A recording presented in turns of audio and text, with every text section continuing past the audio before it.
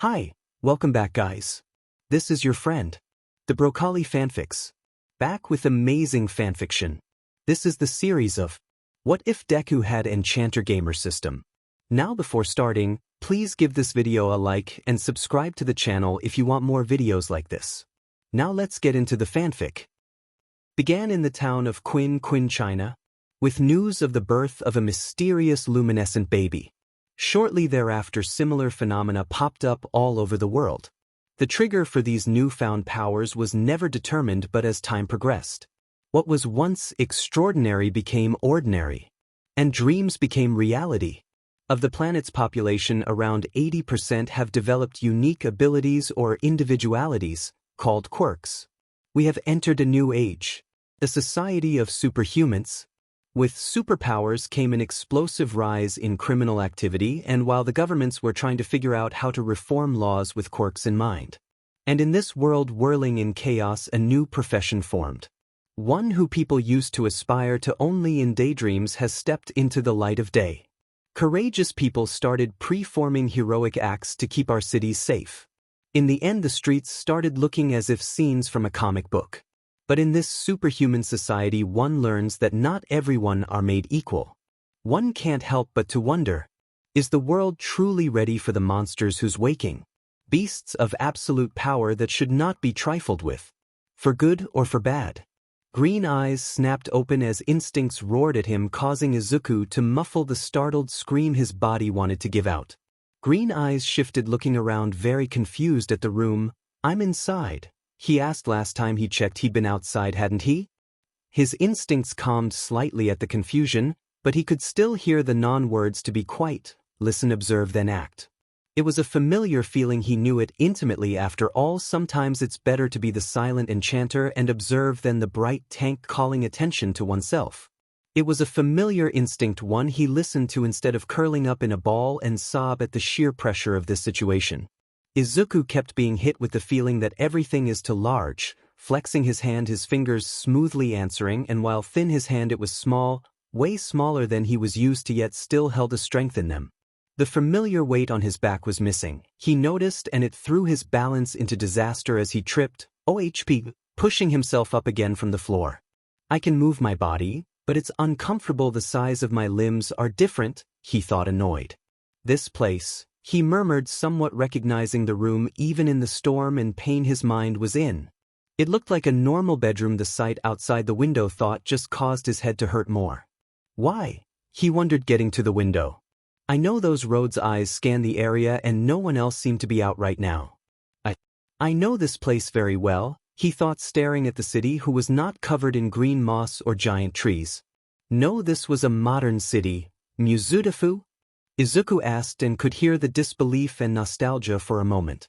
Shaking his head, "No, that's not right," he thought, as this being Muzudafu made no sense. For one, the city didn't exist. For other, it was destroyed.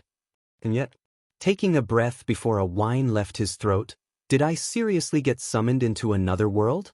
My luck isn't that bad, is it? Izuku wondered, lifting a hand and placed 2 fingers on his cheekbone, letting them rest there as he used the physical sensation as a mental anchor. His head hurt and he started to sort out why. He had 2 separate sets of memories, one from here, the reason why his shock at seeing Muzudafu existing. He saw it destroyed, he remembered it happening. This was not a subtle shift in one's knowledge at the sudden merger. That whole window mirror between Theladasia and Eldertale games still gave one a headache. No, here he got everything all at once, hitting his mind like a storm or earthquake.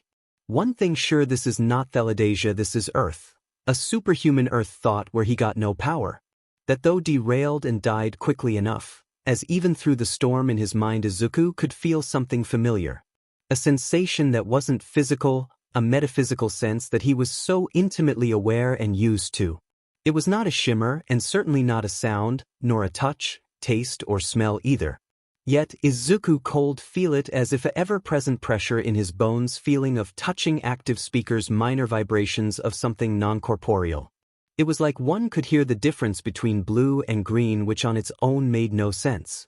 But in the distance through the window, bright shades of almost enchantment-like technology to the enticing whisper colors in the wind, and something deep river like that don't exist under the ground. something hinting at old or no something truly ancient yet long forgotten. Aura sense, Izuku thought.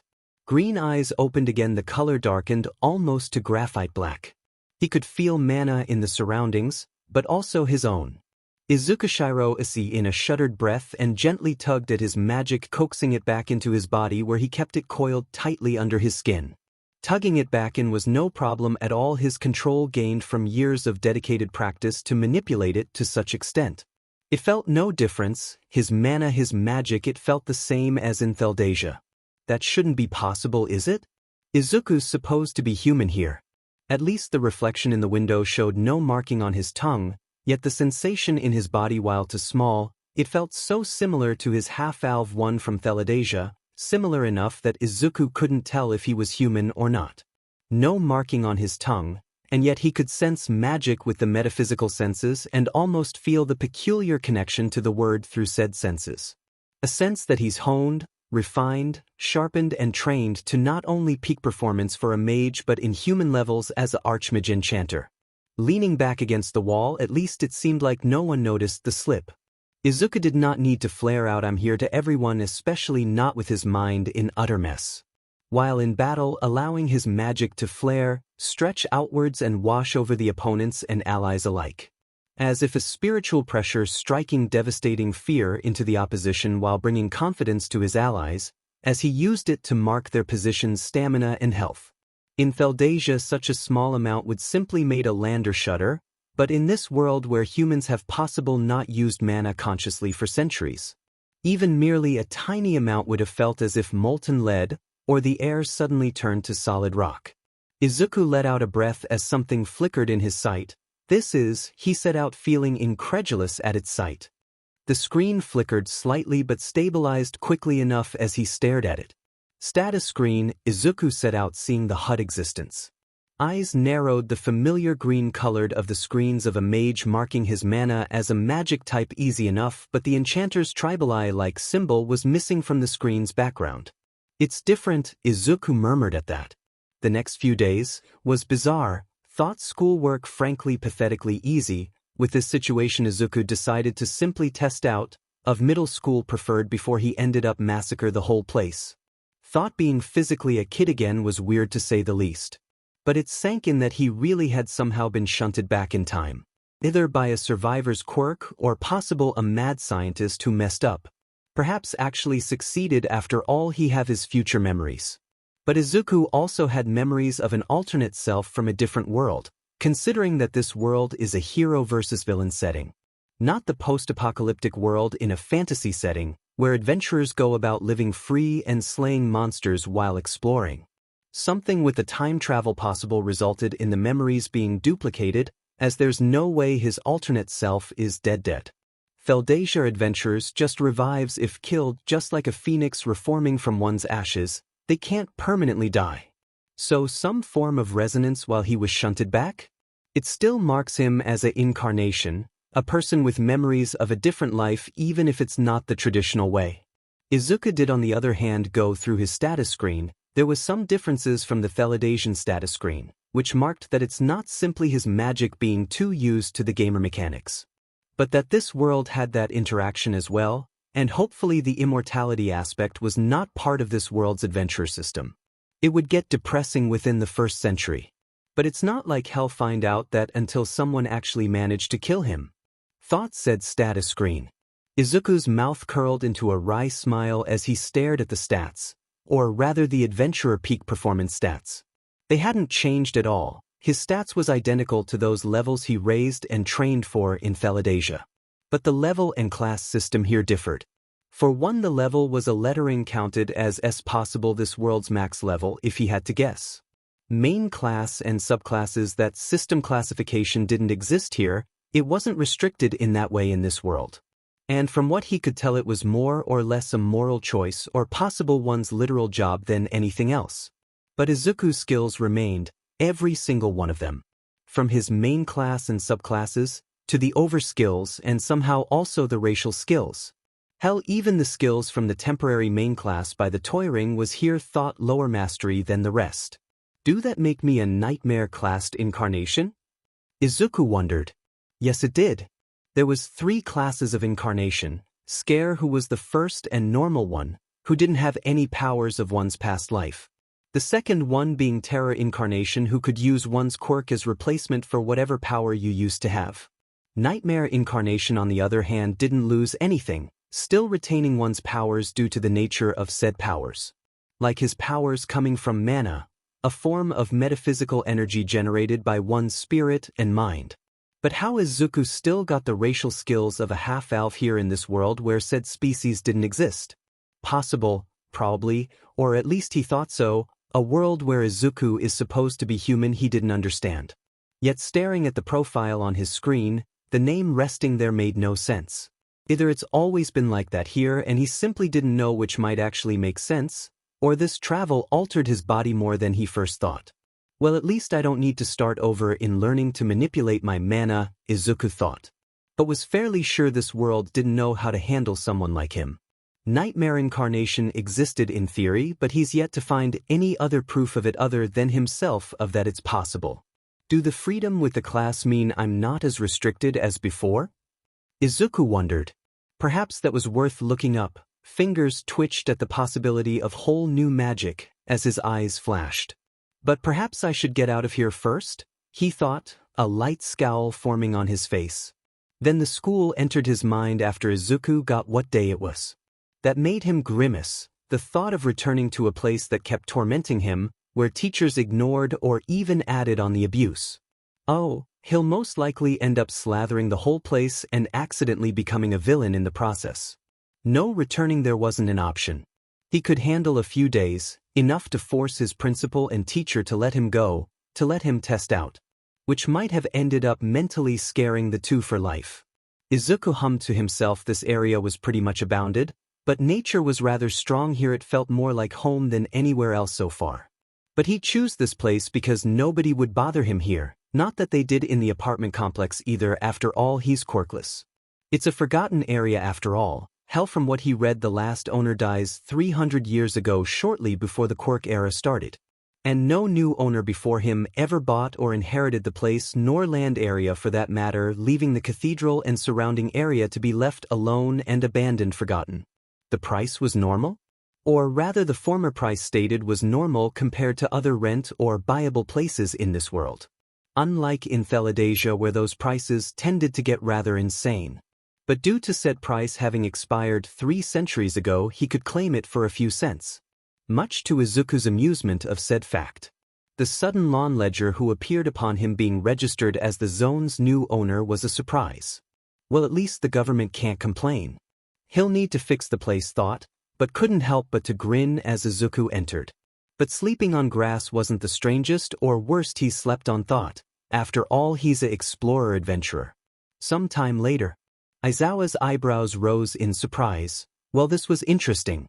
He had been looking around on various sites for information, and eventually got a hit on a lesser-known hero site also used as an analysis website. The person who made the post hadn't actually ever written anything on the site before and had just simply been a member for the last 5 years, give or take. So that they suddenly decided to write something was a surprise on its own, but the contents. Aizawa's eyebrows raised higher and higher the more he read. It was an analysis, and impressively done one too. The information was detailed, formed several theories on the backstory and origins of said villain to a summary of the villain's history and criminal track records.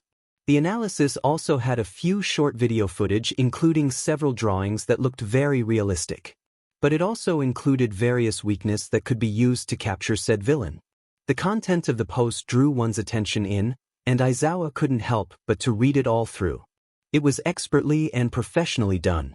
No, rather it made professional look like a joke. This analysis was so much more comprehensive than anything else he's found. Quirk analysts were for the most part frauds and fakes.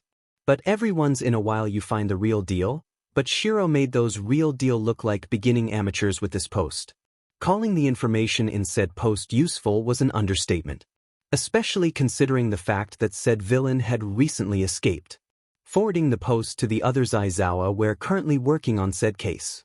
Before turning back to the account who posted said analysis. It was not the only one, 2 other analysis had also been done of same quality. Dead to sleep, Eraserhead, thank you for the analysis. I saw the post and was very impressed. I wonder, do you do commissions? Shiro, say what?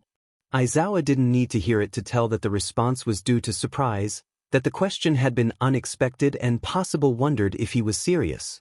Dead to sleep, Eraserhead, are you willing to take commissions? Aizawa repeated the question. It did take a while before getting a response. Thought. Izuku leaned against the bench. His fingers twitched as a screen flickered in and out of existence before breaking apart. Twisting his mana again as fingers moved, and this time the screen didn't flicker, it remained somewhat stable, and Izuku couldn't help but to grin. This was a completely experiment, but apparently theory, even if said theory came straight out of a fiction. In this case pre-quirk era fiction, but fiction nonetheless could still be proven useful for spell creation. It wasn't that difficult either, and Izuku tiled his head as he noticed a familiar icon on the side. Was that an internet connection? Well, the fiction this spell was based off on where digital in basis, network was part of it, so perhaps it wasn't that hard to imagine. Well, that's useful, Izuku grinned, poking the icon, and it opened up an internet connection. The design looked slightly different in cosmetics due to what the screen was made up of. But other than that, it looked to work just like normal computer access. Seeing new post on his e-post, Izuku hummed. Well, it seems he didn't need to enter a computer cafe anymore at the least. And that was possible safer, as he doubted the screen got an IP address. Eyes flicked over to his reflection in the nearby window, his hair not as green as before and eyes not as large or round. Am I imagining things, or am I looking more and more like my other self? Izuku wondered, but also wondered how this happened in the first place. The only explanation he had was a possible resonance when he was sent back in time, caused his memories of the other world to be duplicated into him due to some strange resonance between words. Izuku knew perfectly well that his other self isn't dead. He's an adventurer, and adventurers in Theladasia can't stay dead even if one wanted to. Perhaps the two worlds mirrored each other more than he first thought. In Theladasia, half-elves, as they were dominantly called, is a throwback race. Due to the species tended to surface seemingly at random, and you didn't even need to have a half-elf in one's bloodline for it to surface. As the race itself was very magical in nature and birth. Perhaps ancient stories and myths actually held some form of truth here if the race on his profile was anything to go by. But if the data screen worked, perhaps, Izuku's lips curled, that was worth trying. If it worked, he'd get his gear back. At least the building was taking form nicely, even if it was more or less him completely messing with the zone's parameters and wards, altering the reality to some degrees, repairing the place of sorts. Izuku gotten to the point where the cathedral is rain and winterproof at the least, even if it was rather empty. If this worked, Izuku would get some actual and much-needed furniture just as much as getting his gear back, but perhaps he should try and find a possible part-time job. Well, at the moment salvaging material form the beach will have to do, selling that gives way more than the tiny allowance at the least. An eye twitched. It seemed like his luck with problems was as strong as ever. It's not like Izuku intended for it, it just sort of happened. The first incident was a thief cornering an older lady. She blinked rather startled when a seeming light touch hit the thief, who simply crumbled to the ground, knocked out cold. Before Izuku helped the lady up.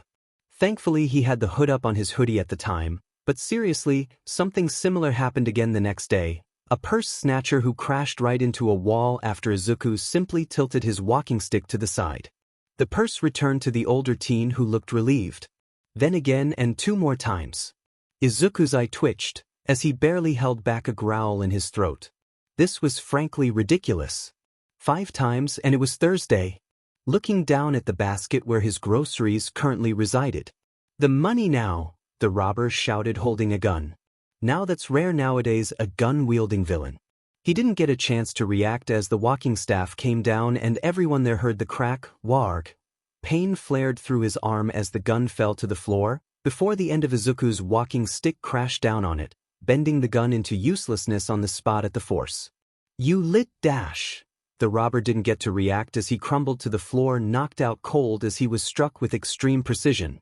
The clerk blinked, looking at him, then the downed robber, and then to the groceries Izuku held in his other hand and the rather very basic walking stick, no walking staff, one made up of a roughly straight piece of wooden branch. Currently resting against Izuku's shoulder as he muttered some cursed. Aren't you going to be in trouble for using your quirk? The clerk asked, and Izuku outright snorted. Never used one, was the blunt response, before Izuku paid for his groceries and then left, leaving a knocked-out villain and very confused store clerk. Getting back to the cathedral, Izuku let out a huff. This is getting ridiculous, he muttered. A screen formed as he decided to do some research on what Vigilantism actually was. Izuku blinked and stared before blinking again. No way, he thought, but the text didn't change. According to the Japanese government and several others, Vigilantism is defined as using one's quirk in an unauthorized act of heroism. Using one's quirk for heroics without license. Quirk. Without license. Izuku set out. That's rather interesting. Varying forms all said the same thing. A vigilante is simply someone using a quirk without license, and frankly there was no laws against doing heroics without license if you ignored using a quirk. But quirkless don't mean powerless.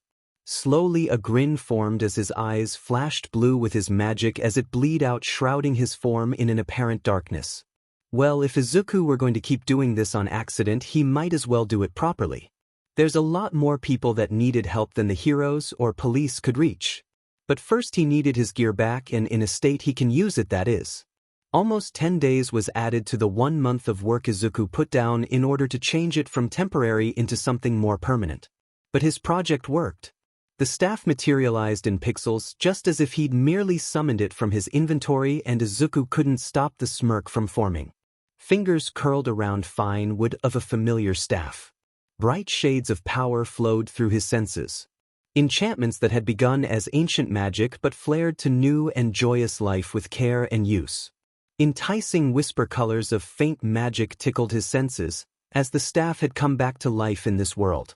With the presence of said staff was also as if reformed from the point where his other self's memories ended rather than the point where he first gotten the staff. His status screen read the item like normal. It was no different from his memories. This time, there was no timer counting down to 0. Izuku mentally counted how many days this took. 10 days of which was simply to get it from temporary to permanent conjuration. But he had more items than a soul staff to recraft, and within a day, several other items laid scattered about around him. From robes to cloaks, staffs, books, from production items and furniture to crafting material, even his magic bag. Izuku paused as he got to the glasses. Looking at the screen's image, Izuku shook his head. No, that won't do at all. He needed a way to prove the crime when catching the villains. A form of report per se, and something that made sure the villain stayed caught, as at the moment, villain may walk loose because of lack of prof. Recording perhaps, integrating an invisible recorder in the glasses. Izuku wasn't sure of the form. Sure, in Theladasia the round glasses that gave the impression of a young scholar worked fine. But that style is a little off for a hero versus villain setting. Flipping through several forms before coming to a visor like one. Even with the recorder, he'll need a way to transmit the footage to a disk of some sort too. 7 months ago Katsuki had entered school and the classroom like normal. Teachers praising him, the extras tried to talk or hang out with him, but something was wrong.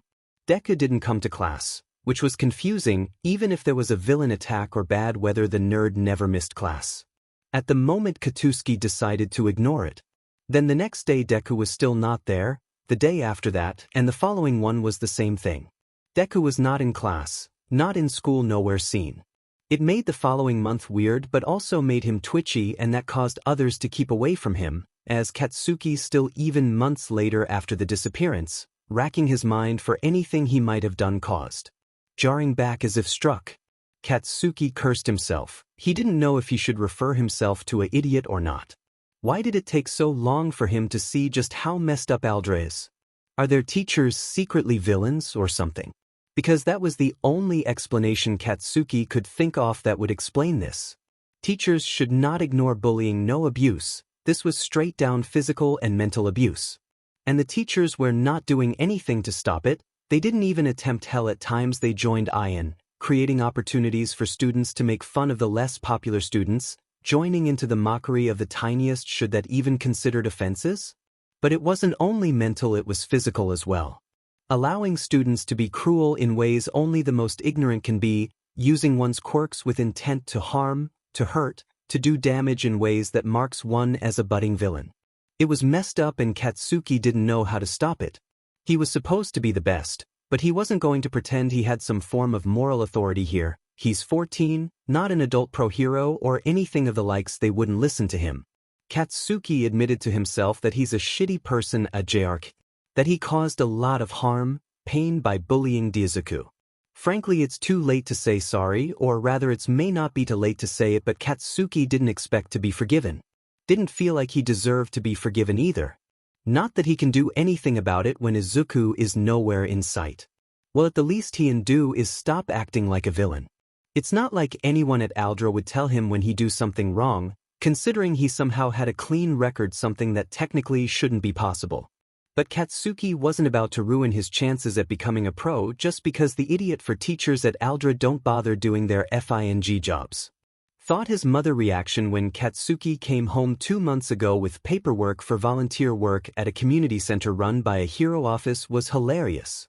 She still have problem believing it. His dad is really proud of him, thought. But Katsuki admitted to himself that right now he's about as approachable as Endeavor, which means not at all. And of the top 10 pro heroes, Endeavor had one of the lowest approval ratings even if he was number 2. How the hell am I supposed to become the number 1? If others freaking scared to even get close to me?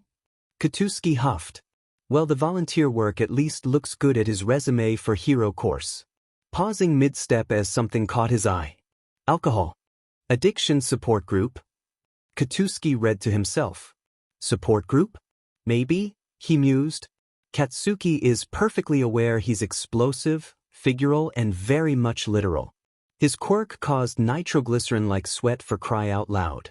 Katsuki needed to get rid of excess regularly or he would harm himself or others, and the best way to do that was by simply burning it off by tiny sparks a few times a day.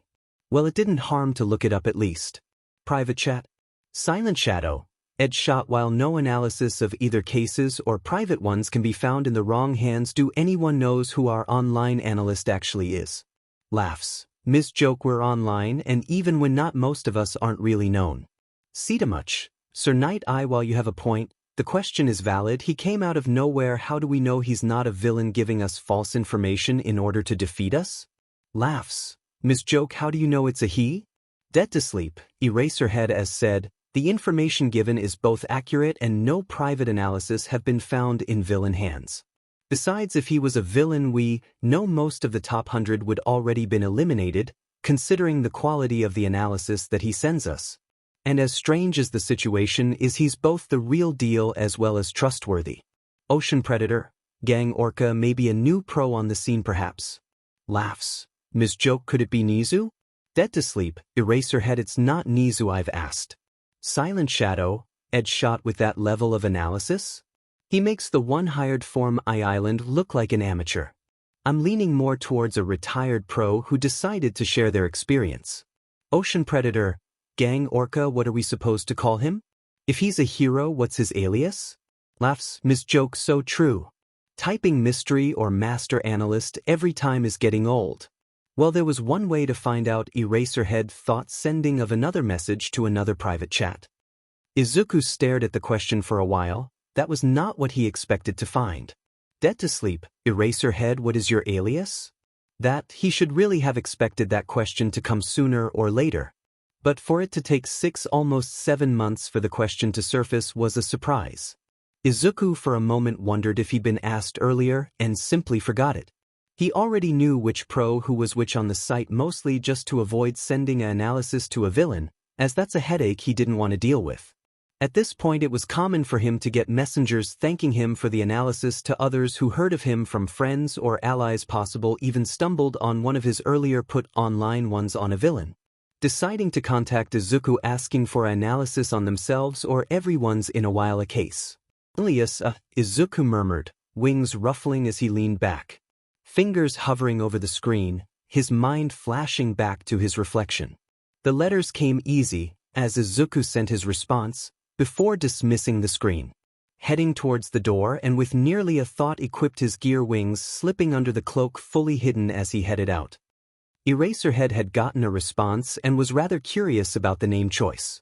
A hero's name is considered very important to a professional career, as it can cement an image closer to what they want and reflect their true character. It's what other heroes and civilians refer and calls the hero, so they need to identify with it. While most can chose a tentative name in high school, most pro-heroes are often known by the name they first picked.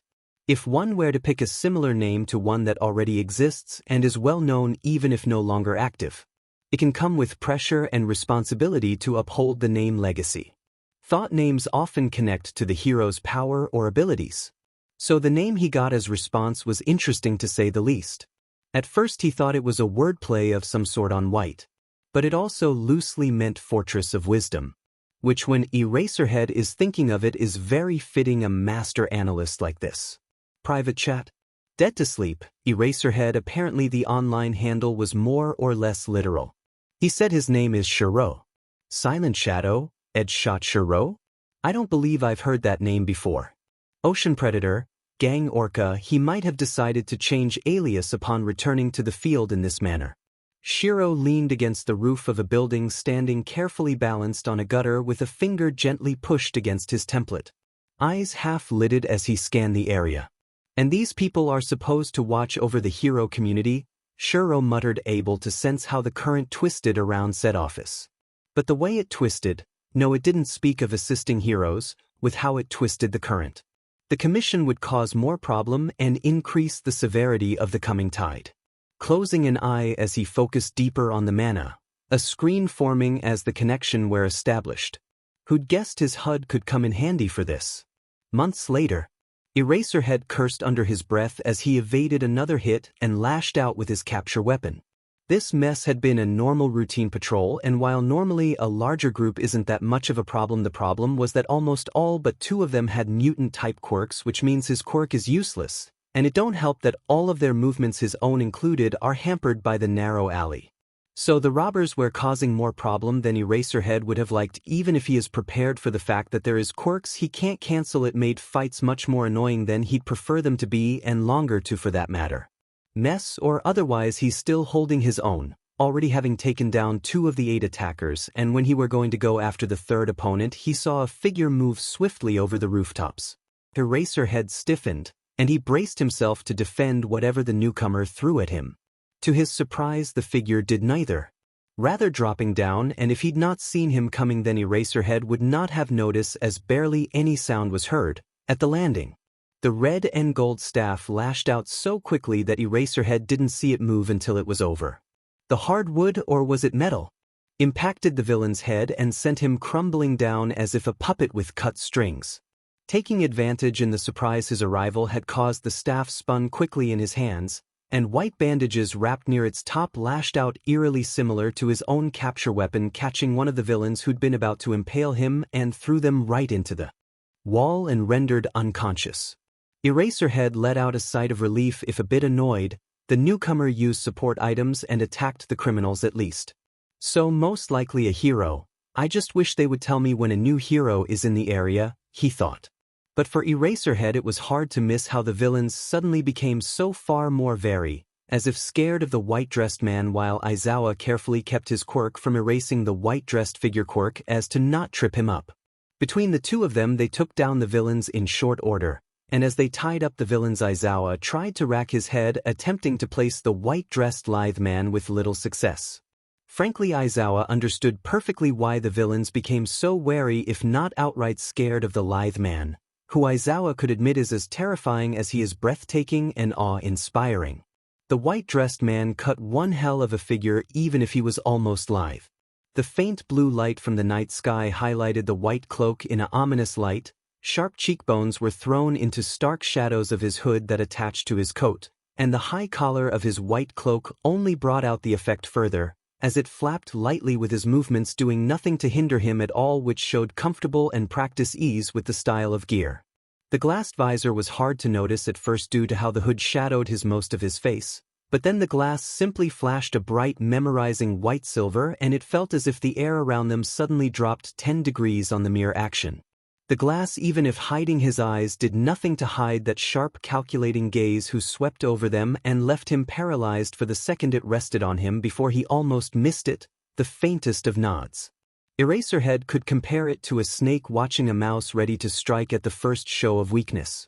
Aizawa had never felt or seen anything like that, but the way the lithe man reacted was definitely trained. Landing in the middle of a known situation, analyzed his surroundings and deduced what was going on and how they fought in matter of a second.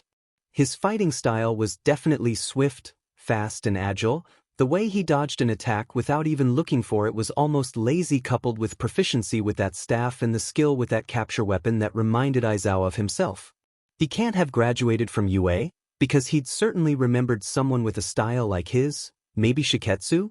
Taking in the costume, he could not recognize it, but all in all it brought out a very mysterious effect which was given and fit the lithe hero very well, a fantasy theme which the staff's appearance only brought out even more, and Aizawa could swear he saw something resting at his back but could not pinpoint what due to the cloak covering it. Now when Aizawa looked closer, the coat and cloak were actually not pure white like he had first thought. While brilliant, flawless white, there was a golden stripe one on either side of the cloak running from collar over either shoulder all the way down to the lower hem. The coat had same more pale gold stripe possible going to the shoulder, as he could see it go down on the outside of the sleeves until it formed two broad circles at the sleeve's hem. Thought the opening of the coat also had the pale gold stripe or edge rather broadening just under its closed point where it opened up all the way down to the lower hem. A brown leather belt, and was that a bag resting at the left side? The dark suit he wore under the coat and cloak had silvery-like markings decorating it that felt as if a mystery turned tangible, giving a faint sheen almost completely hidden in the shadows under the coat and cloak. That left the fact that Aizawa simply could not pinpoint the hero at all, as there's no way he'd forget someone like this. But when he opened his mouth to ask the man, the other ped his head to the side as if listening to something going from the small frown he was getting, while the cloak fell over his shoulders, hiding the cloths under it. A sleeved arm came out signing some words quickly. Have to go, but the police are on their way, further cementing the fact that he was most likely a hero as most underground heroes knew it. The folder and small disc thought surprised Aizawa as they were swiftly thrown to him. When he looked up again, the other man was gone, as if he'd never been there in the first place. Only the disc and folder left behind as proof. Well, that was interesting, Aizawa thought, looking at the rather thick and heavy folder. Black coloring with a green-edged black pentagon with a green eye symbol in it of all things on it. The small disc having same symbol too, for that matter. Aizawa was in the detective office waiting for him to return from debriefing his subordinates so he could give a verbal report. Thought he'd have to turn in a written one in a few days, but still wanted to get this out of the way before deciding to look through the folder in the meantime. Opening it on a random page and looked at the info by the second page, he was reading what it said instead of skimming the surface. By the third page, Aizawa wondered what the hell he were reading, eyes flicking between the pages from handwritten notes to the graphs and statistics. There was several discs throughout the folder. Some of the stuff in it he's heard merely as rumor, yet the notes here was not a collection of gossip. No, this was researched information, cross-referenced and professionally presented with small notes of recommended path here and there. Thought the other half he's not even heard of. How long did it take to collect this? How the hell did he collect this in the first place? Aizawa shook his head as Detective Naomasa entered the office. Right, he has a report to give. The detective diligently took notes and nodded at the right places, his quirk telling him everything that Aizawa said was true. Can you tell me more about the hero who helped you? Naomasa asked, slightly hesitant at the mention of him. This is the first time a pro actually meet the person after all. About that, Aizawa started. Why did no one tell me there's a new underground hero in town? He asked. Naomasa expression sharpened slightly. There isn't one, he said simply. Then who the hell gave me this? Aizawa asked, dropping the folder and disc on the desk. Namsa paled slightly at the sight of the folder before taking a deep breath and leaned through the door. Sansa. Have forensics go over the scene again, we have it. Enchanter sighting, he called out. Understood. Sansa shouted back, before Naomasa leaned back in his chair. Let's just watch this before I'll explain, Naomasa said, plugging in the disc in his computer before watching the unfolding scene. The footage played out exactly as Aizawa remembered, with only exception of being from a different angle. When it was done, the pro hero turned to the detective. He's not an official hero, Naomasa started, letting out a sight. He started showing up about 9-10 months ago, give or take. The first sightings were small, like tripping a purse snatcher to knocking out a robber trying to rob the store he was grocery shopping at, from what the person who worked the store described. Thought the grocery incident seemed to happen rather often, Neo Mesa spoke. The locals calls him Enchanter mostly because of his response tend to be along the line of traveling mage or humble enchanter. Combine that with descriptions of his appearance, the name Enchanter stuck on both sides. Neo Mesa stated. Eraserhead nodded, agreeing to that statement. The detective reached down for one of the folders. A massive file, to say the least, a photograph taped at the front with the same black and green symbol that was on the disc. This is all of the incident reports aside from the first 2 pages with what little info we got on him, Neo Mesa said dryly. Aizawa opened the file, 2 pieces of paper, and the not quite vigilante had been active for 10 months now. Alias, Enchanter. Age, unknown, estimated between teens to early 20s. Quirk, unknown. Address, unknown. Gender, believe male. Height, approximately around 145 to 170. Appearance, confirmed to wear a white cloak and coat under it, as well as a brilliant white silvery visor. It's believed he wears dark cloths under it and possesses a bag. He possible have dark hair and blue eyes. Aizawa could not help but to give a blank look. The amount of information for 9 months was pitiful. Most vigilantes don't even last a week if lucky. But the sole picture. Staring at the incredibly blurry picture of supposed vigilante, is this the best we got? He asked incredulously. Sadly, yes, the detective cite. He's skilled at avoiding cameras, and a lot of the time the areas he is cited in don't have cameras. PRD. This was pulled from one of the videos and simply a reflection in a nearby mirror, was the response. Aizawa, can you give me your observations on Enchanter? Neo Mesa asked. The pro sat back, gathering his thoughts before giving his opinion on the matter. He's fast and skilled. His reaction was trained. Aizawa started stressing the trained part, as he was frankly not sure what to call it. He landed in the middle of an unknown situation, analyzed his surroundings and what were going on, as well as to how they fought in a matter of seconds. Dodging attacks that would down most pros without even looking, planned for it even, all within the seconds he'd entered the fight, Aizawa spoke. I'd guess some form of reflex or general enhancer, perhaps some S-class sensor, Aizawa mused before a thought struck him. If not told otherwise, there was no way to not know he wasn't a pro, perhaps someone who got disillusioned with the system and struck out, Aizawa said, throwing a glance at the black folder before looking back at Neo Mesa. If I had to arrest a hero for that, then I'd say he was you, Neo Mesa said with wry grin. Aizawa ignored his friend at that comment. Why haven't you gone after him? He asked. After all, vigilantes were somewhat rare. Most, if lucky, lasted 2 weeks, a few cases managed longer than that, but those were a mere handful if not less. This Enchanter have lasted for 9 months now and still going strong. The detective let out a breath. You know what the official stance on Vigilantism is? He did not ask. 0 tolerance if they are found. They are neutralized as quickly as possible, Aizawa responded. Right? But even if ordered, no one in this precinct would arrest him, Neo Mesa said, rubbing his templates as if a headache was coming. Aizawa blinked. That was a surprise. What? Aizawa asked out, wondering if he heard right. Everything he's done has been in aid of us, or to protect the innocent. Neo Mesa leaned forward, a wry expression very much visible. His most common act is simply walking someone home who feel unsafe, but also from helping carry groceries, to getting cats down from trees. He's beloved in this prefecture. If we tried to arrest him, most of the city would be up in arms, Neo Mesa said. Taking in Aizawa's incredulous look. And you know the worst part, Neo Mesa said with a deep, slow breath as he pinched the bridge of his nose, trying to avoid the coming headache. Legally, the only thing we can take him in for is illegal support item, which is failing because lack of supplier, and the current theory that he create his own equipment, making that case a smaller fine at best. That leaves jaywalking. The underground hero looked both incredulous and baffled at what he was hearing. The detective couldn't help but to laugh. Every fight has either been self-defense or in protection of someone else. The villain 90% of the time is the one to attack first. The remaining 10% he interrupts the villain from attacking someone else.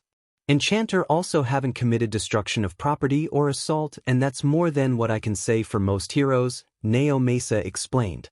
There was silence for a moment after that as it sank in. What is his quirk? Aizawa asked, curious. Naomasa shifted. We've speculated the same as you did, just with stealth quirk instead of sensory one, with how he tend to disappear. But intelligence quirk is also possible when taking in the gear's quality, Naomasa said. So we got nothing, Aizawa deadpanned. We have some things, Naomasa corrected at that. We know that he's male and very well trained and intelligent. We know that he most likely have a job because of his operation hours are mostly on nights and most weekends, Naomasa started. We know from the victims that he's both kind and humble, with habit of going where most heroes forget exists. While with villains he's some form of living nightmare, Naomasa counted up. I can understand why he's scary, Aizawa admitted, thinking back to how the area suddenly just dropped in temperature when the visor flashed. Oh, why do you say that? Naomasa asked, curious. The visor hides his eyes for most part, but when it flashed to bring memorizing white it felt as if the air dropped over 10 degrees, Aizawa started. But even with the visor it don't fully hide his eyes, his gaze. Calculating and paralyzing, dark icy eyes that watch one's every twitch like a mamba watching a mouse ready to strike at first show of weakness, he described, making Naomasa sight. Well, that's similar descriptions we've gotten from the captured villains, who's generally various versions of watched by a predator, and look through your soul and find you lacking, he detective stated. The fight aside, have Enchanter even provided information before? Aizawa asked, getting a faint nod as response. It have happened 3 times before, each one terrifying in their accuracy.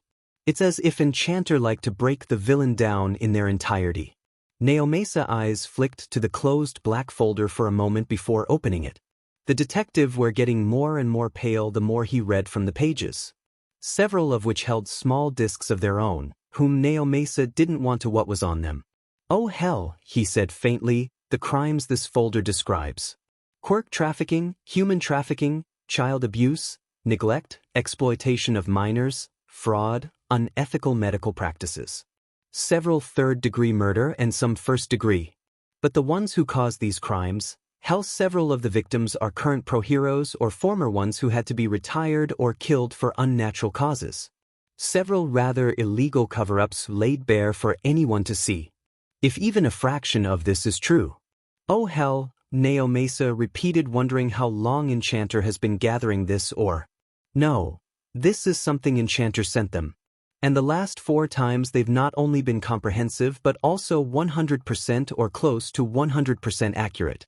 Some of the analysis style was very similar to a master analyst online. Either way, Enchanter just gave them everything they'd need to clean out the commission from all, if not most of its corruption, who lays bared for all to see in the folder. This is going to be a nightmare case if they thread even one step wrong. Some days later, Tuya had learned how to survive on the streets, primarily sticking to safer parts of Mizudafu out of sight of the general public so he wouldn't be placed in a group home. But that didn't stop the attack's thought, considering he was currently pushed against a wall and his body flaring in pain. More and more incidents where someone tried to hurt him or go after him because of his powerful quirk and so on happened, which just resulted in more and more pain as his body was boiled and burned alive, causing rather severe scarring at several parts of his body. Falling onto the ground as he felt his own fire sputter due to shock, preventing it from flaring out and turning the kidnappers into ash and harming himself again. He blinked once and then again before staring incredulously at the scene, and idiots who had been trying to kidnap him moments earlier was now very much asleep and snoring to bot while still somehow standing up. What the? Tuya asked himself, eyebrows furrowed in confusion at the situation. Before turning his head to the side as he saw a flash of white and then saw feathers, no wings. Wait, was those tribal markings? What the? He thought in disbelief at the impressive wings who folded at the kid's back. Tuya stared. The kid was wearing a pale teal, almost white-colored parka jacket and a black high-neck shirt under it. The pants was dual-colored, almost colorless, green being dark on the lower half from knees down, lighter color on the thighs. Having a pair of gray, almost it was actual metal plates covering parts of the shoes. There was something dangerous, something deadly about him. Slitted pupils and small, almost slitted iris, holding a calculative, too sharp and far too intense gaze in their almost glowing white-blue coloring that held non-corporeal and undiluted power. Skin pale, and had high cheekbones, and Tuya barely could see that the other was a teen due to the almost ageless quality that reminded him of something out of a fantasy novel. Neck long dark turquoise-colored hair that seemed almost feathery with bangs framing most of his face, almost covering the eyes. Possessing a lean, slim and slender build that fit the teen quite well, and even with the current clothing the teen cut one hell of a image, and that's not counting the impressive wings coming out from his back. Said wings, even when folded, looked impressive, and held a curtain strength Tuya couldn't place. Their dominantly white color, but there was ice-like blue, almost electric coloring who flowed into tribal patterns, and if he saw right the tribal pattern formed wings? On the wings. Yet the wings looked almost like energy given physical form, as they shimmered, sparkled and almost glowed with something mysterious unknown just under the surface. Part form the mysterious otherworldly effect. The wings was definitely those of a bird of prey with a wingspan possible twice that of the teen's own height, being fast, swift and agile. Each movement wasting no energy at all, seemingly soundless and fluid grace. The winged teen quickly moved to his side, wings softly fluttering. "I'd ask if you're okay if I couldn't see your health being in the low yellows," he spoke, confusing Tuya. Low yellows? He thought. Izuku decided to search through his inventory instead as he fished in his pockets for the desired item. There was something familiar about the older teen, but he couldn't place from where, only that if depending on how this went it could change some things. Bandages, papers, chocolate, his ceremonial staff, yes, health potion.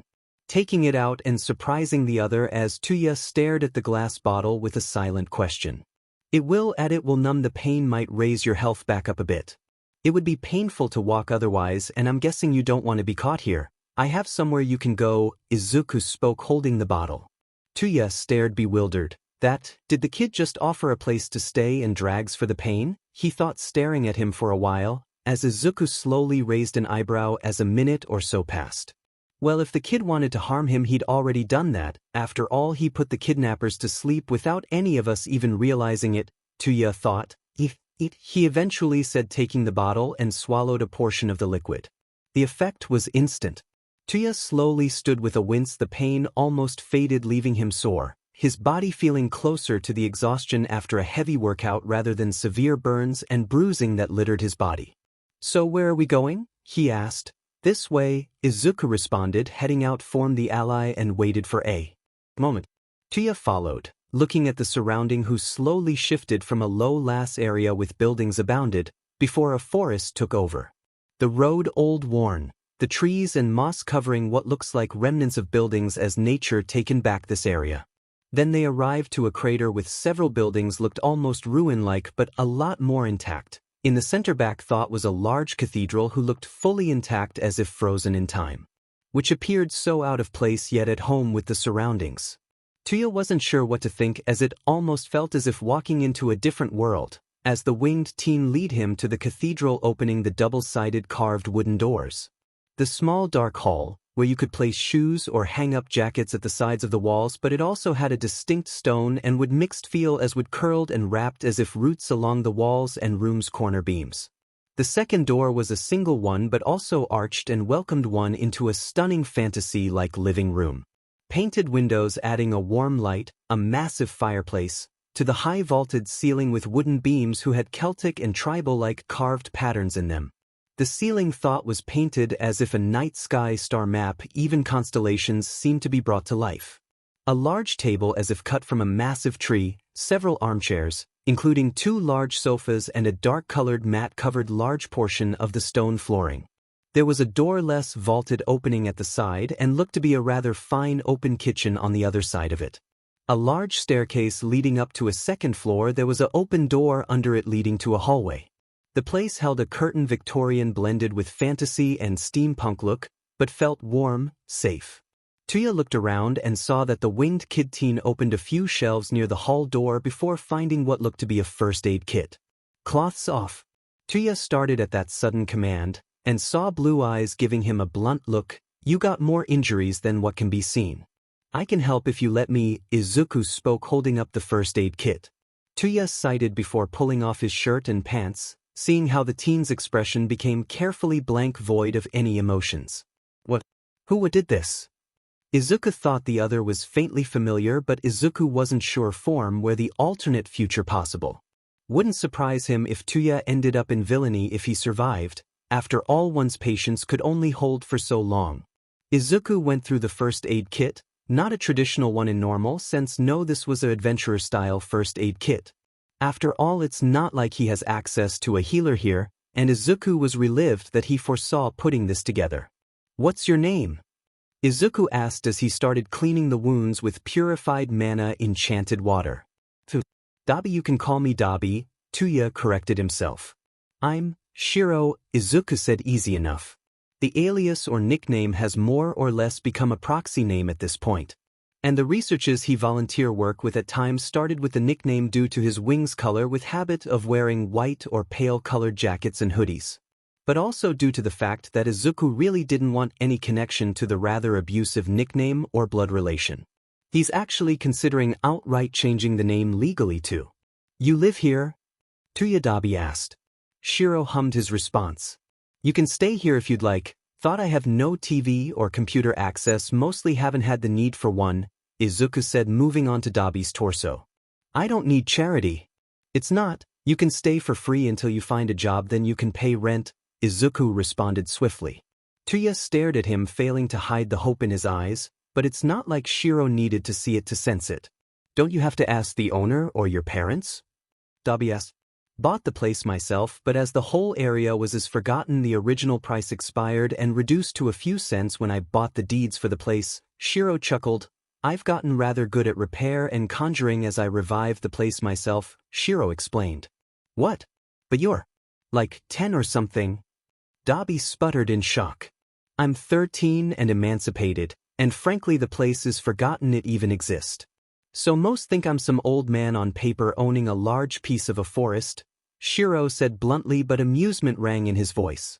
Dobby stared at Shiro with disbelief before chuckling. You are one weird kid. How do you know I'm not a criminal, huh? He asked. Your class haven't shifted to villain, Shiro responded, making Dobby blink. What the? Class? Shifted? What is he talking about? Dobby thought, very confused. Fine, but as soon as I get a job I will pay rent, Dobby said. Then so mote it be, Shiro agreed, causing Dobby to stare at him at that sentence, while Shiro finished off with the last bandages. That's all I can do at the moment, Shiro said, and Dobby looked down at his work. You're good, he spoke, but also noticed that the bandages were different. Actually, the whole first aid kit differed from a normal one. The bandages seemed to have black markings on the inside, and he could almost tell that they were faintly glowing against his skin. Couldn't always afford to get a healer, Shiro responded, and there was something silent meaning added to that which Dobby couldn't quite place, or what that silent sentence in it even mean or refer to. Well, I'm heading upstairs in the meanwhile. The archway to the left leads to the kitchen, who's fully stocked, so go and take something to eat or just rest here for a while. There's a bathroom next to the staircase. The hallway leads to the library, workshop and training field. There's a hot spring too, as well as a sand garden. Upstairs are a bathroom and bedrooms. Also a second door to the library, Shiro said, giving a short summary of the rooms and where.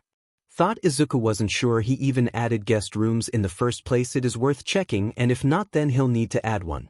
And even if he had added one, it was most likely empty, which would need fixing. Sure, Dobby agreed. Getting something to eat sounded like a good idea.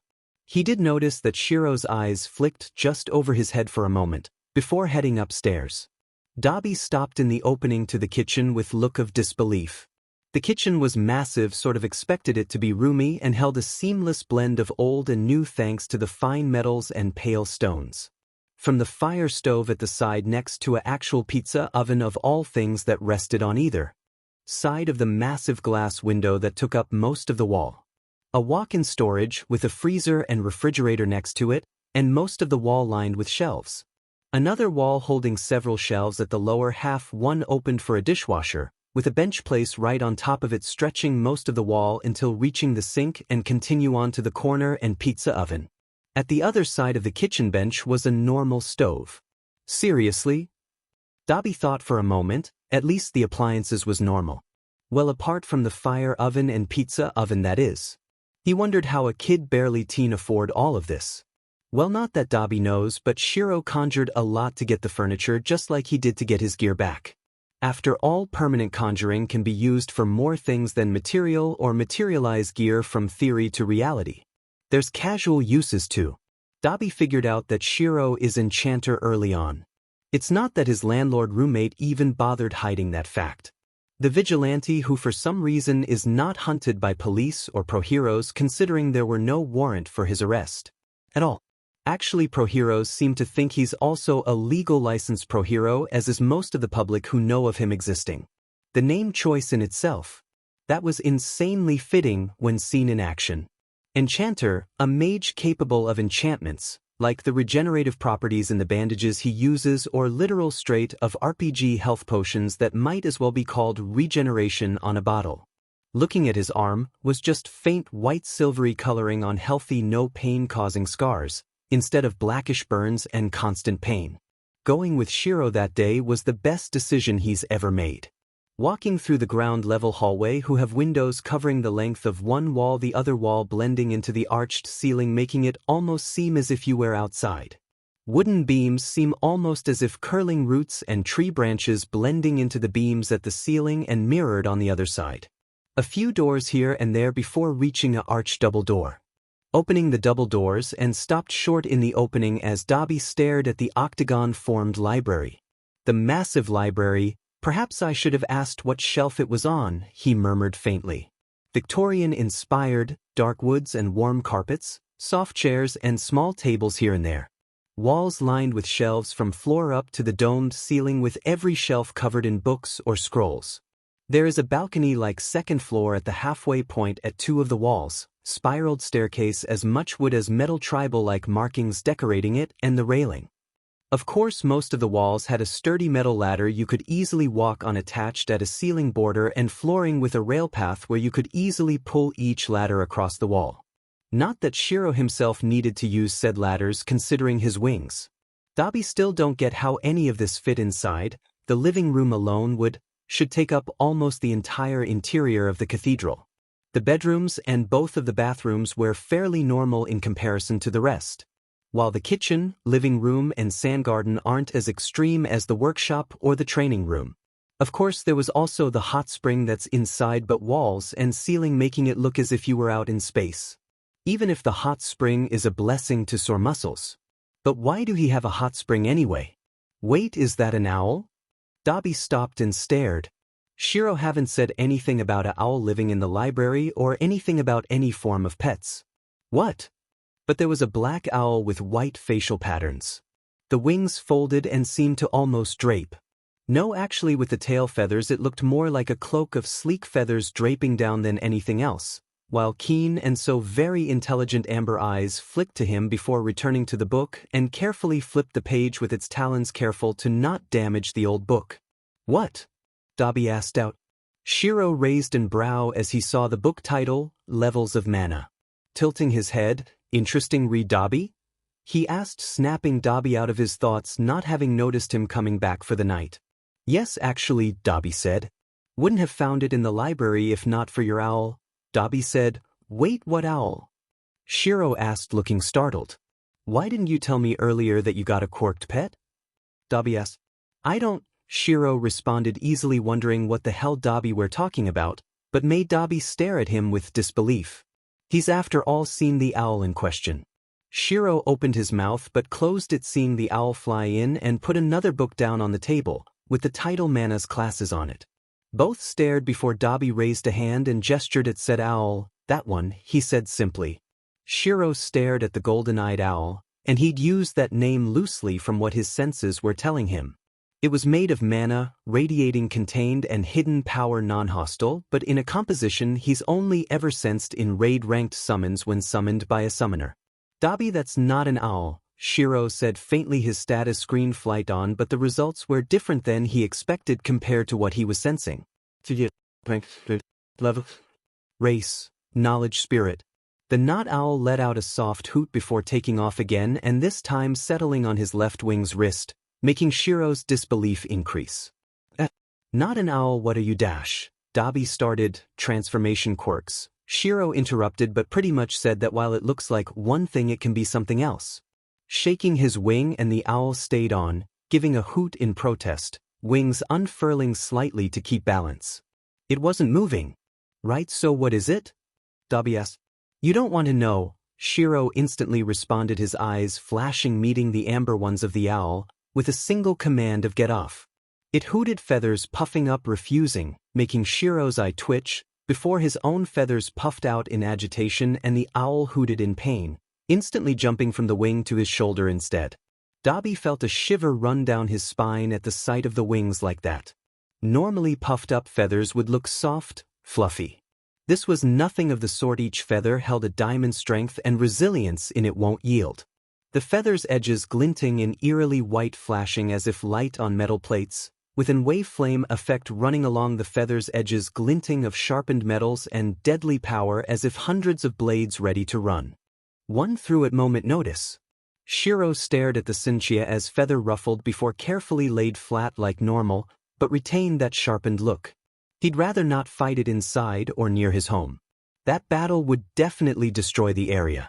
It being raid rank thought, that didn't make much sense. Its mana and health was 5 times weaker than it should be unless there was another level difference between worlds again. Well, it's not like its level or rank mattered. It's not even hostile, and if it were, the resulting battle would be no harder than fighting another equal level adventurer. Shiro had been one of the legendary adventurers of Theladasia. The landers called him Archmage for a DM and good reason. You simply couldn't refer to him as anything else, and that wasn't merely due to his power as a high-level adventurer. No, if that was the case, then every level 90 adventurer mage would be called Archmage, yet that's not the case. No, power weren't that simple, regardless of how inhuman his skill could get at times. No, the spirit wasn't after a fight, or it would already started. That left some possibilities. One being that it's simply benevolent, who's highly unusual for Theladasia, but as he's never heard of spirits outside of stories in this world. But perhaps it was the familiar system in play. The familiar system, as it was called, is peculiar. It's a mana bond that for the least is very fickle and extremely random.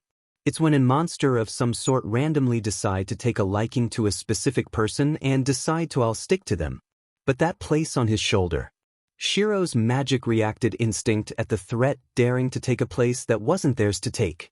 No, that place on his shoulder was not for the owl. It is where Shiro's little wisp would cuddle up at, looking over his shoulder at whatever Shiro was doing.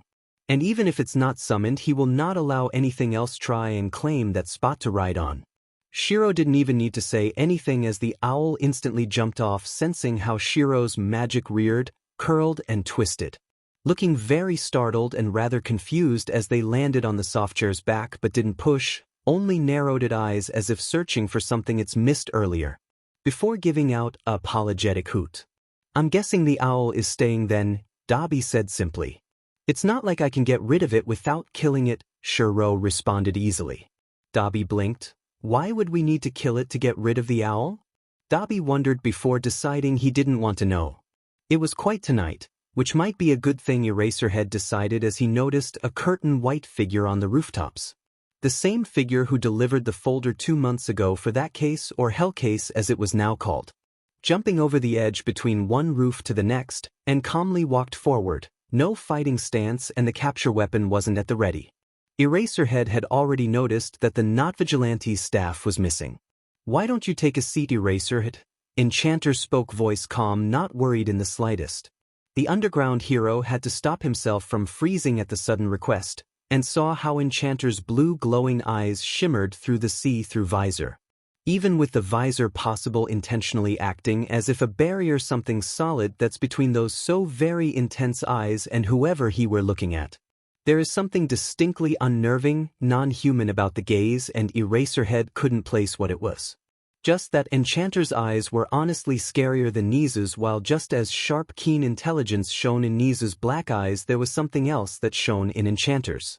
It was in raw might of hidden knowledge and unknown mysteries you couldn't even begin to comprehend. And the feel that he was not merely looking at him but threw him right into one's soul. Relaxing after a moment, he slunk down before taking a seat on the rim just out of arm's reach, having the distinct feeling that Enchanter was curious of him. So you're the one they call Enchanter, the pro-hero asked, keeping his voice disinterest, but Enchanter easily sensed the intrigue. The name actually stuck? Enchanter asked with honest surprise, and Aizawa instantly decided it was impossible to tell the age from it, neither deep or light. It was as if silk. You didn't know? Eraserhead asked, and the vigilante no pseudo-hero hummed. Didn't expect that name of all things to actually stick, but it's what I am, Enchanter said, and Aizawa picked up on that he didn't say who. Rather, Enchanter said what I am. Interesting. Aizawa honestly didn't know what to make of the white-dressed man. Enchanter was complicated and the police knew extremely little of him, and Aizawa were now getting the feeling that Enchanter wasn't even trying to hide it.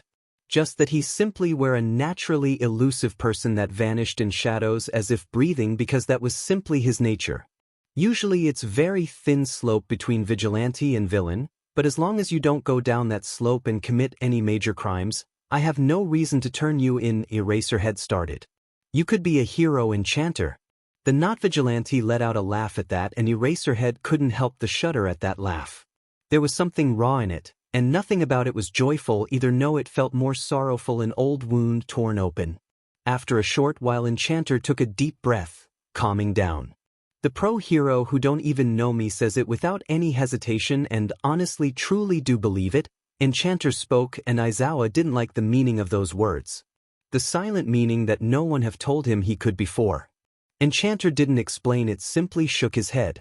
People care more for flashy powers and fame than truly helping for the sake to help, even in costume, that any true lights or true shadows vanish among pretenders and fakes only after fame and fortune. He spoke. Eraserhead was silent as the words sank in. There was silent heavy meaning of what Enchanter spoke off, but it felt as if he only spoke a small portion, not the full belief. Enchanter stood up, leaving silently, vanishing into the shadows with practiced ease, even with his pale colors that should make him easy to spot. Eraserhead was not sure how long he sat there or exactly when Enchanter left, before stood up and moved to continue his own patrol. His mind thinking on what Enchanter spoke of. Shiro moved quietly, his senses tugging at him, leading him toward somewhere important.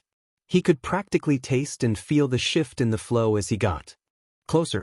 Depending on how this went, the flow of direction could suffer as major potential change as when he got Dobby as his roommate. And there's no way he's just going to ignore an opening to raise their chances to alter the fall's outcome. Getting closer, his senses already picked up the words being spoken, and his mood darkened. Bullies, he thought with instant distaste. "St give up fang villain," someone said as Shiro moved around the corner. "Still failing to become a hero," another said. "You're never getting in, you might as well give up." "A villain shouldn't get in either," another said mockingly. "Yeah, with a quirk like that you'd better off a villain to be caught and caged." Anger flared through him at the words. Mocking a dream, bullying and beating one down, they had no right to trample on others' dreams. Well, what do we have here? Discrimination, bullying, illegal quirk use to bot with assault at that. Looks like we got some future thugs not even worthy to be called villains. Shiro's voice was frigid as his eyes flashed. Shinso startled, the bullies were stared at Shiro stunned, but icy eyes glowed fiercely as the air got thicker, making it harder to breathe. "You got no right telling people what they should be talking about, villainous behavior. Perhaps I should simply send this footage to the police? Or should I simply send a copy to the reporters? They'd love to publish this story." The son of a famous politician with his friends exercising severe discrimination and bullying. Shinso were gaping while the bullies they'd paled at the words. "This isn't the first time you've done this either, is it? Maori-san, she's still in a hospital, isn't she? What number was she first?" "No, she was your third, and now you're thinking we'll beat him up, teach him a lesson, break the camera so the police can't get the footage, but then I'd simply have footage of you assaulting me." Shiro tilted his head, mouth twisting into a scary smirk. Shinso could not stop the shiver running down his spine even if he tried, while Shiro broke the bullies down with such utter ease. "But if you did that, then I'd definitely file the charge. Knowing police with lie detection quirk is useful any? That means you'd need to kill me. Well, not like you can. I'd more likely send you to a hospital in proven self-defense and charge you with attempted murder. But are either of you willing to kill me?" The bullies had paled to chalk white, as glowing blue eyes pierced right through them. The air felt as if trying to breathe cement. The leader of the three bullies swallowed heavily, stammering, and slowly shook his head. Shiro tilted his head to the side with a deathly silence, eyes half-lidded as if bored, fangs flashing from the smirk. Then I suggest, Shiro started lifting a hand, that you leave and never bully anyone again, hire a psychiatrist, or join a volunteer group, so run along, yeah? Shiro spoke, voice eerily calm. The three gave each other worried, frightened glances before taking off, stumbling along the way but kept running. Shinso stared at him with eyes wide, looking shell-shocked at the person who defended him without any hesitation. You okay? Shiro asked. The pressure vanished as if it was never there. I'm fine, Shinso responded, sounding shocked. How did you do that? He asked, much to Shiro's amusement at the fumbled question. Was what he did really that shocking? You just scared them off, that pressure they could barely breathe and you only talked? Won't you get in trouble for using your quirk like that? Shinso rambled. Shiro chuckled, interrupting the purplenet's ramble. That pressure was aura or presence making my ire tangible. Anyone can learn that if they bothered, but it isn't a quirk. It's just a different form of killing intent that's suited for a different use than the more common method, he responded. Shinso stared, jaw hanging for a moment, before one part of what Shiro had said truly registered. The attempted murder charge that even if they tried it would have failed with them in a hospital. Can you teach me how to fight? I want to get into, Shinso said, and Shiro blinked owlishly. You want to be taught by someone who might just been lying and you don't even know how good or bad I might be? Shiro asked with raised eyebrow, wing tips fanning out slightly before folding again. Yes, Shinso said, no hesitation. Sure, Shiro agreed, making Shinso stumble for a moment. Wait, that's it? I thought you'd argue? Shinso spoke incredulously.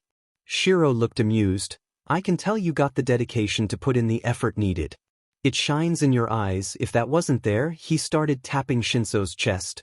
Then I'd said no because it would have been a waste of time, but you won't stop, will you? Shiro stated with a grin as his eyes flashed. Let's meet up at Dagoba Beach on Saturday around 8 or 9? Shiro asked, already mentally making up plans for the training session. Shins pulled out his phone, and Shiro hummed, holding out his hand for a moment. May I? He started. Shinso Hitoshi. Shinso introduced himself, pulling out his phone before handing it over. Shiro quickly went to the contacts, adding a new one, before handing the phone back over to Shinso. Phone, and it. E-post, Shiro. What? No phone number? Shinso asked, noticing it missing. Shiro only shook his head with an amused smile. But after a moment's silence he answered the second question, haven't got a phone. While his visor had communication as well, it's not a traditional phone, and got some very specific contacts, and at the moment only Dobby could actually reach it. He needed to be using or wearing the visor first. Perhaps he should fix that. Shinso decided not to ask about the winged teen's name. He had a feeling it was a sore subject. Shiro's eyes flashed to the sky for a moment. Well, better leave or I'll end up late. See you on Saturday and stay safe, Hitoshi-kun, Shiro said, giving a small wave with his hand before leaving. Did he just read the time from the sun? Shinso wondered mutely. That was a peculiar skill. Thought there was something familiar about that name. Actually, there was something familiar about Shiro as a whole, as if he's seen him somewhere before but couldn't place where. 12, yes. 12. Enchanter got a webpage now. Dr. Seven Co. Yeah, I saw. He's getting really popular, even if few outside of those he saved or arrested have seen him. H1 Den M Fort H. I found some Enchanter merch at my local hero shop today. 12. What? Dr. Seven Co. For real? 12. Must have IT. Dr. Seven Co. Wasn't Enchanter a vigilante? Why would he get merch? H1 Den M Fort H. There is villain merch to you know. And it's not like the police has any warrant for his arrest, nor are any other heroes trying to capture him, which points to him not being a vigilante, but underground. They aren't on the hero rankings. 12. Whoa. A carrying a poster. The cloak and visor of his suit. H1 Den M Fort H. How do you know he just simply didn't buy it from the same store? Dr. Seven Co. The cloak of the costume and the one from his suit are in completely different classes. In person his cloak is way more impressive than the mere poster shows. Disregarding the pale gold stripe on either side, the cloak is always flawlessly white to point where it feels as if myth formed, tangible and bordering ominous, but also, for lack of better words, truly magical. H1 Denim Fortage. 12. Look at the poster, the visor. They made a mistake with the costume visor being solid instead of see-through. 12. Wait, more impressive in person? You've seen him. Dr. Seven Co. Yeah, he saved me a few months ago. Seeing him in action was so cool. H1 Denim for, really? Is he as impressive as the poster shows? Dr. Seven Co. Hell no, even if it's a really good pic, the poster pales in comparison. 12. What? WYY? Dr. Seven Co. The poster hasn't been able to capture that inhuman and soundless grace as well as the foresight-like feel of his movements, nor the total comfort and ease he has wearing that suit. The poster, while it tries, it aren't able to show his presence either. Enchanter just feels as if a archmage royalty straight out of a elven fantasy novel, and that description may be lacking. H1 Den M4H. It's not surprising the poster lacks that. Hey, the key ring doesn't have feathers under the cloak either. 12. What feathers? Wait, you're right, the feathers are missing. Dr. Seven Co. Mistakes are annoying but bound to happen. It's not like we truly knows how his suit truly looks like under the cloak, even less what said feathers are for. 12. How frustrating. Dr. Seven Asu? Well, I have to go, my dad's calling me. Sansa stared at the screen, currently going through every post on the DM and internet that even slightly mentions Enchanter. Letting out a groan, as he stared at the text, eye twitching as he found something new. Somehow someone managed to actually get some pictures of him, as Sansa stared at the picture of Enchanter, cloak swirling staff in full motion to knock out the villain he were currently fighting. It was a impressive picture, wallpaper good even if not intentionally taken for that purpose. It was possible the best picture that on the Vigilante no pseudo-hero so far. They can't call him a vigilante, and they got no arrest warrant out for him. Not since retracting it 5 months in when the police got evidence that Enchanter isn't using a quirk for his hero work, thus not breaking the vigilante law. And he got better record in avoiding property destruction than most pros, and there's no prof for breaking and entering either. At best they can give him a few fines but not more than that. Is that? He thought blankly. Found something? Naomesa asked, poking out from his office at the groan. After all, that normally means something has been found, just that one don't like what has been found. Enchanter got merch and a webpage now, Sansa answered, making Naomesa twitch. Why do he have merch? He's not a licensed hero? Sansa asked, holding back the groan. There exists villain merch too, you know, and he's a pseudo-hero that makes him official or official enough for this to happen with his current popularity rise, Naomesa responded. Rubbing his template for a moment, that means an account has to be set up for Enchanter that they can put the profit or his part of the merch profit in, even if the pseudo-hero can't access it until they get contact with him to give over said access. Frankly, they should have expected Enchanter to get merch the moment someone managed to get actual clear pictures on him, thus got actually material to use. There was something about Enchanter that's similar to All Might, even if Naomesa haven't been able to pinpoint what yet, but he does know that Enchanter is a lifesaver. If terrifying to his opponents, he's also kind and humble from how the victims describe him, and even if only truly seen by the victims he saved and villains he captured. Naomesa already knows that Enchanter is going to become popular. It wouldn't surprise him if Enchanter ranking in the popularity charts rise to the top 10 places within a year or two. And he's not even a licensed hero yet.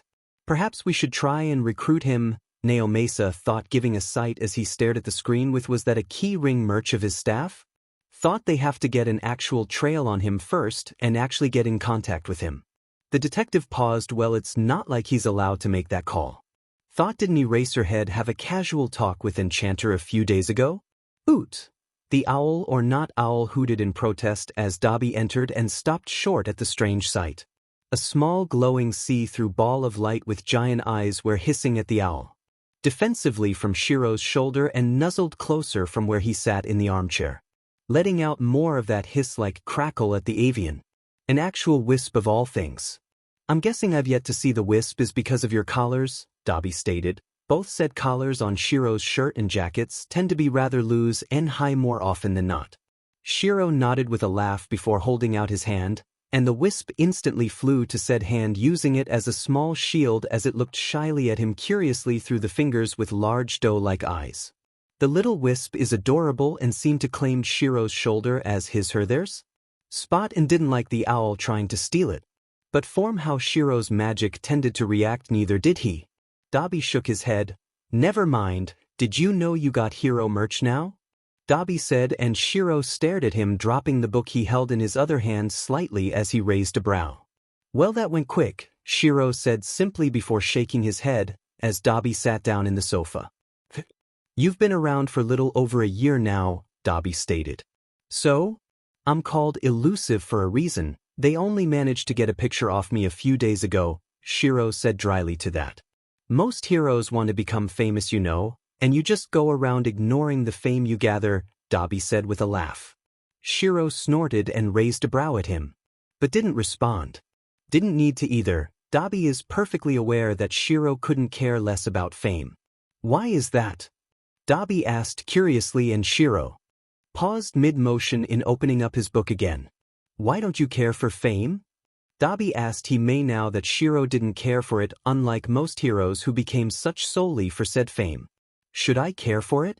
Shiro asked instead, and the question was truly honest. If you want to change things, you need a platform, and to have a platform you need recognition, Dobby stated, and Shiro outright chuckled at that. I don't like using fame to get what I want, but I can exploit it if needed. But would this world really listen to me? He chuckled softly, shaking his head at the end. Regardless of his powers, he's still quirkless, and that affected things a lot more than it should. That's because no one knows you, Dobby said, cutting straight to the core of the matter. Shiro raised an eyebrow to that. Faint intrigue glinted in his eyes. I know, Shiro the Archmage, the wandering enchanter. I know you're a good person, possible even way to humble yet truly scary to your opponents. But I know that Muzutafu wants to know you too, Dobby answered. Shiro tilted his head, looking at him curiously. A culture difference, I presume? Because in Theladasia I brought as much awe and respect as I scared the hell out of others, Shiro said simply, but there was a certain amusement in his eyes at that. Right, he has a strange sense of humor, Dobby thought, having almost forgotten that fact.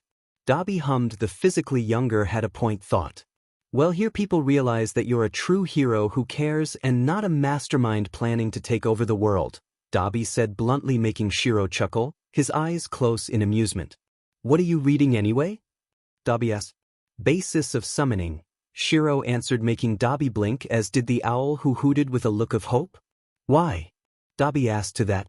While I'm very familiar with the theory of all three mage classes, summoner more than sorcerer, I choose to practice granting surgeons and not summoning arts, Shiro said simply, opening the book.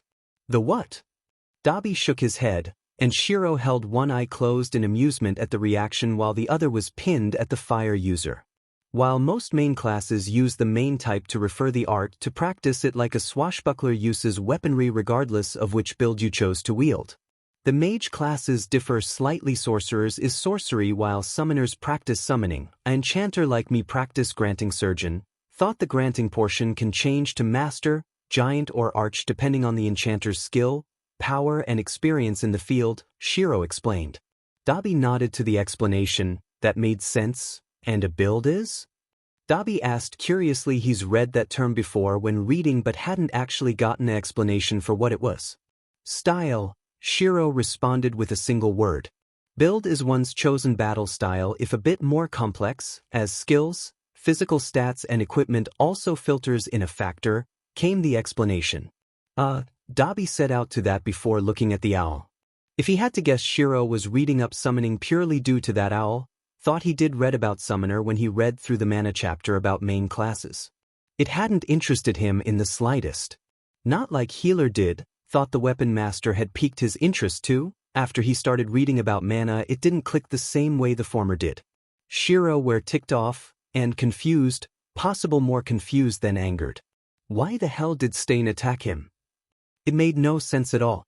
He's a shadow, not a light. Shiro don't give a DMN about publicity or fame, even if he don't mind using it if needed. He's more than happy to ignore the fame even exist. But no, Stain still for some untold reason attacked him.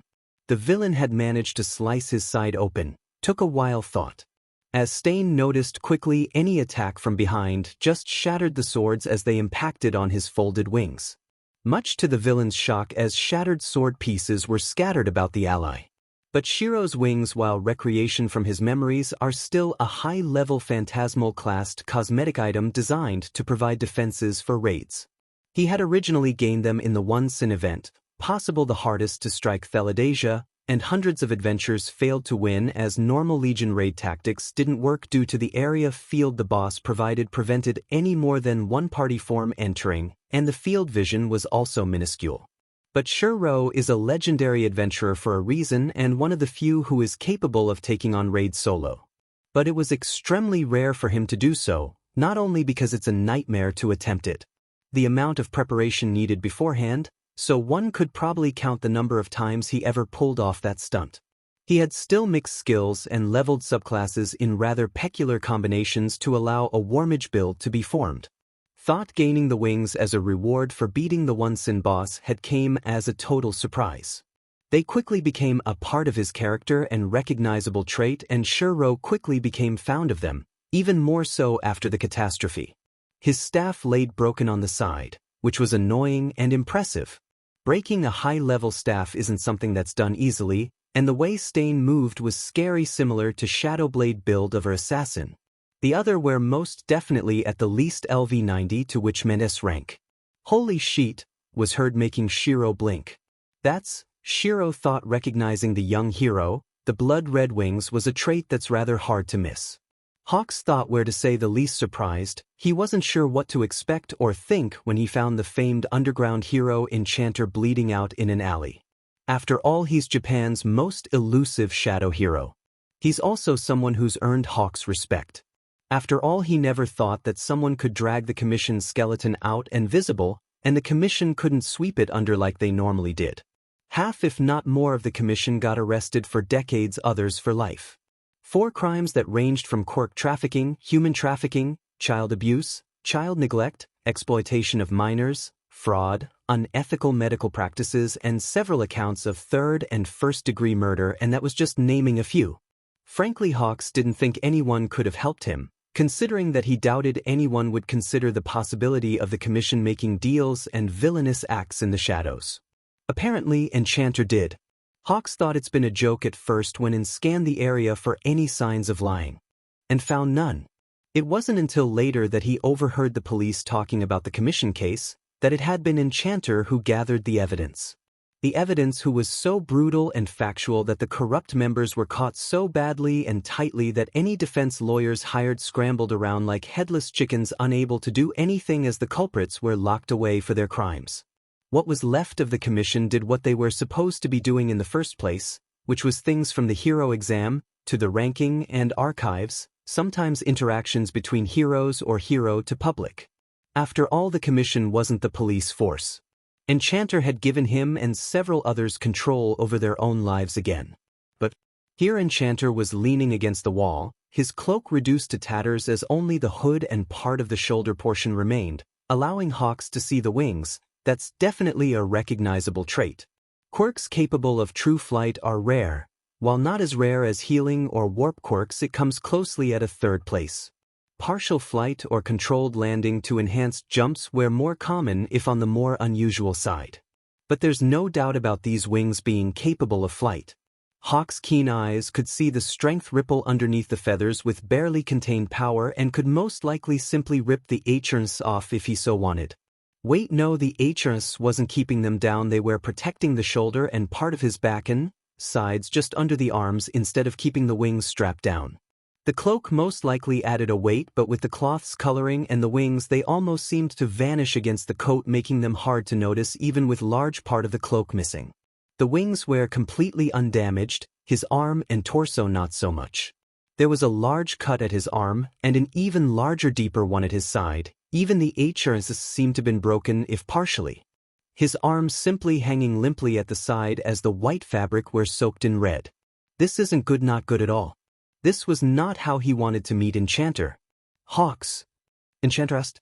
Okay, conscious enough to recognize him, that's good. Yeah, hold still, you're hurt pretty badly. I'll fly you to a hospital, it'll be faster than an ambulance. He carefully scooped Enchanter up, making sure not to touch the feathers as Enchanter's wings shifted slightly. There was something about them that reminded him of his own. Considering the cut at his side suddenly stopped as it reached the tucked-in wings, the other could most likely also harden them either passively or intentionally. "No hospital," Enchanter said, making the crimson-winged hero look incredulously at him. "What?" Hawks said flatly. He could see part of the ribs for world's sake. "Why is Enchanter refusing to go to a hospital?"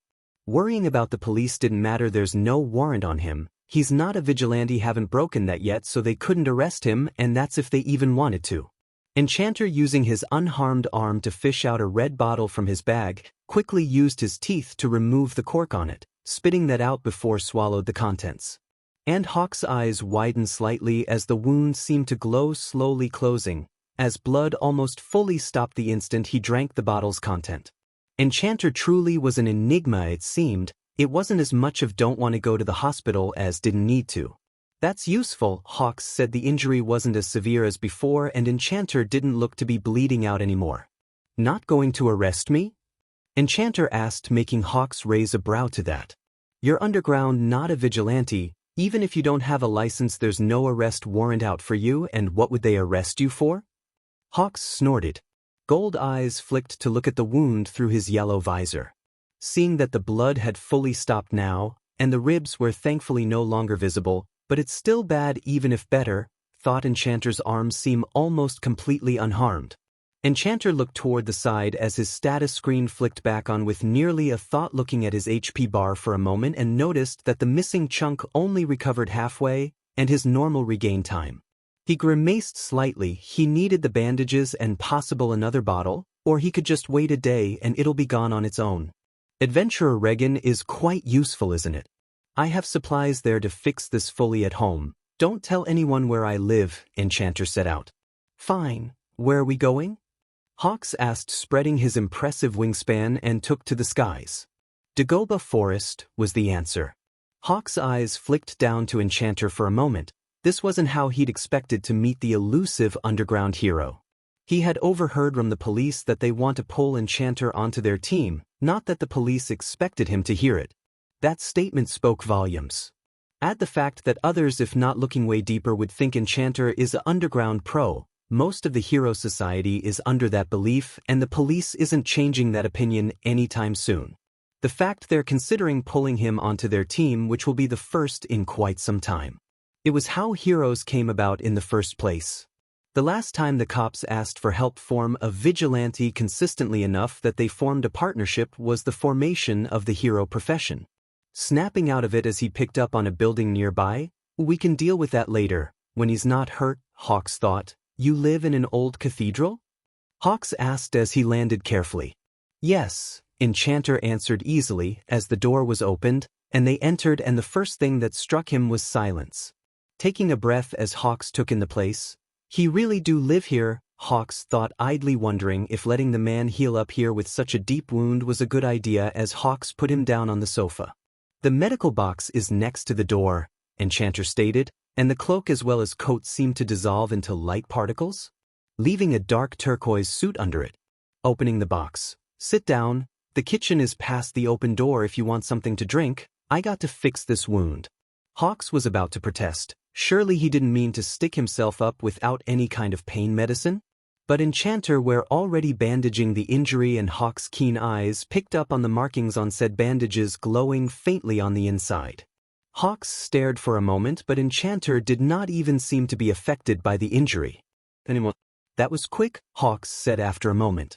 Enchanter shrugged. "I'm not in Theladasia anymore, so I can't get access to a healer, and even there you couldn't always get a healer. You needed to know how to use healing items, but knowing how to make them also helps," Enchanter explained easily. "Theladasia?" Hawks thought, filing off the knowledge for later, giving a whistle as he looked into the kitchen. Even if he's not all too sure where the electricity is coming from, this whole area seemed to be forgotten for better words. Returning with a bottle of water each. "Here you need to stay hydrated," Hawks stated, handing him the other bottle. "So why trust me with your humble abode?" Hawks asked, sitting down. The armchair is really comfortable," Hawks thought. It was soft to his wings, but also provided a comfortable support. That was rare chairs, sofas and so on rarely ever adapted for wings. Gold eyes flicked towards Enchanter's own white wings. It made sense that his furniture was adapted for them. Had better gear at home and I don't trust the hospital not to drag me just to find out who I am, Enchanter said offhandedly. Hawks titled his head. There was a point there. Most aren't that protective of their identities, especially those who don't need to worry about being arrested or have rather obvious recognizable traits, Hawks stated. I'm perfectly aware that I won't be able to have a civilian identity, Enchanter said simply as he lazily stretched his own wings out along the sofa's spine. Was that tribal wings on the wings? Hawks wondered, amused at that fact, thought the pattern was very hard to see with how pale it is, almost melding into the white feathers. It's only a matter of time before pros or police request on-site meeting instead of online request, and if they don't realize who I am then something's wrong. Enchanter paused. Famous online, Hawks thought perhaps his earlier suspicion of Enchanter and Shuro being the same person is true after all. Don't you have anywhere you need to be? Enchanter asked, seeing how Hawks leaned back into the armchair comfortable with no intention to move anytime soon. Hawks had no intention to leave the other alone hurt when he didn't want to go to the hospital, fast healing or not. Nope, Hawks responded cheerfully. Enchanter let out an amused sound to that. My sidekicks can handle things for a few days, Hawks answered easily. But you're really difficult to find. Thought would have preferred a meeting under better circumstances. Enchanter blinked owlishly at that. You've been looking for me? He asked curiously. Hawks's gaze softened at the question as crimson feathers fluffed up slightly. Just wanted to say thanks. You don't need to thank me, Enchanter stated, tilting his head slightly. I could sense that something was wrong for a while now.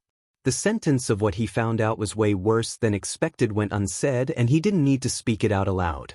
You're a humble guy, Enchanter, but I stand by what I said, Hawks said.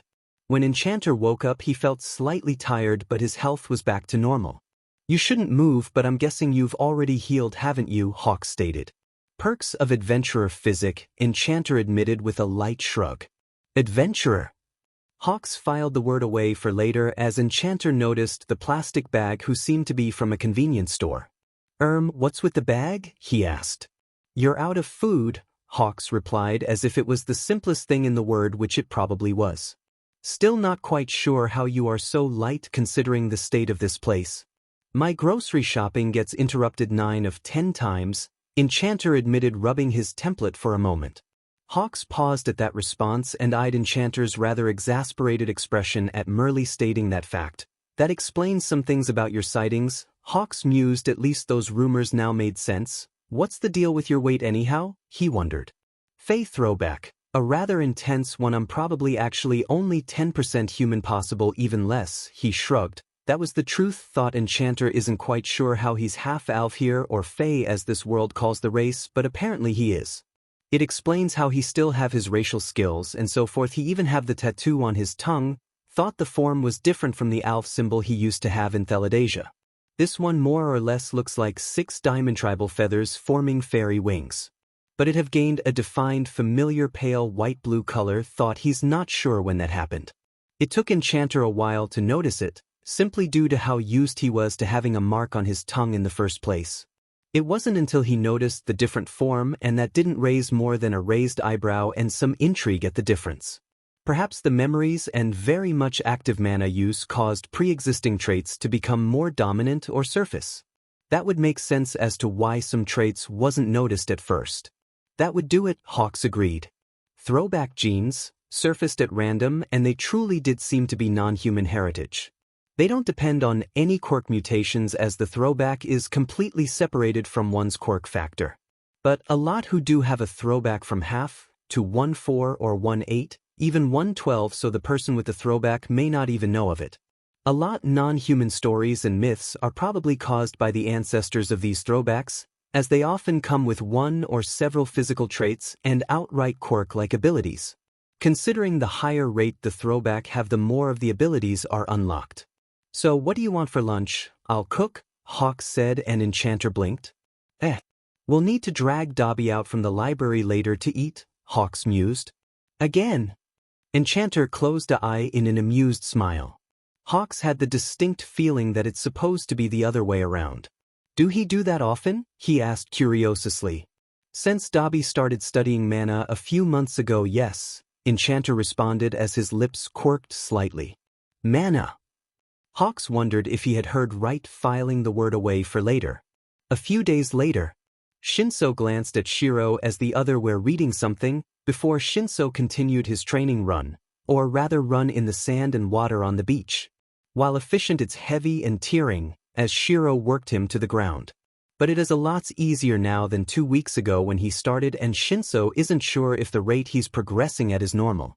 Either way, he's grateful for Shiro's help and steadfast support, even if there's a tiny voice in the back of his mind that keeps whispering that someone will realize that he doesn't deserve it, that it's a mistake, and that someone with a quirk like his can't become a hero. Shinso breathed in heavily as he slowed, yet his body felt more, slightly warm than exhausted. What's going on? He wondered, thought when Shiro joined him and said training he never looked tired, which means he still has a lot to catch up. Have you heard of quirks that need specific triggers to manifest, incarnations or throwback abilities? Shiro said offhandedly, making Shinso pause mid-step at the information.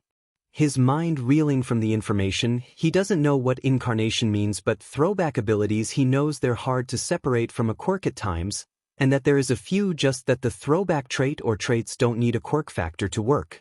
He also knows that the world's population, only 20% is quirkless, and out of those 90% of them is over late bloomers. We're often confused as quirkless for a time. They're always powerful, and it's also pretty rare. They're quirks surfacing when their body can handle it. Then there are those quirks that surfaces later due to needing a specific condition in order to manifest. He remembers the story of a girl who fell into the ocean and manifested gills in her panic. Was Shiro's quirk like that? But he had wings. Shinso couldn't stop the shiver running down his spine, the pain of something like that manifesting. As if reading his mind, Shiro smiled. The wings cause is complicated, but no, I didn't go through a violent manifestation to get them, he explained, and Shinso let out a breath of relief. He did not like the thought of his friend, teacher, going through something like that. Do you know what the term incarnation is coined for? Shiro asked, and Shinso looked confused, trying to recall where or if he had heard that term before, and came up zero. No, Shinso answered. There's 3 types of incarnations: scare, terror, and nightmare. But they all share the trait of having memories, knowledge, experience of a completely different life, a different time, or outright different world. The first type is that the powers they had there they don't have here, or they might just not had any quirk-like power to there. It's called scare because half the time it comes with mental trauma, normally one's own death, Shiro explained simply blandly. The second type, terror, is called such because not only do they have their other lives' memories and experience, but they can use their quirk as replacement for whatever power they had lost. These, while also carry some trauma, are way more rare, about 10% of those who end up as an incarnation, he continued. The last is nightmare incarnation. Now these are called nightmare and not simply terror. This is because they don't need any quirk to replace one's old power, because we still retains the power we had there. Nightmare cases happens because the power they had is tied not to one's biology but one's mind or spirit, thus not lost in the transition between lives, just fallen dormant until the memories surface, causing them to awaken with one's memories, Shiro finished. You said we, Shinso pointed out, and he flinched back at the responding smirk as Shiro's blue eyes flashed brilliant, dangerously white before giving a SO gesture. That I did. While not completely accurate, and beats me how as it shouldn't been possible with how that world works. I just woke up one day remembering a completely different life, Shiro said, and shrugged. He didn't have a faintest clue how this happened, just that it did, and while he had theories he had no way to confirm it. In my other life, quirks didn't exist, but we were far from powerless. The superpower we used were equal if not superior to quirks because it didn't follow the same limitations and everyone had it. Hell, everyone have it here. Those with non-combat quirk with training and dedication learns to use mana subconsciously, takes a bit longer and not as intense as when intentionally learned, but still if partially trained, Shiro explained. Enhanced physic, Shinso breath out in realization, making Shiro flash a pleased grin. Since quirks started, one's physical limits have risen, resulting in that with training one could become way faster, stronger, better than professional athletes from the pre-quirk era. But no one quite understood or knew why this happened. You can feel a hum underneath your skin, no? Shiro asked, and there was something about that question that caused Shinso to pause. He could feel something, a hum of sort he couldn't quite place other than it felt powerful. Giving a nod as yes. Focus, will that energy to right behind your eyes, Shiro instructed. Okay, Shinso started, not quite sure as to why Shiro was asking him to do that, but when he got it there he stumbled. What the F dash? He sputtered as a flickering screen appeared and vanished. It looked almost like something out of a game from the quick glance he got. Shiro grinned. It was almost feral as his eyes flashed. That is the status screen. Everyone in Theladasia could use it, unless you were a monster, that is. It's a mana trait and we never figured out why mana works with game-like mechanics. Perhaps it's just how it interacts with reality, he shrugged. But the more you train, the more effort and dedication you put into it, the more your mana would develop, allowing you to level up, rising from rank E all the way to B or A with time-matching enhancement quirk on equal power, and that's without filtering in the abilities one's mana type can grant you with practice depending on which of the four you possess, Shiro explained. Shinso was still as realization hit him. Game-like mechanics, you said, Shinso stated, and Shiro nodded. Do that include a class system? He asked, and Shiro could sense the hope flare. Sort of. Shiro made a so motion with his hand. There's differences in the system between worlds. The subclasses are the traditional main classes you're thinking of, while main class here is more or less hero, villain, or vigilante, or at least those three are the most common I've seen so far, came the following explanation. Did you see what color the screen was before it fizzed out? Shiro asked. Color? Shinso asked, confused. Did the color matter? The color of one's status screen depends on what type of mana you got, so it's a quick way to determine if you have will, chi, spirit, magic, or just happen to still be neutral, Shiro responded. As a mage, my status screen is emerald green with turquoise and electric green mixed in on black, but still the mage green. Said color differ from person to person in their vibrancy, lightness, or darkness, he admitted as an example. I'm guessing the type affects how the mana is used, Shinso mused. Of course, came the response. Shinso focused again on the feeling, and he managed to hold the screen for a little while, not used to doing so. It fizzled out shortly after, but he could see the black background, and was that a color framing and highlighting it? Gray-yellow, I think, he eventually said, and Shiro raised a brow at that. Can I learn it fast enough to get into UA? Shinso asked, uncertain. He had no clue how long time it took to learn to wield one's mana, especially with it being more or less forgotten art here. Shiro let out a puff of air. You're progressing at a rate similar to a rookie adventurer without the quest boost. If you weren't, then you'd not reach this point until about 8 to 14 months from now at the earliest. Oh, Shinso set out. So this rate is normal for an adventurer, that is. But what's an adventurer? Shinso thought, wondering, not quite sure what Shiro meant with adventurer other than it meant something important. I will give you more in-depth information as needed, and you can always ask if you got questions, but you'll need to research more on your own because I won't choose for you. Each type have several classes, and each class tend to have several builds, and that's without counting in several subclasses who can be added for more personalization. But your training will change a bit from now on, but as yours is already leaning to Weapon Master, I suggest you study those, Shiro stated as a notebook appeared in his hand from what appeared to be motes of light, surprising Shinso. Handing it over to the other teen, who bowed his head as he accepted it. Thank you, Shinso set out. Shiro shook his head, but didn't say anything. Feather oil, Shiro murmured, feeling slightly at a loss, but this is the scale section. Where's the feather section? Shiro asked. Honestly, he's starting to wonder if he should even bother with it. While even the most basic low-level cosmetic item are made to be as realistic as possible. In Theladasia, cosmetic items were made with intent to change one's appearance. It could be something casual as changing one's hair color or eye color to a tattoo. Then more advanced ones like ears, horns, tails, wings. They connect to one's nerves, muscles, bones, and are controlled as if they were natural biological part of one's body regardless of the material of said item. It causes an actual transformation-like effects and changes on one's body as long as said cosmetic item is equipped.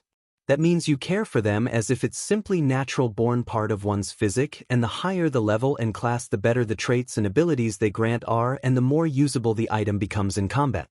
His wings were no exception from that, as the Great Wings of Wisdom is a high-level phantasmal cosmetic item, and possible the hardest to get item he's ever gotten. The wings don't merely provide the ability of full flight but also provide similar protection as a tank's shield, as they're a defensive item. The feathers are akin to plates and sheets of metal and shields, providing powerful defenses and protection, allowing Shiro to block and tank attacks that would normally knock a mage out of commission. But they also grant some offensive abilities, like the edges of metal sheets the feathers sharpens, allowing the secondaries and primaries to cut through metals and rocks, in addition to the fact that a single flap can shatter rocks or bend metal due to their strength, but the offensive capabilities were the intended focus, the defensive ones were. This was a specialized shop, but honestly it's not like Shiro actually needed it, so it wasn't like he's been here before. Shiro rubbed his template. Seriously, where is the feather section? He asked, because this was not shelves with items for feathers but for fur. It's on the other side, was heard, and Shiro turned around toward the voice and saw a teen with dark jeans and black hoodie, and while the bird head should have caught Shiro's main attention, it didn't, as he absently noted the basket in his hands containing a few items of his own. Feather soap, beak polish and brush kit, feather oil as well. Know what caught his attention were the others' presence. The unique print of a phantasmal seamlessly merged with that of a spiritual entity, one fully aware and sentient with their own will and emotions Shiro could almost trace. Kagura Sumaru? Shiro asked more to himself than anyone else, and a tiny bird like Shadow startled in the hood, large unseen yellow eyes blinking rapidly at him, while the teen looked very confused at that name. Shiro shook his head. Never mind, your spirit just felt familiar to someone else I used to know, Shiro explained. He nodded. That's fine, I'm guessing you got a bit lost looking for an item of importance. His voice was surprisingly deep, Shiro mused. That it is. I'm Shiro, by the way. Pleasure to meet you, Shiro said. He gave a nod. A pleasure to meet you as well. I am Fumikage Tokoyami. You wouldn't have any suggestions for water repellent for feathers? Shiro asked, as Tokoyami mused for a moment. Turning around the corner, and as he said earlier, there was the feather section. Perhaps, there is a few who do that, but most aren't that good with keeping the feathers sheen. Hawk's brand is good for the sheen and integrity but not as strong at water repellent, Tokoyami said. Shiro looked at his suggestions. My mana coating is too efficient for both the integrity and sheen, but lately it's been too much water for the mana coating to handle. They feel like dead lead than light mithril they're supposed to be, Shiro explained, flicking his wing emphasis. Water scattered over the floor from the mere motion. Tokoyami and Shadow's eyes widen as water scattered over the floor at the mere motion, feathers mowing so very slow, not even managing to untuck from his back. Actually, only a few of the primaries managed to move at the attempt. Heavy dark Shadow murmured mentally at the positively drenched wings. My apologies, Tokoyami spoke. It's fine, you couldn't have known, Shiro said as he took one of the oil bottles. To be honest, I haven't run into anyone with avian-related quirks other than my family, Tokoyami said, making Shiro hum. I actually have a Fey throwback, not avian quirk, which are eerily similar to each other, Shiro explained, putting the first bottle back before taking another. I didn't know that throwbacks could get so intense, Tokoyami mused. It's rare for any throwback to get higher than 30%, and mine is probably around 90, Shiro admitted, pausing slightly. This one should work, he hummed, placing the bottle in his basket. It was nice meeting you, Tokoyami, but I should go and check this out. It will take hours to get all the water out at this point, Shiro said, giving a wave. Tokoyami waved back as the pale teen moved to the checkout. Dark Shadow popped out from the hood, making Tokoyami look at him. Yes? I like him, he has feathers too, Dark Shadow paused.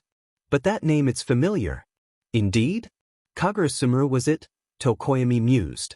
It feels like I should know it somehow. Interesting, but he did say your presence felt like Kagura Sumaru's, Tokoyami reminded. I like him, Dark Shadow repeated. Perhaps we will meet again, Tokoyami said. You keep visiting, Enchanter stated as Hawks entered the building. He had more or less flitted in and out of the old church, turned home for the last month, half the time often having groceries with him, something Enchanter didn't mind considering what tended to happen when he tried to go shopping. I'm rather certain you are not solely coming back here due to it being quite He stated even if he had set up the building zone for it to be quite, which gave a sweet relief for someone with ESP of any form. But Enchanter wouldn't blame Hawks. He did come back here for that reason, he just didn't think it were the sole reason. I don't actually want anything from you. But I guess I want you to continue, you're good at it, Hawks answered, holding a cup of coffee before sitting or perhaps lying down on the sofa as he held it with both hands. Enchanter blinked. Say what? You're not a vigilante, nor are you like most vigilantes or even heroes. You genuinely want to help people and don't ignore others when they need help.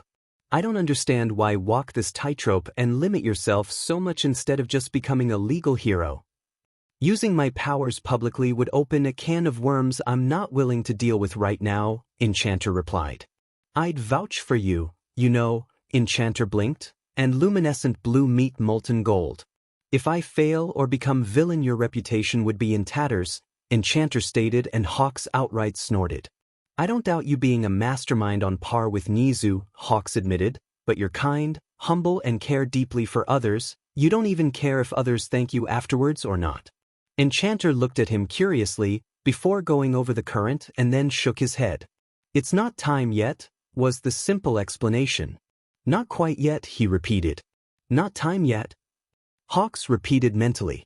And you alone wouldn't be enough, not with how quirkless people are treated. Me having a throwback wouldn't change a thing, Enchanter stated. Hawks stared for a while. Wait, what? Hawks thought, going over the words mentally a few times. As he went over that, Demon was so sure about the stealth quirk, he muttered. I know that throwbacks can change one's physique, but I thought the Fey wings were merely a myth. Hawks brought up the fact. The culture throwback has been lost here, yes.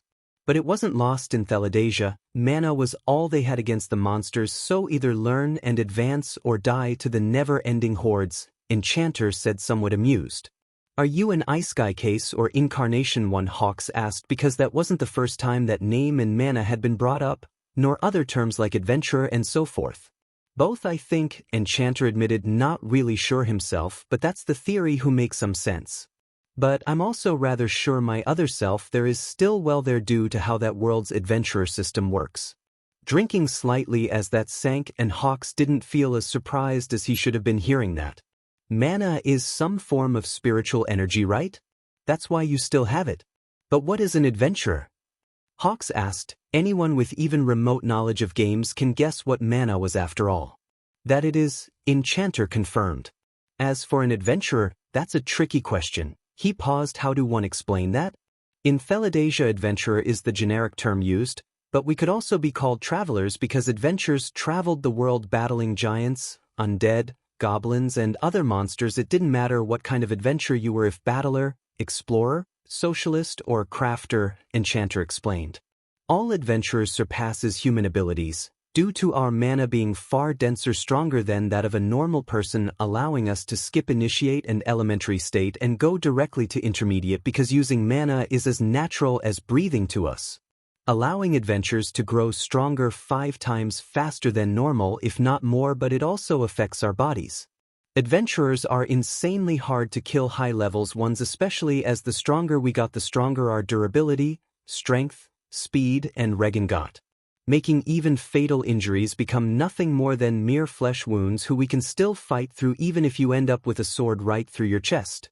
A cut of arm, sure, just reattach it, said. Arm won't die even if it stays separated for weeks, months even. Enchanter paused. That had come as a surprise when they found out. Hawks startled at that, because that sounded rather insane. That's not starting on the skills we learned and develop, as we manipulate our mana for practical active use rather than the passive aspects of it, Enchanter continued. Considering the game terms you use at times, I'm guessing there exists a class system and a HUD, Hawk stated, because without a HUD those gamer terms would not become a normal part of one's everyday life.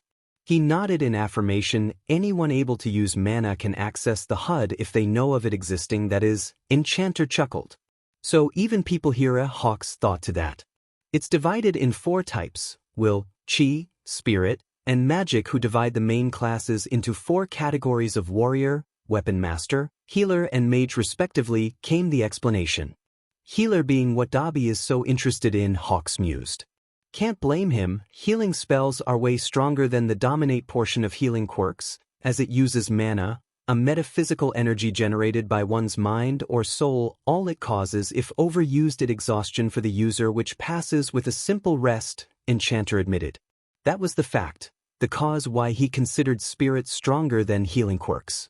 It's simply not limited in the same. I'm guessing you're a mage if going by your namesake, Hawks stated curiously. He could be wrong. I am Enchanter, yes, with assassin as secondary main class. He admitted, making Hawks blink once because that secondary came as a surprise. That explains his stealth, Hawks thought, but there were a chance of that class merely boosting his pre-existing stealth, which was the more likely scenario. Wonder what my own mana is? Hawks mused. The HUD change color depending on one's mana type. You simply focus mana behind one's forehead, Enchanter stated offhandedly. We'll have blues, chi is yellow-orange tones, spirit is plum purple to pinks, and magic is various green and turquoises, he counted. Hawks looked curious at that description. Focus mana behind one's forehead? He wondered as he finished his coffee, that were probably a bit trickier done than described. Private chat.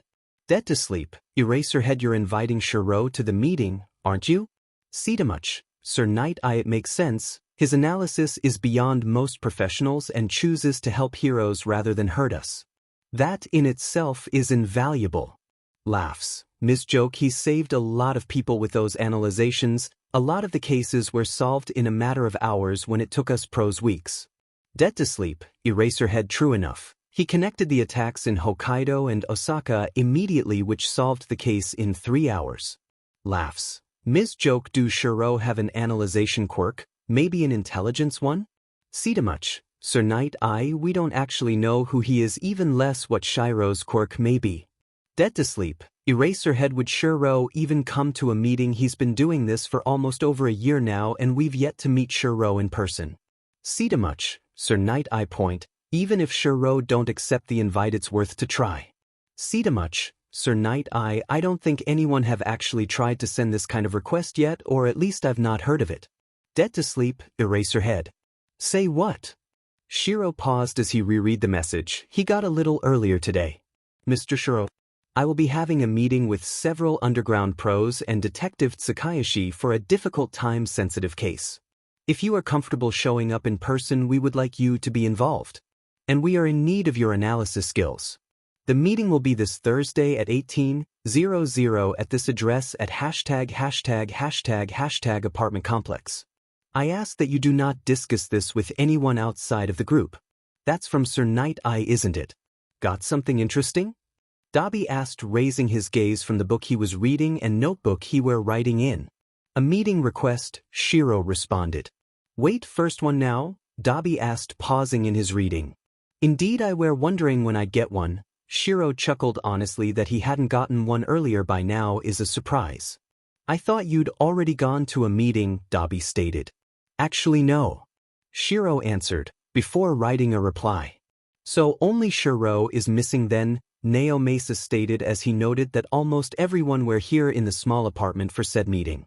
About 10 underground pro heroes, not counting the detective in that count, nor the analyst who's yet to arrive. And here he is, Eraserhead said as a knock was heard on the door. Sir Night Eye stood up. What happened to Akihabara? He asked. The password that's been set up to avoid uninvited guests.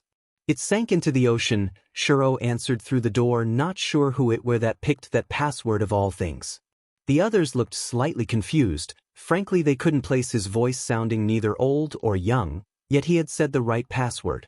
Eraserhead shrugged. After all, they've yet to meet him in person, only online, so the age were a very, very loose guess and apparently wrong. Opening the door, the first they saw were white. A white parka and wintry wings came out from his back, currently relaxed, folded, and even if folded, the sheer presence, the might is undeniable. The wings seemed to radiate a strength none of them could place, almost as if formed of energy as they shimmered, sparkled, and almost glowed with something distinctly mysterious and unknown.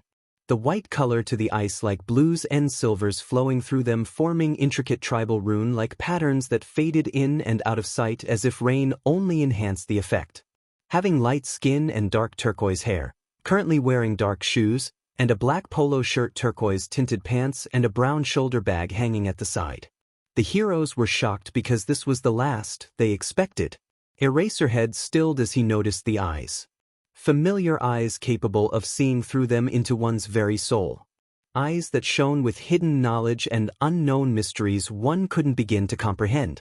"You're Shuro?" came the startled question, and Shuro no Enchanter gave a bland look at the question. "Would I be here if I were not?" Shuro countered, closing the door, as the pro shuffled slightly at that. "Right, as we are all here, we can get started on the mission," Detective Naomasa began as Shuro sat down in one of the chairs. "Wait, while most of us have worked with you before, Shuro, we don't actually know you," Rocklock pointed out. "Do we really have time for that? Wasn't this time-sensitive?" Shuro frowned slightly. "Perhaps, but he does have a point," Enchanter, Eraserhead stated, startling the pros while Shuro tilted his head slightly. "Wait, what?" Mr. Brave startled. "Eraserhead, why do you say that?" Miss Joke asked, looking between the two, and while Eraserhead is one of the few pros who had been the other in person such an accusation. "Visor or not, your eyes are a recognizable trait," Eraserhead stated, "the way they glow to how they paralyze others and the feeling that you look right past others into their souls instead. Your visor do help, but it don't stop others from seeing your eyes," he continued. Shuro raised a brow. "My eyes?" He repeated mentally that, actually, he should expect something like that considering he had been called villain in glasses before, a title he thankfully hasn't gotten here. Honestly, he has massive wings that you can't really miss, and others still recognize him by his eyes. "Is this true?" Naomasa asked. "Quite," Shuro agreed easily. Everyone turned to Naomasa, who nodded, confirming the statement, as he himself tried to swallow it. They've tried to find information on Enchanter for over a year, close to over a year now, with little to no success, and now they actually have his civilian self right here.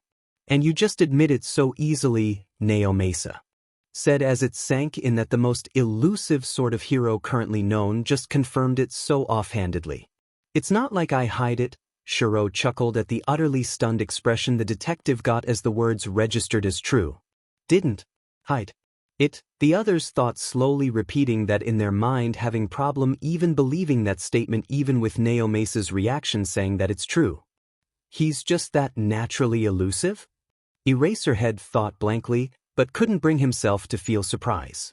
"Now can we get back on track?" Shuro asked, his eyes flashing with eerie light. "Right, of course," the detective started. "We brought some footage of a few known ring members for you to analyze, Shuro." Apparently the detective didn't know how to deal with that bomb either. "If you're ready?" He paused, blinking, as did the heroes, when Shuro brought out a notebook and quill. "Why is he writing with a quill?" was the instant thought as the pros and detective shared confused glances, because that's a rather peculiar. It even looks like a tiny flared-out wing, as it's made up out of several feathers in different sizes, glinting in a soft, fluffy white. Eraserhead looked at him in thought. Normally people use various forms of pencils, and if they choose to go traditional, a brush. So why would Shuro go for a quill of all things? Shuro gave Naomasa a nod, and the footage started playing. They could practically see gears turning in his mind and eyes, almost literally, as the glow shifted and turned, as if rapidly turning gears, the glow's color shifting in various blues, and almost white, making them look almost like ice or pure raw charged energy. Once in a while the quill swiftly went over the page, slowly filling it, as not even pausing even as the footage stopped, and switched to a new one. Wings stretching out in pure laziness, and page flipped to a new one, and soon they couldn't even see Shiro's eyes as a shadow fell over him and a small smile or no smirk started gracing his lips as he continued unhindered. The heroes shivered, staring with wide eyes. Darkness. Darkness had started filling the room, shadowing Shiro's form. A darkness too deep that even the light from the window or lamps couldn't illuminate his form. Like a monster out of a nightmare, a figure looming out the darkness, as creeping tendrils of shadows flicked about as if trying to bring them all into their depths as well. The air thickening, and it started to get hard to breathe. Then there was a soft click and it just vanished. Shuro looking curiously at them, the tip of his quill having tapped the table, his eyes no longer cold, nor could they see any gears moving in the glow anymore, rather they had returned to that normal luminescent blue. "Are you all right?" Shuro asked, his voice smooth and calming, but the others felt anything but, when pinned under that calculating gaze, and while they have all read his analyses. Actually seeing Shiro make one was definitely a completely different tarrying thing altogether. What was that? Several of the pros wondered, trying to get their breathing back together. I should have expected something like that, Eraserhead thought with a mental sight, thinking back to their first meeting, how he paralyzed him with a mere glance. Eraserhead had the distinct feeling that said paralyzation were completely unintentional. I let my mana drift again, didn't I? Shiro thought, somewhat exasperated, sighing mentally as he waited for the heroes to collect themselves. Sure, in Theladasia that don't do any harm, here on the other hand that's a major problem. This world isn't used to mana, it's more or less a lost art form, and those who do actually use mana are doing so without even being aware of that mana exists or that they have it. That means his mana, his magic as an adventurer and enchanter is dense and immense. His reserves, like all enchanters, far surpasses that of a sorcerer or summoner of equal level, his magic honed, refined and sharpened, making it so very perfect for mana channeling. With his control raised to such height that Shiro don't really have a problem creating new spells, his contract ceremony, to his more recent conjuring. Perfect for an adventurer in Theladasia. Problem: people in this world never actually been under the presence and pressure of any form of mana, so for someone in Theladasia where his mana fully unleashed is more akin to an intense pressure, making it had to move and sets flight or fight response into high gear or make you really wary. People in this world. Well, as his original theory had been quickly confirmed the first few weeks after waking up here, they'd feel like trying to move through cement while breathing through tar. The feel of his magic always been rather shadowy and night-like, probably felt more akin to a deep darkness or abyss for people in this world, much to his annoyance. It means he has to restrain his magic constantly. Honestly, I need to find some solution for that. Shiro frowned slightly.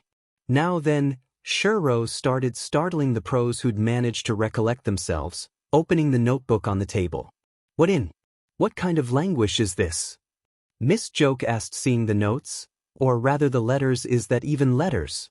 Dots and circles with lines. It looked like a river or wind-like circuit pattern running in vertical rows. Shiro glanced at said notes and promptly sweat dropped as he saw the Elder Tale Futhark. A rather lore-heavy aspect of the game, and even more important or normal part of adventurer culture. From rune masters to scribes like himself who uses it in their skills thought very different use, to Ritien who often have curtain runes marking their bodies. Or an explorer adventure ability to read it, allowing for quests and locations that would go unnoticed. Even if most couldn't write it, half of the adventure population could read it, or at least partially, so it wasn't really an issue there. Here, well, it wouldn't surprise him if others believe it's a made-up alphabet. I forgot to write in Latin script, he thought dryly. Looks like his scribe habit took over. Ignore it, Shiro said bluntly. Could he be? Eraserhead thought. He hadn't entertained that thought earlier, but that writing. Perhaps it's worth considering. You said this were known ring members. Shiro paused slightly, his voice even and calm. Yes, Naomesa responded, causing Shiro to shake his head. No, he said simply, that don't fit what I saw nor what I've heard, Shiro countered. I completely forgot how dangerous it could be getting supplement for the footage, but what makes you counter the ring statement? Mr. Brave brought up, because the current evidence pointed to a ring, yet the resident analyst is openly disagreeing with that. The way I gather information differ from normal methods, so I'm not really in any direct danger, Shiro answered as he spread out the photos of the known criminals on the table, bringing out a map of the city as well. No, they're just smart, Shiro smirked, all fangs. The main problem and power of the group is the illusionist. Shiro pointed to one of the pictures. His quirk is what make the front possible, appearing as several different people or forming illusions of people, making them appear like a large organization, which they're using to avoid capture. An illusionist, of all things, Eraserhead cursed, annoyed. That would make the case harder because he can easily slip any of the other members away and they'll not know who's real and who's fake. The group are professional. While doing some hits themselves most of the time, they're hired by various villains. So while the illusionist is their escape, he's probably not their tactician.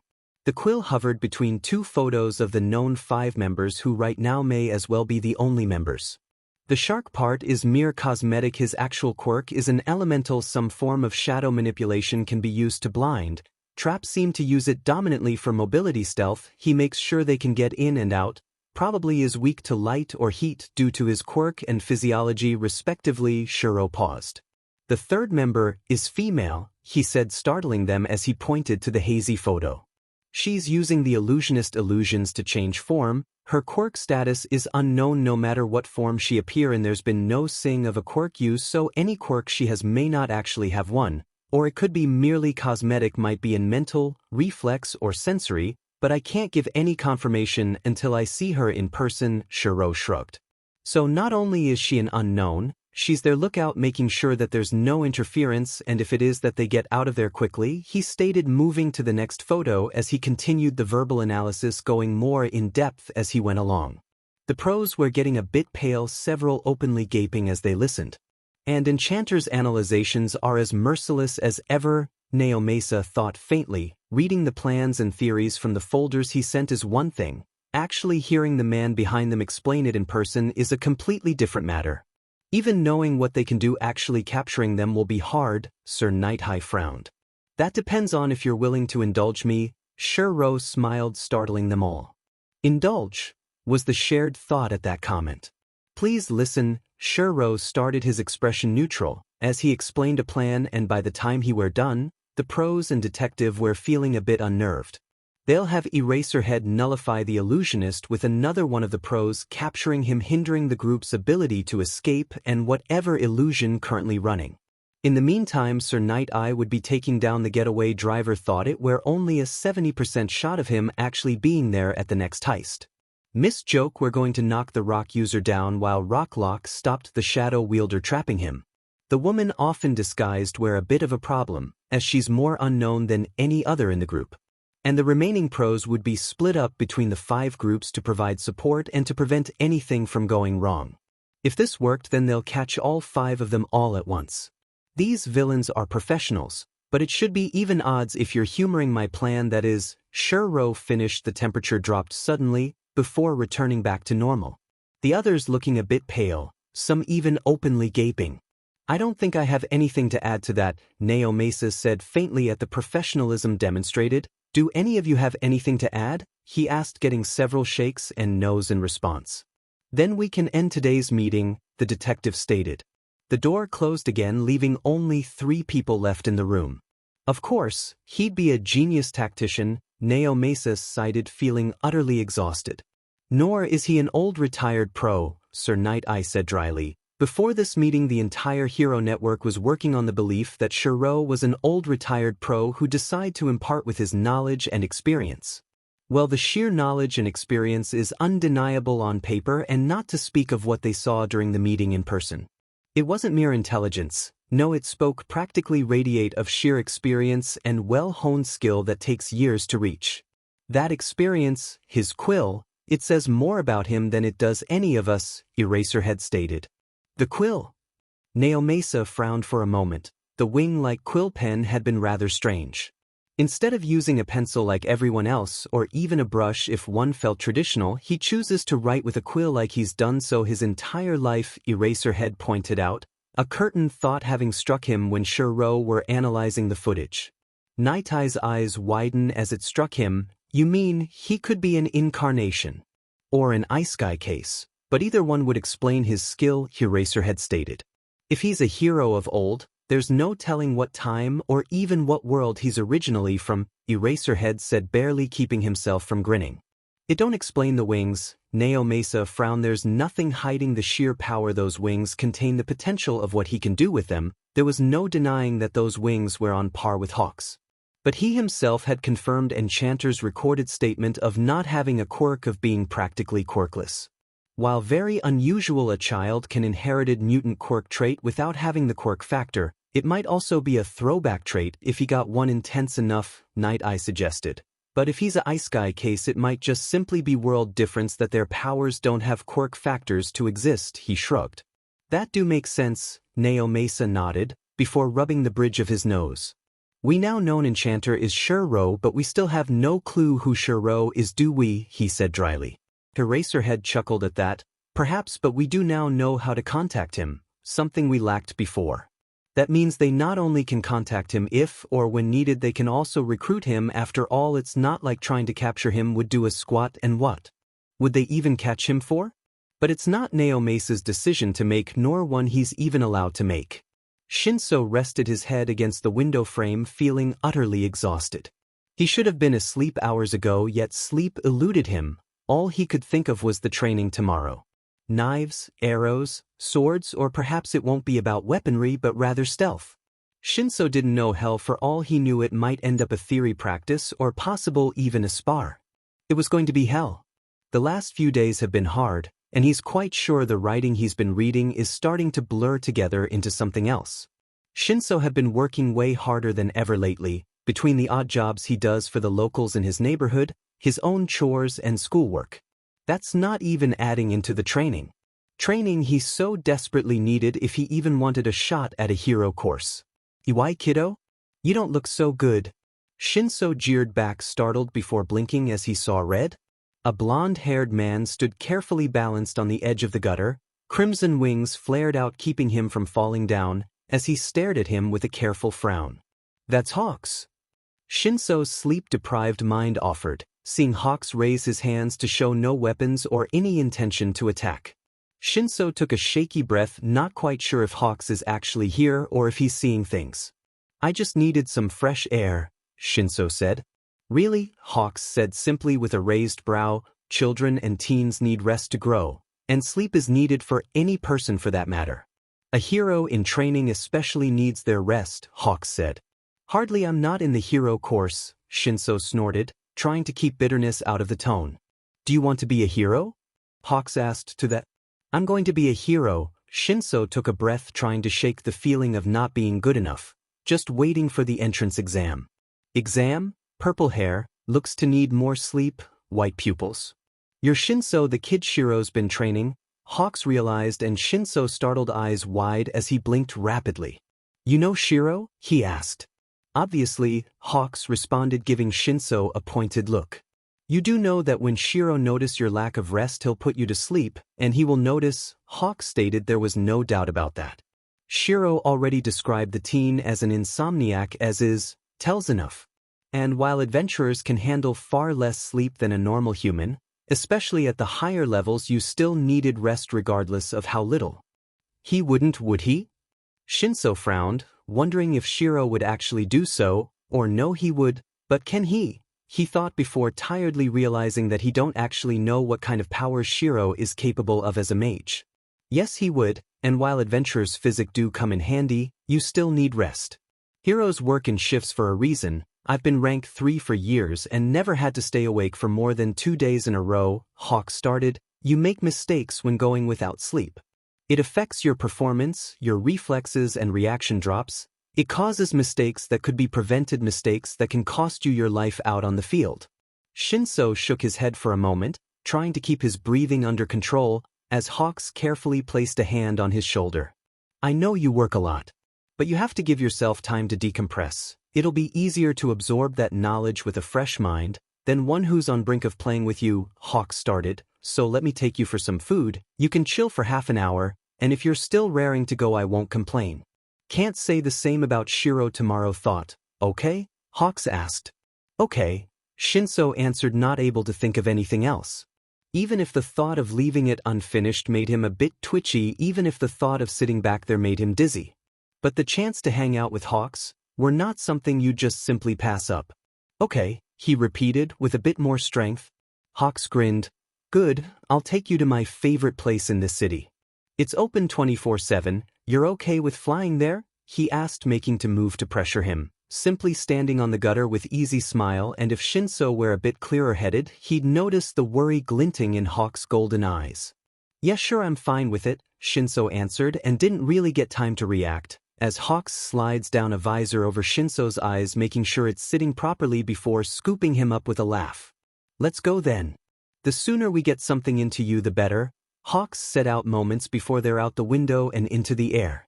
Shinso couldn't hold back the scream, his eyes squeezed shut, but obviously the fall never came. Taking a shuddered breath for a moment as he slowly opened an eye. Hawks can fly, that was a fact that never felt as real as it do now, Seeing the land so far down, the lights still on looking so tiny, Shinso could barely keep his eyes open. Ah, he fell asleep. Hawks chuckled softly, wings flapping tilting slightly as he turned around heading back to the room. Landing quietly, wings folding before walking to the bed and placed Shinso in it. I need to talk to Shiro, Hawks thought, but the mere idea of Shiro being cause for it is ridiculous. Hawks is perfectly aware of how much the mage care for others, rookies and children especially. But he had to have some form of idea of what's going on. Hawk's keen eyes picked up on a curtain white cloak at one of the roofs. Good night. Generally you arrive to my home, Shiro greeted. True enough, Hawks agreed easily, cheerful even. It's true after all, he liked that building it silent. Something that's a blessing and sweet relief, and not something Hawks is willing to let go of. I met your little student tonight, was all Hawks needed to say. It's bad, isn't it? Shiro said blankly, keeping his emotions under tight leash. It didn't keep his pupils from slitting or the darkness that scratched and threatened to lash out.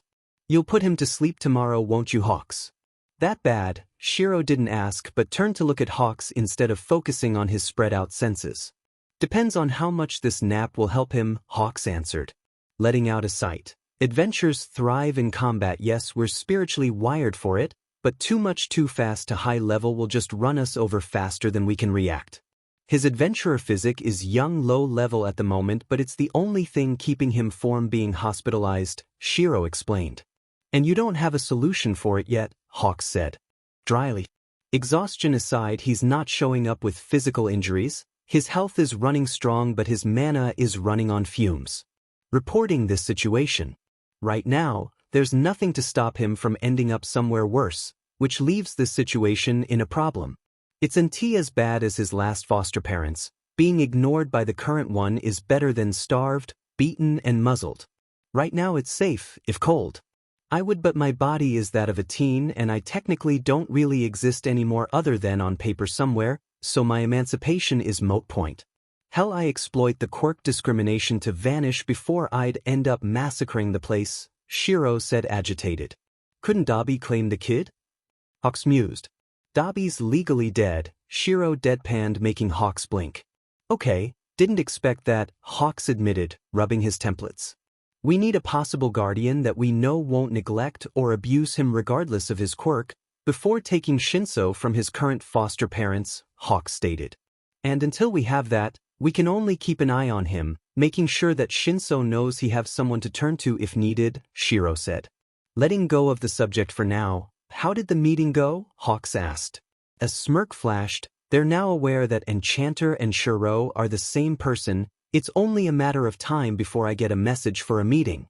You got me as backup, don't even try to stop me from vouching for you, Hawks said, and Shiro stared at him. If I fail or become a villain, your reputation will be in ruins, he stated. You're not that kind of man, Hawks said simply. No, Enchanter Shiro, he cared too deeply, there's no doubting that. If there were a problem, and Shiro can fix it, he'd try to. Even if he couldn't, he'd still try to find solutions. It's just who and how he was. And there's no lower limit on how old you can be to take the license exam, Hawks continued, already aware that Shiro's physical and mental age is two completely different things altogether. I won't stop you, Shiro responded. I still want to get into UA somehow, he admitted. Forecast something bad, Hawks asked to that. Not 100% sure if Shiro's ability to predict is in form of clairvoyance or if it's insanely strong observation skills. War is coming, was all Shiro said, causing Hawks to still. And UA is in the center of it. Hawks thought. Clairvoyance it is, Hawks thought. Tsukachi Naomasa put down his coffee cup, his head still reeling from the fact that Shiro and Enchanter is one and the same person. But that wasn't a bad thing. You called? Tsurigami said as he entered the office, noting the file on the desk, yet several copies of analysis for various cases all made by the same master analyst were also on the table, with copies of data and analysis gathered and made by the pseudo-hero. Yes sir, it's about Enchanter, Naomasa said, gesturing for his boss to close the door behind him. Yesterday evening during the meeting who the master analyst Shiro had been invited to, and arrived, we found out something startling, Naomasa started as Tsurigami sat down. The underground pro-hero Eraserhead called Shuro out by the name of Enchanter, and when asked why he answered with that Shiro's eyes are a recognizable trait which appears to be the truth. The crutch in the matter is that Shuro didn't deny it at all, rather he were silent until I directly asked him if it were true, then simply confirmed it. Even stating that he hadn't bothered hiding that connection, Naomasa barely managed to keep the exasperation out of his voice. The police chief looked somewhat startled before glancing at the various papers. In hindsight, that is rather obvious, he admitted, the similarity were there after all. We still don't have the faintest clue who Shuro is outside of his alias, but there's some other things about him that's rather, Naomasa paused, confusing. Confusing? Why would he be confusing? Tsuragami asked. For one, instead of using a pen to write when watching the footage, he used a quill, Naomasa stated.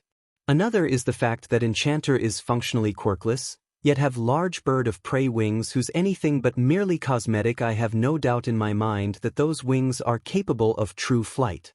The police chief blinked, surprised at hearing that of all things. Sir Night Eye suggested two potential theories for the wings, the first being that he got an inherited trait or intense throwback trait, both cases proven capable of it regardless of how rare or unlikely. Naomasa paused. The second theory is that Shuro the Enchanter is a ice guy case causing the wings. Tsuragami mused at that either theory was possible unless Shuro somehow were able to lie to one of the strongest truth quirks existing. Eraserhead also suggested the possibility that Enchanter is an incarnation, which would explain his skill, experience that had everyone believing Shuro was an old man. That he uses a quill instead of a pencil do point to that, Naomasa continued. But we don't know which theory that is the truth, the police chief stated before going quite taking in the new information he's just heard. Should we work with him officially, sir?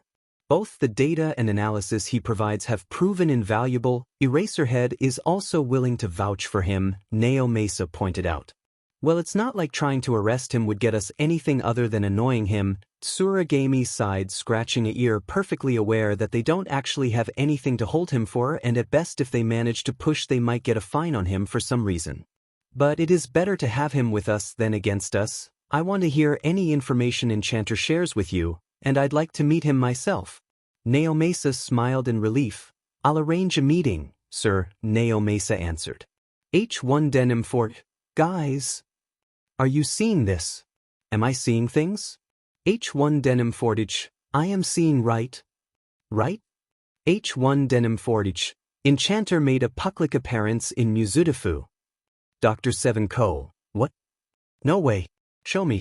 H1 denim fordage. Just check out his fan page. There's tons of photos and even videos there. A lot of people saw him. 12. Well, he is gaining a lot of popularity, not to start with his skill. Wouldn't surprise me if they're trying to recruit Enchanter or turn him into our official hero. H1 denim fordage. Wait, isn't he already a hero? 12. Sort of. It gets confusing fast. From what I can guess, he's playing the vigilante laws, or the laws used to mark one as a vigilante, as he, not breaking those, he's not a vigilante, but he's not gotten an official license as a pro-hero either. 12. Enchanter's an pseudo-hero for better words. Dr. Seven Ko, is it really possible? I thought you had to go to hero school to become a hero? 12. Nah, vigilantes came first, then government made some legal by recruiting them. These legal heroes then went on to take apprentices who became legal heroes themselves due to the sponsoring. H1 denim fordage. I remember that one. It's an old law from before hero schools, but anyone with hero recommendation can take the exam. 12. As hero schools were established, the apprentice method fell out of practice, but the laws for the recommendation and the toher for recruitment are still around. Dr. Seven Ko. So you can become a pro-hero even as an adult. 12. But you need a hero to speak up for them. Dr. Seven Ko. Enchanter won't have a problem with that. He's amazing. H1 denim fordage. Either way, it's better now we got good pictures and videos of our favorite hero.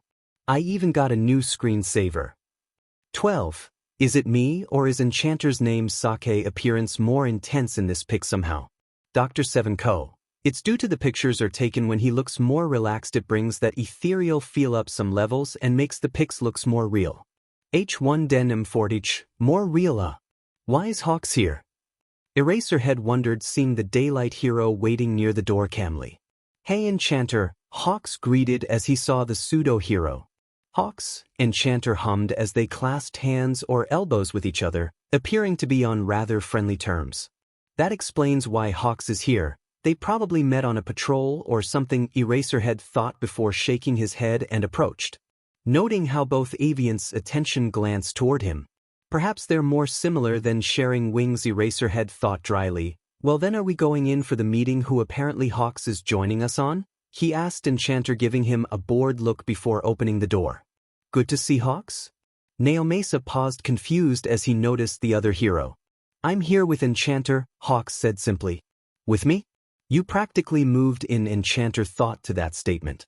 "Right? Well, it's good that you got here without problems," Neomesa said, turning to Enchanter, and a shiver ran down his spine the moment he saw him.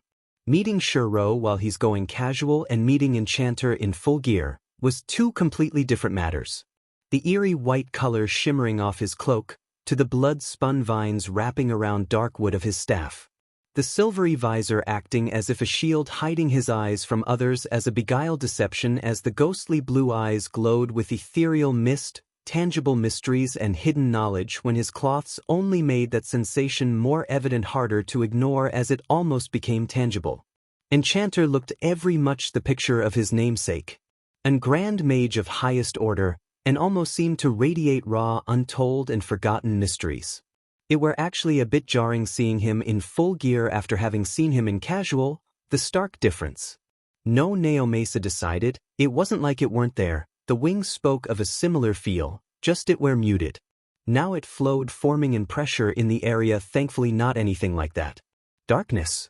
Neomesa glanced at Hawks, who didn't seem bothered or even react, and weren't sure what to feel about that. "Let's get to the meeting room then," he said, gesturing deeper into the building.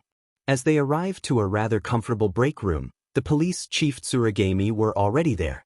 Standing up and held out a hand. "I've heard a lot about you, Enchanter.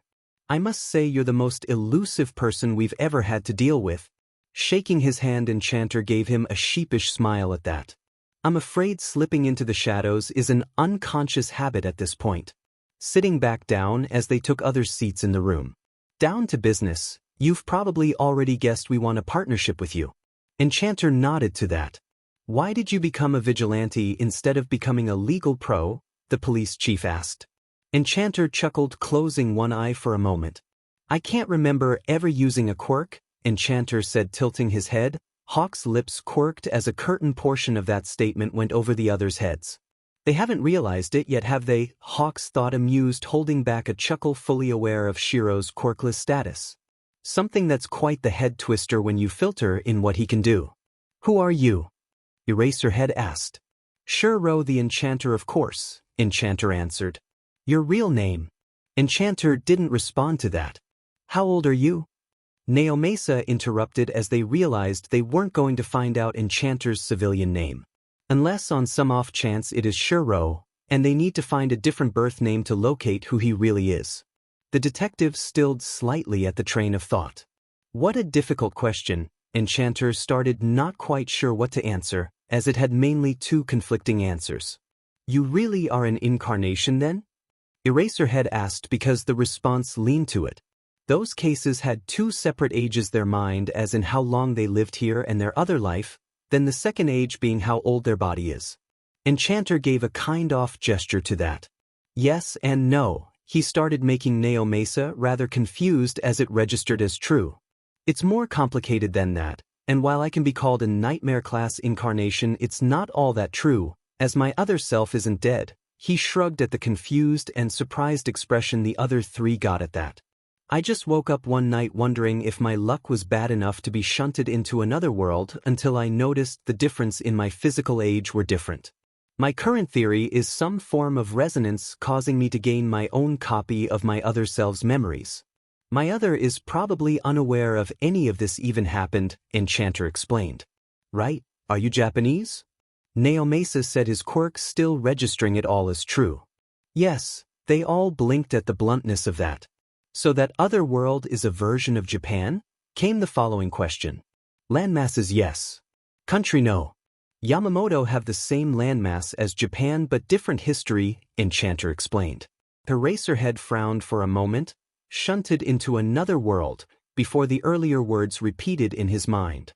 Your presence in that world was ice sky, Eraserhead stated, making Enchanter nod in confirmation.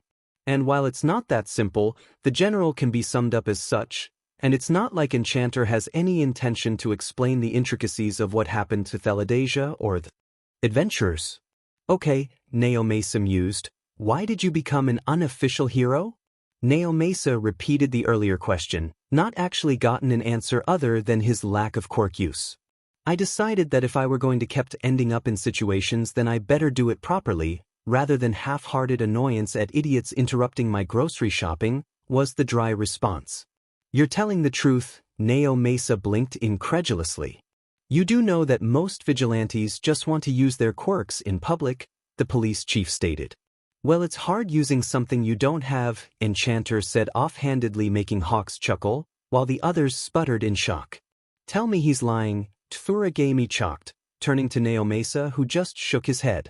The information slowly sinking in. He's telling the truth, Naomasa said, stunned, pausing slightly. You have wings, he said, thinking back to the theory of throwback of some sort. They can be called a culture throwback, as stories of Fae in ancient times spoke of wings and flight, but I believe our methods differ, Enchanter stated.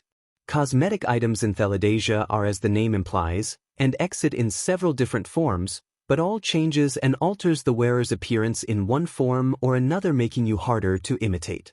They can be anything from horns, animal ears, tails, wings, even tattoos or prosthetic and so on. But they're very biological, like even if their material isn't. When equipped, they act and behaves as if a natural biological part of the user, linking to one's nerve system, senses, musculature and skeleton, through transformation like activation. The way an cosmetic item merges with you upon activation makes it appear as you the user were born with it. Of course, this always come with some perk, minor or major, that made them popular for adventurers. A pair of cat ears would grant enhanced hearing, a tail would come with extraordinary balance. Wings and flight as examples, but the higher the level the better the quality and perk granted, he explained. As the cosmetic item links and merges with one's body, one's original DNA is left untouched, even with the physical changes it causes as it function without it. It's still an item that can be removed if the user chooses. Enchanter paused slightly. While I can take them off, I'm used to having my greater wings of arcane being. Without them is outright strange and alien. Not to start with that, removing them would destroy my balance for weeks, and my Fae instincts don't agree with taking them off, he admitted. Especially not with the perks granted and what I went through to get them, he thought. In other words, a culture throwback using another world's method, Naomasa summed up stated. More or less, was the response. Illogical. This changes nothing, Eraserhead shook his head. Quirkless, throwback or not, you still. Air ran circles around us all. That sounded almost painful to say out loud. I'm guessing you're not willing to share your identity with us? Tsuragami asked, already suspecting the reason for the following answer. And the point would be? Enchanter said dryly, perfectly aware that his current self don't exist on paper and with how quirkless people are almost invisible to society's current laws. Knowing his civilian identity won't do a squat because it's not real or exist anymore. What if we could get you a license? Eraserhead cut in, catching Hawk's attention and startled Enchanter, who blinked owlishly. What? He asked. A hero license, Eraserhead repeated. It's not that easy, Enchanter said simply. You're the #1 sort of vigilante in Japan, Naomasa deadpanned. I'm rather sure you can pass the license exam, and considering Hawk's presence, you probably have 2 heroes sponsoring you. I've already given that offer before, but there was something of me not being enough, Hawks interrupted. That's because of the reaction to a quirkless hero. Others will try to hinder or outright stop that from being possible. My magic and abilities don't filter in, Enchanter admitted, pulling a hand through his hair. Magic? Was the shared question. Theladasia don't have quirks. Their powers came from mana, a spiritual energy from one's mind and spirit, not one's physic. You could be a warrior and use will-typed mana, weapon master who use chi, or healer using spirit. And mages like Shiro here uses magic-typed mana. It's something that can be learned with but takes time, effort, and dedication. Thought it's a lost art in this world, Hawks explained. Pointing at Enchanter, he haven't used any spells or visible magic due to the can of worms that would happen here, Hawks continued. I see, Tsuragami mused. Illogical, you've proven yourself more than capable that being quirkless don't matter, and that's while apparently holding back, Eraserhead pointed out. And I'm still going to vouch for you, Hawks stated cheerfully. You'll be sponsored by 2 pro heroes, but also get the police chief's backing, Neomesa said. Enchanter thought, would that work? Glancing into the streams and watched how they moved, yes, he would probably get a license. It would also make manipulating the current easier, as he'd be in a better position to make real impact on the events. Guess it's time, Enchanter chuckled, but that will be your headache. I have no illusion that others won't try and stop you. I am still quirkless after all, magic wielder or not. Agreed, Tsuragami said, but I would like to know what you're capable of. Enchanter stared while Hawks grimaced. That was a hard question to answer, to say the least. Unless you're going to learn it, analysis or even demonstration wouldn't be enough, as mana is far more versatile and freer than quirks. I know the general gist from learning to use my own mana. But Enchanter here's an capital archmage, Hawks interrupted. Hawks is telling the truth. Unless you're after learning to use your own mana, then a demonstration or even an analysis wouldn't be enough to comprehend what it actually means, Enchanter explained. I'm not hiding that I'm an incarnation, there's no point in that. But mana is something you understand by learning to use it.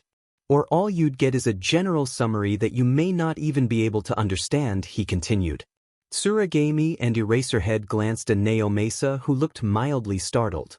Welcome to the team, Enchanter, Tsuragami said, making his decision, and held out his hand, as Enchanter accepted the handshake. Or what looked to be humanoid sludge moved quickly through the streets. Go on, try and catch me. If you can, that is, the villain set out as several civilians fell to the ground or moved out of the way, not wanting to be hit by him. Don't fret, somebody'll come, a civilian set out, watching as someone else exited the store holding a bag in his hand. He's probably taking advantage of that commotion from earlier this morning.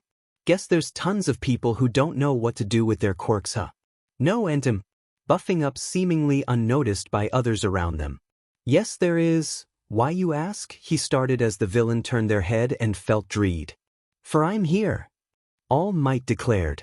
Elsewhere, Shiro turned toward the direction of said commotion with a distinct frown. A sun, he wondered, placing a finger at the side of his head to help focusing.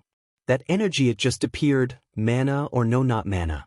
Similar, almost as if it merged with the user's mana, causing that flare.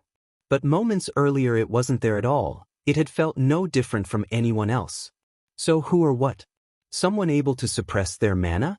No, probably not that, he thought. That energy before it flared up like a burning sun, it were muted, not dormant but suppressed. Whoever it was, their energy reached very high reserves for some reason. He were following another whose energy felt slimy, for better words. Ugh, that feels disgusting, Shiro groaned. Katsuki muttered to himself as he walked down he road. Aldra hadn't changed at all since Izuku's disappearance, and Bakugo still weren't sure what to think of the fact that Izuku needed to vanish for him to realize just how bad that place is. Or the fact that he messed up badly and wasn't sure how to fix it. Dang it, I can't even apologize, Katsuki cursed, complaining as he kicked a can away. Well, what do we have here? A bodysuit in my size. A massive sludge-like form slid out from the ground behind Katsuki, reaching out around him. It's okay, kid, I'm just gonna use your body for a bit, so cool it. The sludge villain started as Katsuki struggled. I'm saved, you're my hero. I never counted on that guy paying this town a visit. Damn it, Katsuki thought. Let go of me, he shouted. And one with a tasty quirk too. The sludge grinned as he saw the explosions, not that it were doing much if anything to him. Come on, I need to get loose, Katsuki thought, but trying to move when sludge were literally trying to swallow you. It didn't take long before both were at a larger street. People screamed, running away from both the destruction and the villain. It's taken someone hostage, Death Arms set out, seeing Katsuki trying to get loose. How dare you prey on a child? The pro shouted, jumping into the air before attacking, but his punch didn't do anything. Actually, it seemed as if his hand was sinking into the villain. What the hell is this? Death Arms set out as he tried to get his hand out. Some kind of goo? A whip of sludge lashed out, sending Death Arms into a metal door. "You okay, Death Arms?" a pro asked. "Watch out," was heard as both dodged the following attack. "Stay back or I'll snap his neck," the sludge villain said, pulling back the sludge tendril. "A minute, let me go." Katsuki screamed out as the sludge stayed on as an explosion went off, pushing the heroes back a bit. "You got so much power. I really hit the jackpot with a quirk like yours under my control. I can take All Might down with one punch," the sludge villain grinned as his from twisted rising further. "Oh no, it's no go for me unless it's 2 Lane Street," the lady said, having problem getting there as she was more or less stuck behind a few buildings. "Fire and wood don't exactly make a good combination," Kamui Wood said as he pulled several civilians from the burning buildings. "Don't look at me, I got my hands full putting out the fire," Backdraft said out as he tried putting out the flames. "Where's those fire trucks?" Backdraft called out, turning his head to the side. "He's to fluid 2 grab and he's exploiting that poor kid's quirk. Thanks to that, this is virtually a minefield. He's triply untouchable. This quirk is great. I won the lottery with this guy. And once I take TI for my own, I'll have my payback against him," the sludge villain said. "Like I'd let some gutter mud guy swallow me whole." Katsuki snarled mentally before a larger explosion was set loose. "Look out," a pro called out as the villain struck again, forcing them back. "Sheet. Not one of the heroes on the scene can tackle this guy. It's no good, none of us have a quirk to stop a villain like this. We got to do damage control until someone with the right power shows up. Until then, let's keep the damage under control. Somebody will come soon for him," Backdraft set out, putting out some more of the fire. Shaking slightly in restrained anger. "Sorry kid, you just got to hold out a little while longer," he thought. "In it, I can't get a grip on that weird body. If I only got more power, I could blow this guy away," Death Arms cursed, clenching his fists. "There's still plenty of people to save," Backdraft set out, dosing the fires. "Not that it was doing much with how wild the flames have gotten. I think every hero in the city is coming," Kamui Wood said, pulling some more civilians out of the way. The villain laughed as it started getting harder for Katsuki to move. "I'm in it," he cursed mentally. Nearby, All Might leaned against a lamppost. "I'm pathetic. All that time I'd failed to notice," he thought. "Why are all the heroes at a standstill?" someone asked. "The guy's got some middle schooler hostage," another answered. "Hostage?" Shiro thought, picking up the other comments around him. "I see, so that villain is the same one All Might was chasing earlier, right?" "All Might? Seriously, he's here?" "Yeah, I saw him a second ago." "In that case, what's All Might doing now?" someone else asked. "That's Katsuki?" Shiro said slowly, before red eyes met with glowing blue. "Hey, what's that kid doing?" someone shouted as Shiro moved. Visor appearing in an instant, he tilted his head to be shadowed by his hood, some of his gear materializing with a simple thought. All Might was shocked as he saw him run forward. "Stop, you'll get yourself killed." Death Arms shouted, a hand reaching out, but Shiro moved fluently out of the way of the incoming attack without pausing, flinching, or hesitation. "I'll blow you to pieces." Shiro weaved through another series of explosions, shattering stones and flames, to the whip-like tendrils in a manner All Might found familiar, as if Shiro knew exactly where the attack would come. "Izuku." Katsuki, though, in total shock, because that's Izuku, right? But he looks like a completely different person. Fierce, sleek form, fair skin, and his hair softer, flowing in shoulder and chin, long bangs, a turquoise color rather than green he had before. The hood of his white parka jacket were up, shadowing his face, making it hard to see, but Katsuki saw green eyes weren't green but blue behind the silvery visor. Having a black polo shirt under the jacket, and you could see the brown leather belt with bag attached at the side. His pants gray-green colored, tucked into the black boots, who had metal plates decorating parts of them as if armor. Is that Izuku? Katsuki could not help but to wonder if it were he's changed a lot. Shifting slightly as he picked up a rock and unseen flicked toward the villain with keen precision. The sludge villain jeered back as the rock struck his eye. The sludge-like form slipping off Katsuki's head, allowing him to breath. Reaching forward as he grabbed Katsuki and pulled. His torso and arm were out by the time the sludge villain regained their composure, a tendril lashing out to strike with intent to harm. "Don't get in the way," the sludge roared out. Shiro's shifted wings moved, the moment the explosion covered the area with dust, smoke and fire. Katsuki felt dread for a moment. He dodged, he thought with pure disbelief, as did everyone else at what they saw. He had to have dodged because there wasn't a sign of damage, a smirk tugging on his lips as the visor flashed a brilliant white, and with a final tug he pulled Katsuki free. "You brat. I'll kill Dash," the villain roared before he sputtered as a wing struck them in the head, splattering the villain against the walls and ground. Shiro groaned, flicking his wing to get rid of the sludge that tried to cling to him. It were silent for a moment. "That was awesome," someone shouted. "Wait, is that Enchanter?" Without his cloak, someone interrupted, causing whispers to break out. Katsuki took a gulp of air, ignoring the crowd as he turned to face Shiro. "Come on, let's get you checked out," Shiro said, and Katsuki jeered back slightly. It's not him, he thought, even if uncertain as he were being led away. "Thank you, Enchanter," the EMT said out, startling Katsuki, who turned to look at Shiro.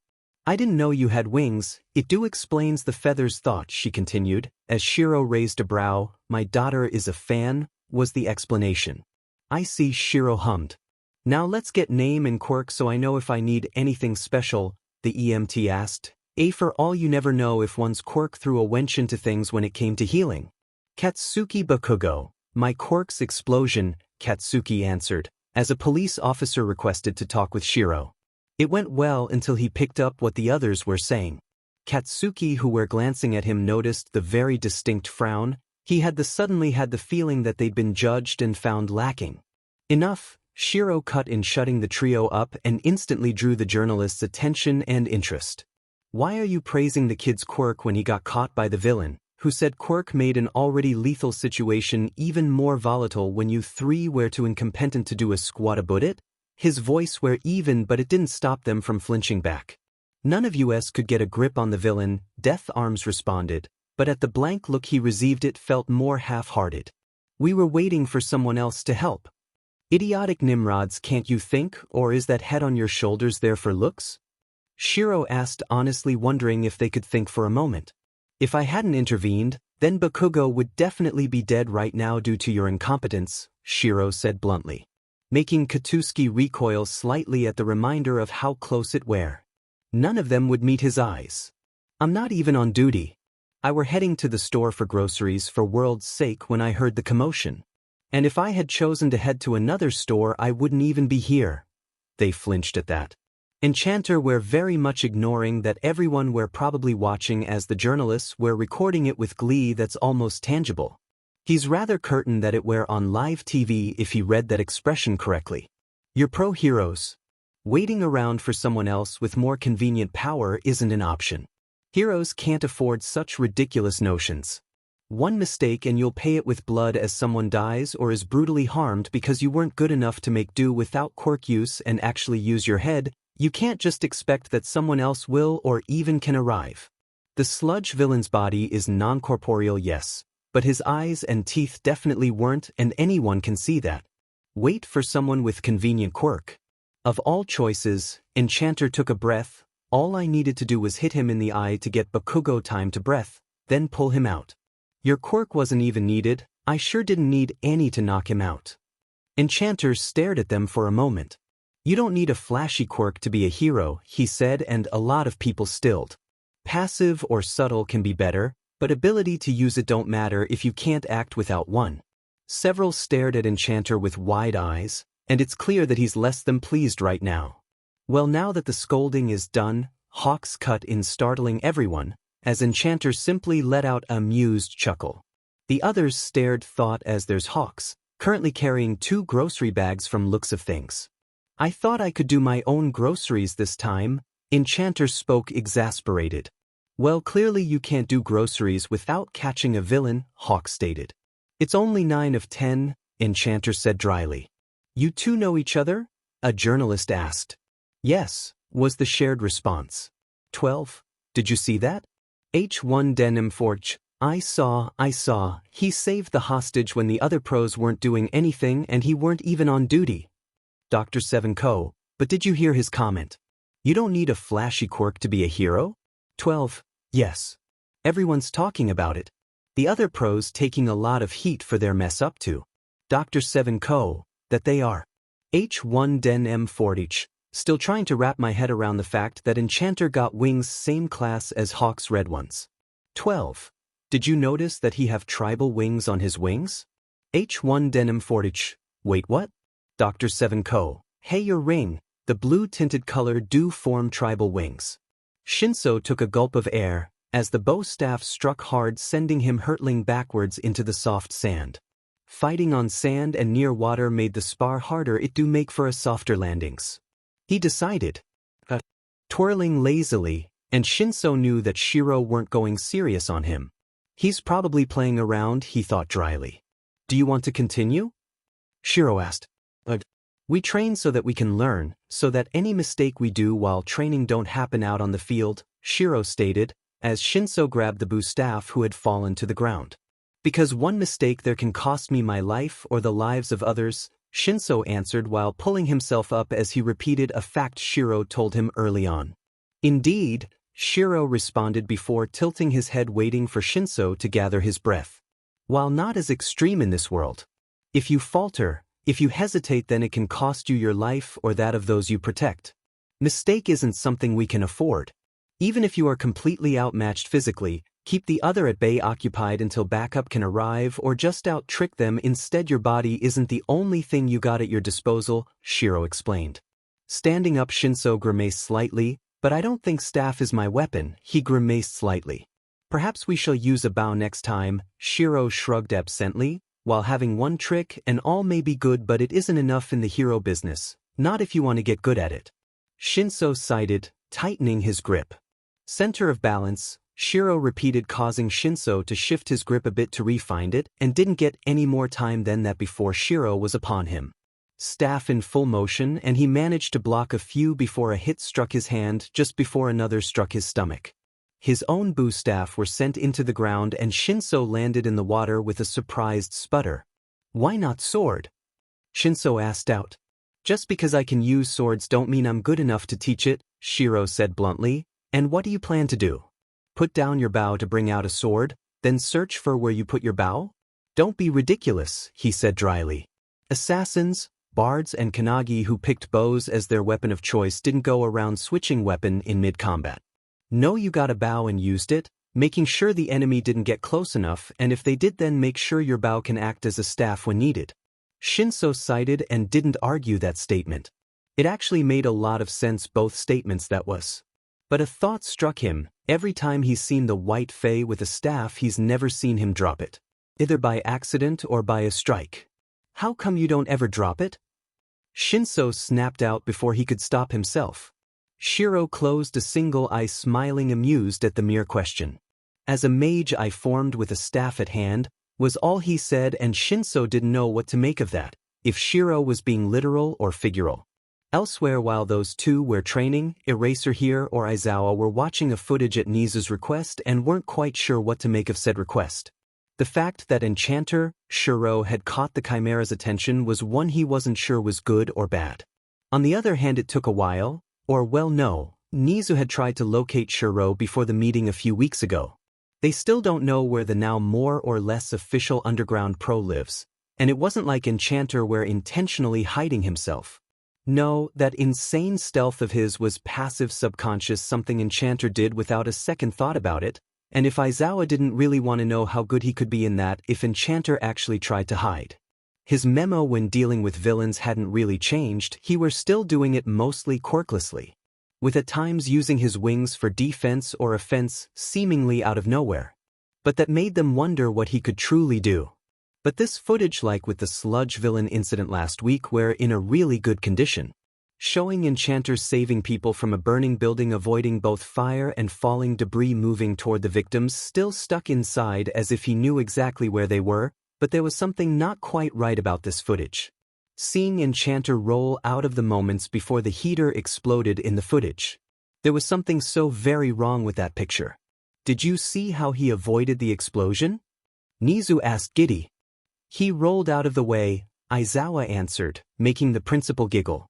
Interesting, but I asked if you can see it. Play the footage frame by frame this time, Nezu ordered. Aizawa did as told, not knowing what to look for, but he blinked at what he saw. He expected to see Enchanter walk past, roll out of the way when it exploded, but that's not what it showed. Replaying the frames again. Seeing how the heater exploded, flames flying towards Enchanter, who simply stood out of reach. It were missing. No, it was as if it never were there in the first place, but Aizawa could sworn. Like someone made a jump cut. Your mind fills in the gap who shouldn't be there with a logical explanation, Nezu said, pause together with a smirk gracing his muzzle, before opening up the footage of the sludge villain incident. Frame by frame, this case similar. One frame you saw the wings flare out, the next they were almost folded around him, and then dust and fire of the explosion covered the area. As the dust settled, the wings were back folded behind him. Thought one of them leaned more forward against his side than the other. Aizawa frowned. He knew it couldn't be a quirk, the guy's quirkless. It looks like a high-speed quirk, or temporal one, Aizawa stated. Possible, TikTok was able to move at such speeds, but I think it's some form of spatial manipulation. However, that don't explain his ability to locate the victims to such precision or how he was able to calm them so easily, even less dodge the explosions, debris avoiding damaged ground. Nezu counted, simply sipping on his tea. Aizawa stared at Nezu.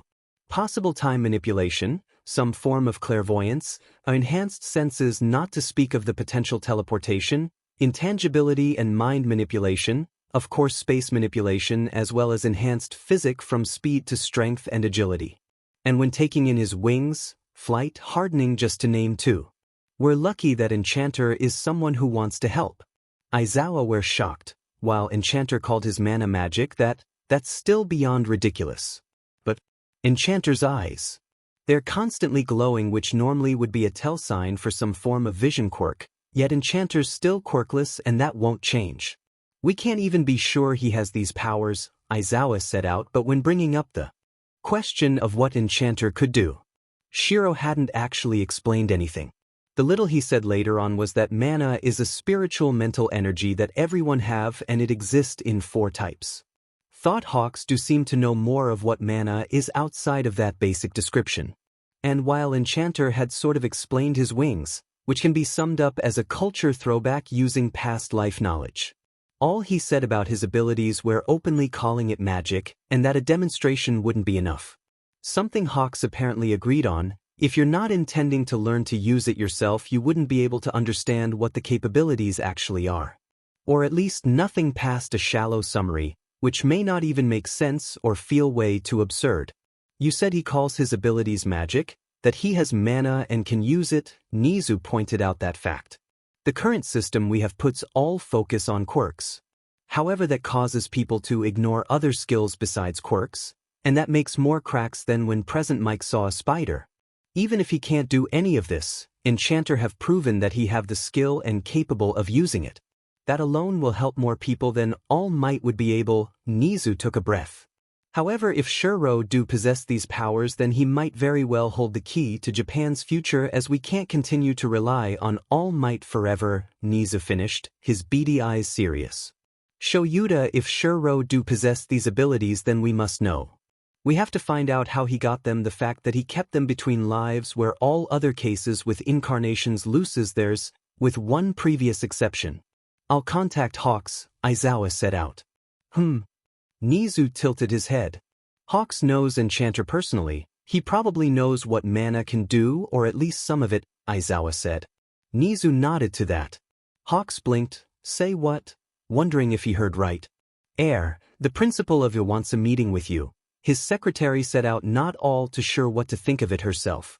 He didn't happen to say why? Hawks could not help but to ask. Sorry, sir. What is that chimera thinking now? Hawks frowned lightly before realization struck him seconds later. Shiro, he thought. I'm heading out, Hawks said, startling the secretary, who barely got to react before Hawks were already moving through the balcony door. Wait up? But sir, she sputtered as he took off.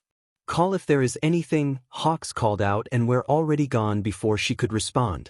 Nezu wants information on Shiro, and most definitely mana, Hawks thought. And with that it became public knowledge that the two know each other. Nezu contacted him to get the information because Shiro's being elusive about it. Wings flapped, still not getting any response, which means Shiro's probably going civilian at the moment, thus not wearing that visor of his. Which means Shiro can be pretty much anywhere. Right, I'm buying him a normal phone, Hawks muttered. Frankly, he should have expected something like this to happen, and Shiro probably did expect it to happen, or at the very least won't be surprised about it. And with Shiro having his eyes watching UA, it's better Shiro knows about this event to avoid any more extreme surprises. It didn't take Hawks long to reach Mizutofu, not with his speeds, now it were just to find him. Looking for the familiar flash of white that is his wings would be the easiest, now where to start, Hawks mused. He didn't think Shiro were shopping or he'd answered by now. He rarely ever managed to go shopping without knocking out at least one villain in the process. It's why Dobby tended to deal with most of the shopping and why Hawks at time came there with a bag of his own. Thought none of them had any clue why this is so. He could also remove hero work or Shiro would have answered, that still left several things. Shiro might be reading or spending some time in a cafe, he might also be training. Maybe Hawks thought to that, heading towards the area where Shiro generally trained. Well, he wasn't put to sleep this time, Hawks said as he landed at the edge of the beach, startling Shinso who lost his breath as the staff struck right past his defense. Dodging and blocking needs to be second nature or even a harmless surprises will mess you up, Shiro stated as he looked at Shinso who groaned. Yeah, I can get that, Shinso responded gulping for air. At least Shiro weren't serious when fighting him or he'd probably been sent to the hospital by now. Shinso is perfectly aware that Shiro is way stronger than him when it comes to the enhanced physic mana grants, but Shiro also have insanely good control. Tilting his head slightly as if listening to something unheard, did something happen? Shiro asked. Something, yes. Do Shinso know? Hawks asked, honestly curious about that fact. Shiro paused at that, glancing at Shinso for a moment, before his brow rose in surprise. Not yet apparently, Shiro said, eventually sounding rather amused. Hawks opened his mouth for a moment before closing it. Not yet what? Shinso frowned, now fully aware that he's missing something. Never mind, take a breather kid while I speak to your trainer in private, Hawks set out, gesturing a little bit away from here. What happened? Shiro asked as they started walking. UA's principal happened, Hawks said bluntly. He wants a meeting with me. Of course, he would, Shiro set out, closing his eyes for a moment. This may be nothing, but if it is, Shiro started, and Hawks could practically see the gears in his mind turning. Some days later, Hawks were walking through the hallways of UA, which for one were shocking the students as he passed, eventually reaching a door with a sign principal on it. At least it's the right door, he thought before knocking. Come on in, was heard, before Hawks opened the door to the office. I'm glad you could come, do you want tea? Nezu asked, filling his own cup with a smile. No thanks, Hawks shook his head as he sat down. I wasn't going to accept a meeting about my friend without telling him first. I'm guessing you asked for me instead due to Shiro being elusive with his powers. Hawks started off offhandedly before gaining a more serious tone. That is to be expected, I'm guessing he's willing to part with some information if you're here? Nezu responded. Sort of, Hawks responded, with a kind of gesture. I can give you a general summary of the basics, but I won't go into it deeply, and mana is not something that should be public yet. I see, Nezu mused, sipping some of his tea. Well, I can live with that, he said cheerfully. Firstly, what is mana? Nezu asked. A brow raised to that, don't you already know? Hawks countered. Calling it spiritual energy, don't actually tell me or anyone what mana is, Nezu rephrased. Hawks' lips quirked. Complicated, was the swift response. Please be serious, Nezu requested, an ear twitching. You think I'm not, Hawks chuckled. Mana is complicated, intricate, versatile, and intense. It don't follow the limits quirks do, but also freer. You can more or less choose what you can do with mana with enough training, but with quirks you're either born with it or not, Hawks shrugged. On the other hand, unless you're mentally wired for it, without that little mental trait that makes mana second nature, it would take years, decades of training, dedication, and effort to make it useful, Hawks continued. And with the current society focus on quirks, mana would have been forgotten if it ever were known before quirks surfaced, Nezu said it out aloud. Hawks nodded to that. You're worried of what would happen if it came out that anyone with enough training and effort could learn it, Nezu stated. People already are, Hawks said swiftly, startling Nezu, who blinked. But that subconscious unaware mana use isn't the same as the passive use of an active aware wielder, even less conscious use, Hawks continued. Interesting, Nezu mused, his mind rapidly going through that statement few times. It still left a few things thought. What can mana do? Nezu asked. And there came that question. Well, firstly, mana has gamer-like aspects for some reason. He started his own HUD flicking active before fading with a simple thought. Nezu's smile had become slightly forced. Gamer aspects, he thought, holding back a twitch. Gamer quirks were legendary in rarity, only teleportation quirks matched said rarity. Most gamer quirks have surfaced in China or Korea, and never actually appeared in Japan as of yet. Said gamer quirks have a reputation as some of the most obstinate quirks known to exist, complicated to the point that most who got them only managed to tame said quirk by sheer force of will and match. A lot of math. Math that would drive any mathematician to mental meltdown. Gamer quirks are among the most powerful quirks existing due to their unpredictable nature. They can be of any form of game, from RPG to gacha or even dating simulator jammed with a shooter or even fighting game mechanics so realistic and magic mechanics utterly broken. All gamer quirks had one thing in common: they all had a HUD, and a status screen pretty much shoved in the eyeballs of the user permanently. Nezu didn't know how similar the game aspect on mana was to a gamer quirk, and he weren't sure he wanted to know anymore. There was no telling how different mana's game aspects can be from a normal gamer quirk. How much, Nezu started, do it resemble a gamer quirk? He asked. The HUD can be turned on with merely a thought. The official class system is closer to title or moral choice, but the level system is lucid, and more or less the same as the power rank we use, so starting level is E. Before you rise and hit thens, Hawks started deciding to leave out the fact that the menu screens differed between worlds. Something that were like logging into a different game who were created from the same base. Both using mana to make its foundation, but as the two worlds differ, the HUD settings limits and frame would change in how it refined and manifests to reflect that even if they form from the same source. But it pretty much mimics a fantasy RPG. With skills, spells and techniques. The skills having a rank system going from lowest initiate to elementary, intermediate, hidden secret, then finally mystery. With the higher you get it, the easier it's to use said skill you've trained. The same system can be used on how good you're at using mana as a whole too, Hawks explained. There's a class ranks too of apprentice, journeyman, master, giant and finally arch, but that refer to your skill level, stating more or less where you're at when using your experience, knowledge, skills and so forth as a mage or warrior as a whole. Yet even if you're an S level, it don't make you any higher than a master in ranking, he continued. Well, that's interesting twist, Nezu thought, filtering the information away. The traditional classes of a RPG do exist, but this is due to the way mana divide into 4 types, and said class is more or less a way or path you chooses to learn and wield.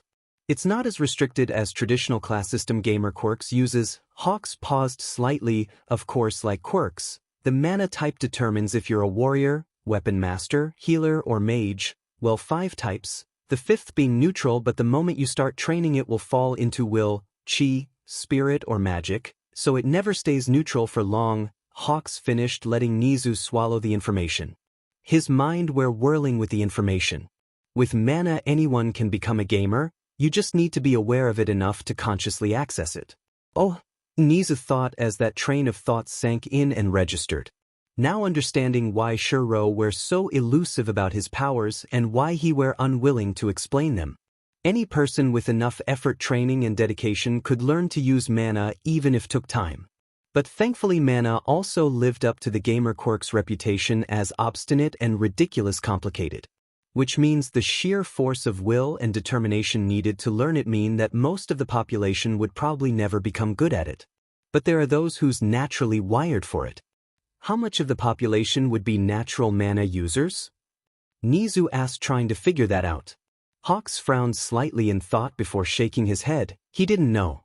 He's rather sure that Dobby is one, he himself is one too, as is Shinso, and Shiro can more or less tell if a person is a potential adventurer here or not. There was a density difference between a civilian and an adventurer, the latter having denser, stronger mana making it run deeper and more natural linked to the wielder. A non-adventurer would be forced to learn and develop training it until it became second nature or close to it. I see, Nezu closed his eyes. Mana was terrifying, that its game aspects ran on fantasy RPG typing only made it more so. Hawks didn't need to say it out aloud that if a person is aware of the mana types, and decided to train, you can more or less choose what kind of mana you want to use. That choice was probably a permanent one. Gamer quirks truly are ridiculously powerful, and while mana isn't a quirk, it seemed to follow similar preference as gamer quirks, which was rather terrifying. Magic lives up to the name, doesn't it? Nezu stated. That was also what Shiro, Enchanter, called his mana. It does, and just like quirks it can be divided into subcategories, Hawks agreed. His namesake is one the others, possible wizard? Elementalist, Nezu mused out loud. Hawks shook his head, summoner, sorcerer and enchanter. Hawks corrected, of course that trio is just the international mage classes, there are regional classes in some places, and others whose more subclasses than a true main one. I'm guessing the sorcerer is the elemental user, and enchanter probably has something to do with the namesake, with summoner being pretty obvious. Nezu stated, going over those names, also thinking of what a regional mage class could be. More or less, was the response. Nezu sipped more of his tea as he thought. Shiro's not using his spells or perhaps anything truly visible, because once this bag is opened it won't be able to be closed ever again, Nezu mused mentally. This is something that needs to be handled carefully, just releasing the information can be dangerous. Add the fact that Shiro's the one with all the knowledge, even if Hawks seem to have some, he's not had the same amount of time to learn it. Tilting his head slightly, but there's a chance that he's simply not needed to use his spells yet. Nezu thought of the possibility, or if he have it wasn't anything visible, but then there was those footage, the distinct feeling that he knew where the attacks would hit or debris fall. Subclasses, there was that distinct possibility of more unique powers, considering the ranking went form initiate, elementary, intermediate, then came hidden, secret, mystery. Secret and mystery were most definitely rarer skills, potentially legendary or unique one. He got foresight, don't he? Nezu didn't ask. Hawks didn't respond. It's not like he could either. Just because he knows that Shiro got some form of ESP and clairvoyance don't mean he knows how it worked, even less how powerful it was. No, he probably don't want that aspect to be public. I can understand why clairvoyance-type quirks often more than not hurt the user in ways others can't understand. Night High is a good example of that. Even as composed and logical he's still traumatized by his visions that he don't use it frequently or freely, Nezu said pointedly. Hawks cited, I can't explain it, I don't even know what his clairvoyance is named. I do know it seemed to be active 24/7 on some level but is stronger when he turns it up fully, Hawks answered. I see. No, his foresight will be kept secret, the public won't need to know that, and most seem to lean toward reflex or danger sense rather than foresight. As for mana, that needs to be handled carefully when released, or if it even should be made public. Nezu decided that mana was a subject that needed to be handled carefully and slowly. I still want to hire Shiro as a quirk consultant, Nezu declared, clapping his paws together, and Hawks blinked. Did I hear right? He wondered, looking at Nezu. Never mind, that's something you have to take up with Shiro. Just keep in mind that his mental age and physical aren't the same, Hawks said. That's to be expected with an incarnation, Nezu nodded, already aware of it, but had the feeling it were more than that. Well, you got your summary, and Shiro's going to contact you over a different matter soon. You can try and recruit him then, Hawks said before bidding bye for now. Have a nice flight back home, Hawks, Nezu said politely as Hawks left the office. Complicated, he said, mana is ridiculously overpowered, what kind of limits do it even have? Exhaustion if you use up too much? Nezu cited, if going by gamer quirks that was most likely the case. Shiro laid on the sofa as he read, his little wisp reading the same text or at least looking at it from his shoulder. But his thoughts weren't merely on the book, actually it were on the meeting Hawks told him about, or rather the ending of said meeting. Should have expected that the principal found out about my full control encounter, he thought. Hire me, of all things, Shiro mused. He wasn't sure what to think about that, and it's only a matter of time before he gets a message from Nezu about it or some form of meeting. But even if that wasn't the solution, perhaps they could come to an agreement. It's easier to affect and change the flow if he's near the event location and UA is in the center of the coming war, the Hell class. Don't you agree, Magic Light? Shiro asked, and the little wisp cuddled closer. Now then, what to do? Shiro mused before tilting his head towards Dobby, who entered the living room with a grumble, and wince if he saw that correctly. Coin for your thoughts, Dobby? Shiro asked, startling the fire healer out of his thoughts. Actually, Dobby paused. A thought hit him. Do you know a way that would let me use my quirk without being burned alive? Just because I'm getting good at healing don't make it any less painful or risky, Dobby asked, and Shiro started owlishly for a moment. Are you planning to use that pro license of yours? He asked. Pro wait, that still counts? Dobby asked in disbelief. Sure, he managed to get a license, not sure if it was the final one or provisional, before his supposed death. But he's believed to be dead, how could that license even count? Hero licenses can be given out post-mortem, Shiro replied offhandedly, making Dobby stare. Never mind, I'm more after some way to avoid being burned alive each time my quirk acts up. I'm Ice Prof, not Fire Prof, Dobby stated, and Shiro jolted, blinking owlishly as those words registered. Wait, Iceproof? What the why would? He shook his head, wings folding back down, feathers ruffled slightly. Right, fire resistance, A or S rank preferred, Shiro mused. Sure, mages gained elemental resistances naturally, and adventurers in general gain high levels of heat resistance when it comes to hot and cold environments, especially at higher levels. His own resistance elemental vice outside of environmental, regardless of how extreme, to his poison resistance, which are typical for any kind of high-level adventurer, then his more class-specific resistances to status effect, mind and sleep manipulation, which are borderline immunity. Shiro do have some passive resistances, the kind that formed from the gradual use of his magic as he advanced in levels. Astral, spatial, lighting, cold, who they could be divided into. So to hear that Dobby is more or less ice-proof but got no fire resistance when he have a fire quirk through him for a loop. It wasn't something Shiro had even entertained, because to an adventurer, not developing resistance to the force they use is well ridiculous notion that's not really considered. Rune sigils. No, those won't work unless you want to go around half-naked. Shiro instantly dismissed that option, half-naked. Dobby thought blankly. Enchantments? No, the resistance would vanish if the gear goes missing, but it can be temporary fix. Wait, cosmetic items that would work. Shiro snapped his fingers. Wait, isn't there a problem making said item? Dobby asked, and Shiro snorted. I'm a high-level artificer, while tricky it can be done. As you can use equip cosmetic items are more than simply changing one's appearance, even if that was their original intent. The enchantments alter reality to an extent, bonding said item to one's biology. Linking skeleton, musculature, nerves, blood veins and so forth to make it as natural part of you as possible. As if you were born with it. High-level cosmetic items often comes with perks as result, intended or unintended ones, Shiro started. Like your wings, I take it, Dobby stated. Wings, tail, ears, horns, tattoos, Shiro counted up. Like my old staples, Dobby said.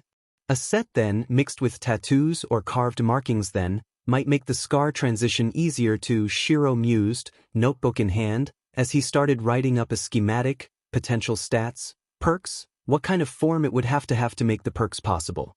What material he would need to make it real.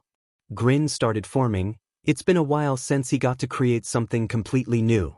Not since making his conjuring, and that was over 2 years ago now. Nezu was an enigma for most people, and few even knew what he was thinking most of the time.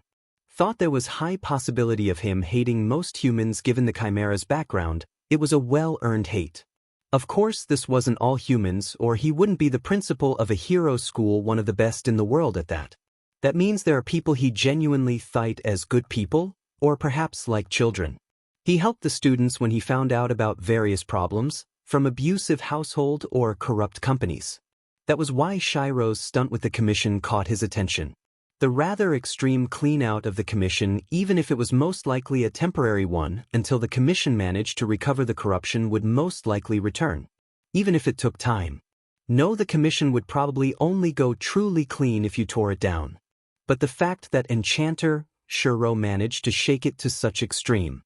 It provided an opening, a large enough crack that Nezu can exploit to actually tear it down when it would be needed or time for it. Oh, Enchanter was efficient, there was no doubt about that. He still didn't know who Shuro actually is. Honestly, it seems like the young man didn't exist. What an interesting enigma the other is. Speaking of said enigma, here he was. Hello there.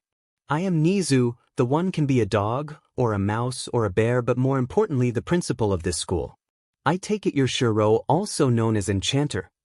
Nezu asked as Enchanter entered, closing the door after him. I am, Shuro replied, looking at Nezu intrigued. Well, that's interesting, quirked animal perhaps. He definitely wasn't a workcat, at least. He had heard that the principal was interesting, but this wasn't what he expected, even if he's seen on the TV. Seeing and sensing him in person was a bit different. Excellent, I've heard a lot about you, Nezu said, smiling. Nothing bad, I hope, Shuro chuckled, remembering his darker reputation in Theladasia. Nothing of the sort, you did cause the media quite a ruckus, thought you know. You made a fantastic limelight debut by saving that middle school boy from the sludge villain, Nezu said easily. I wouldn't needed to do anything if those heroes hadn't relied on their quirks so much. Wait for another hero with right quirk of all excuses, his lips curling in distaste. Well, his opinion was clear on the matter. The pro found those heroes lacking, to say the least. All I did was hit the villain in the eye, perhaps a bit cruel but efficient and worked. Anyone could have done it. Hell, you could have simply thrown something at him and it would thrown the villain off long enough for the hostage to get some air, Shuro said bluntly. So true. They should known better than throw logic out the window, Nezu agreed and seriously hoped those heroes learned their lesson. How do you deal with humans? Shuro asked, accepting the cup of tea Nezu offered. Nezu blinked. That's sudden, he thought. You dislike humans for a good reason too. But how do you tolerate humans? Nezu looked at Shuro with surprise.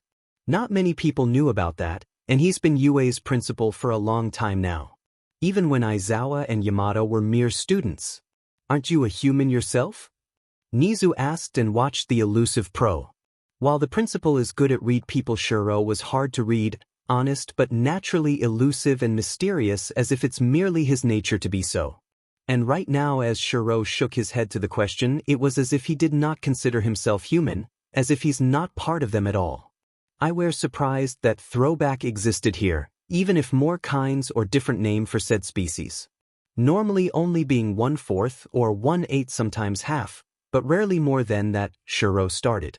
It's called throwback due to how it surfaces seeming at random, and others are a bit too ignorant, saying you're still human, clueless of that it's actually a different species whose traits surfaced from the distant past. Nezu was now intrigued. He hadn't considered that possibility. The only difference for me here and there is that half-alv is named Fae here. I still have that spiritual link to the species roots that others lacks. I'm probably only around 5% human, possible less, being closer to being full alv, or perhaps it's true Fae. Having not only the appearance but the internal biology as well as the abilities and racial skills, including the instincts and presence that makes others desire to follow me, to learn from me and flock to my protection. It's a passive thing few consciously notices, Shuro explained. Shuro had reason to talk as if he's not human. He simply isn't. Sure, a humanoid species, but not exactly human, and it made sense with the gamer mindset. Considering his HUD undeniable registered throwbacks as other humanoid species and said so. Add in the old myths and stories. Perhaps there were some more truth to those stories that others haven't fully considered yet. Even with throwbacks' very evident existence, the concept Shuro insinuated was not a theory others had taken into account. Not truly, at the least. But right now, Shuro looked slightly tired of the world, as if he's seen far too much. That's an interesting insight I hadn't considered. But you really don't consider quirks important, do you? Nezu asked. While quirks are interesting, they're not as important as others makes it out to be. Honestly, half the time the quirk is a liability and you either need specific gear to even use it or need to custom the gear to your quirk as to not interfere, Shiro said dryly. Quirks could be very interesting. He openly found them fascinating, especially when comparing it to what mana is capable of. But the gear, hero or even villain gear compared to the gear of an adventurer. It's pathetic that it's laughable. Nezu nodded to that. That's true. The public puts way too much pressure on quirks, and very biased to what kind of gear you have. And if given a choice, I wouldn't interact with most humans I have, but there's not much you can do when you're different, Nezu started. It's why I opened UA to quirkless students. I want to teach future generations to not be biased just purely on what quirk you may have. I started the sport festival due to the entrance exam being rather flawed. Even with the additional point systems, potential students slips through the cracks, Nezu continued. I see, Shiro mused with a pleased smirk. But I'm sure you didn't request a meeting just to discuss quirk beliefs, Shiro continued. No, Nezu agreed. I want to hire you as a quirk consultant, Nezu explained. Shiro tilted his head. I'm physically 15, he said simply. Nezu blinked, opening his mouth before closing it. Well, that explains why Hawks emphasized on that Shiro's mental age and physical isn't the same. And mentally? He asked eventually. Over 300, my kind don't age physically after maturing, Shiro shrugged. It was common knowledge. Adventurers are ageless beings after all. If they died here, he didn't know and have no intention in finding out. That will make it trickier, Nezu frowned slightly, his mind already whirling with different theories. Enchanter is an official hero. He got his pro license and proved it. That and pro license don't actually have an age limit, just that most get theirs in later teens. That isn't necessarily the case all the time. Enchanter's body in this life isn't adult yet, he's physically a teen. His mind anything but. Proof of concept, Shiro set out, jolting Nezu out of his thoughts. Smirking widely, I have an apprentice of sort. Who's going to take the coming exam? Someone you've been actively teaching how to use mana? Nezu asked, intrigued. Shiro nodded. A proof of concept, but if he didn't have the dedication, the determination to keep at it, I wouldn't have bothered, Shiro admitted. Mana isn't something you chooses to learn on a whim and just quit after all. Nezu nodded, having found that out already. Then a thought struck him. Have you gone to a high school yet? He asked, and Shiro tilted his head. Incarnations or even Isekai cases are allowed to prove their skill in a field that they have right to the degree they had in their old world. Regardless of their age. There's a high chance he's tested out. Officially, I haven't gone to one here. I did test out of junior high before I'd end up killing the landers. Sorry civilians, Shiro said, a darkness falling over the area, making his opinion of that school almost tangible in the air. Nezu paused for someone like Shiro to consider killing a school. But he said junior high, not high school. Why not high school as well? Nezu asked. Shiro went quiet at that for a while, shadows covering his eyes from sight. You've already formed some theories of what I can do with magic, haven't you? He started. Nezu nodded, affirming that he have theories. Yes. The foresight, Nezu instantly thought of. Shiro have seen something that made him ignore testing out of high school when he most definitely could. Instead, he left it alone so that he had an option to enter the place needed without questioned why he was there. What did you see? Nezu asked, voice serious, a question on his mind, if Shiro even can alter anything he's seen happen. As I told Hawks, I know that clairvoyance quirks hurt the user more often than not, in ways others can't understand. And yours is permanently active. Even if you can tune the gear down on it, it's still there, isn't it? Nezu continued. The shadow lessened as ominously glowing blue met black. After a while, Shiro gave a wry smile. War. He spoke, voice even. Apocalyptic level war, he continued, and a question entered Nezu's mind that answered itself moments later. Hero commission, the analyzations. All of it could been woven in such way to trap villains, but also make heroes stronger. Get the commission out of the way, even temporary, to prevent them from making a bad situation worse. But that he's able to change things like this. Altering time for the wrong reasons is technically illegal, and nothing have ever been done on the sheer scale Shiro's playing with. That's so very simple fact that he can. You can change what you see, Nezu realized, eyes widening, Because that's not only rare, that's legendary. In general, a person with a foresight quirk typically can't change the events they see coming, even when they try it. Nothing changes, and those who do have a chance to change it, 99 of 100 the pros or police who'd been called to the situation would arrive too late. Shiro nodded. It was originally created as a pure tactical support to my allies against any form of hostile.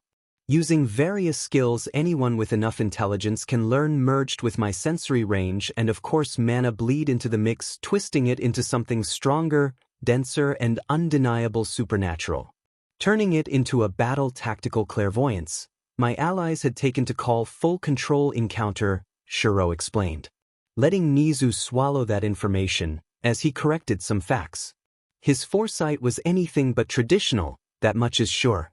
Of course, the long-term timeframes are tailored differently due to the short timeframes tailoring, making it more reading what I sense and feel from the current of time to forecast due to there being too many different possibilities to look through, making it less see and more feel, but both lets me know, even if long timeframes becomes more obscure, I'm rarely if ever wrong, he admitted, and Nezu exhaled a slow breath. A foresight who put heavy emphasis on combat and tailored for even the most chaotic of battlefields. One flexible enough that it adapts to changes, letting Shiro alter events to his liking in real time when it happens or shortly before said event for the best possible outcome, while also allowing him to passively sense and prepare for what's to come. UA is in the center of it, Nezu stated, taking a bet on why Shiro didn't test out of high school as well. Shiro didn't answer or show any reaction. But Nezu could see gears, circles, energy shift and turn in the blue eyes, as that darkness seemed to feel almost tangible before it was pulled back. But the bluish eyes still shone with eerie light. A glow, a sign sensory quirks often uses. A sign mana seemed to share. 1A the Hell class, Shiro eventually said with certainty. Nezu held back a grimace at what the sort of young pro called said class. You can test out at any time, but want to be near the center of events to affect the outcome, Nezu spoke. Listen to the mage's warning to their words and perhaps you can change what's to come. Nezu did not like the coming danger to his school or students. While this wasn't how Nezu expected Enchanter to join his school, he'll take what he can get. And it was a really good excuse to why he would enter UA. 3 months later. The hero courses. It is there that nations' hopefuls strive to acquire the necessary qualifications to become pros. Of all such schools throughout the nations, UA high ranks as the most popular and the most difficult. Each year less than 1 in 300 examinees make it in. The man who turned down the National Valor Prize. All Might. The man with the highest tally of resolved cases in history. The combustion-type hero Endeavor. Not the least is the recipient of the Best Genist Award for 8 consecutive years, Best Genist. If you want to be remembered as a truly great hero, then enrollment at UA is essential. And now it's finally February 26th and the exams opens to hopefuls. Shinso felt beyond nervous looking at the massive building. Other student hopefuls entering and walking towards it as well. He knew for a fact that his training was long from over. He only entered B level the other day, and that was an achievement. But just because he reached that high didn't mean he'll get in. Even if both Shiro and Hawks are certain that he'll get in.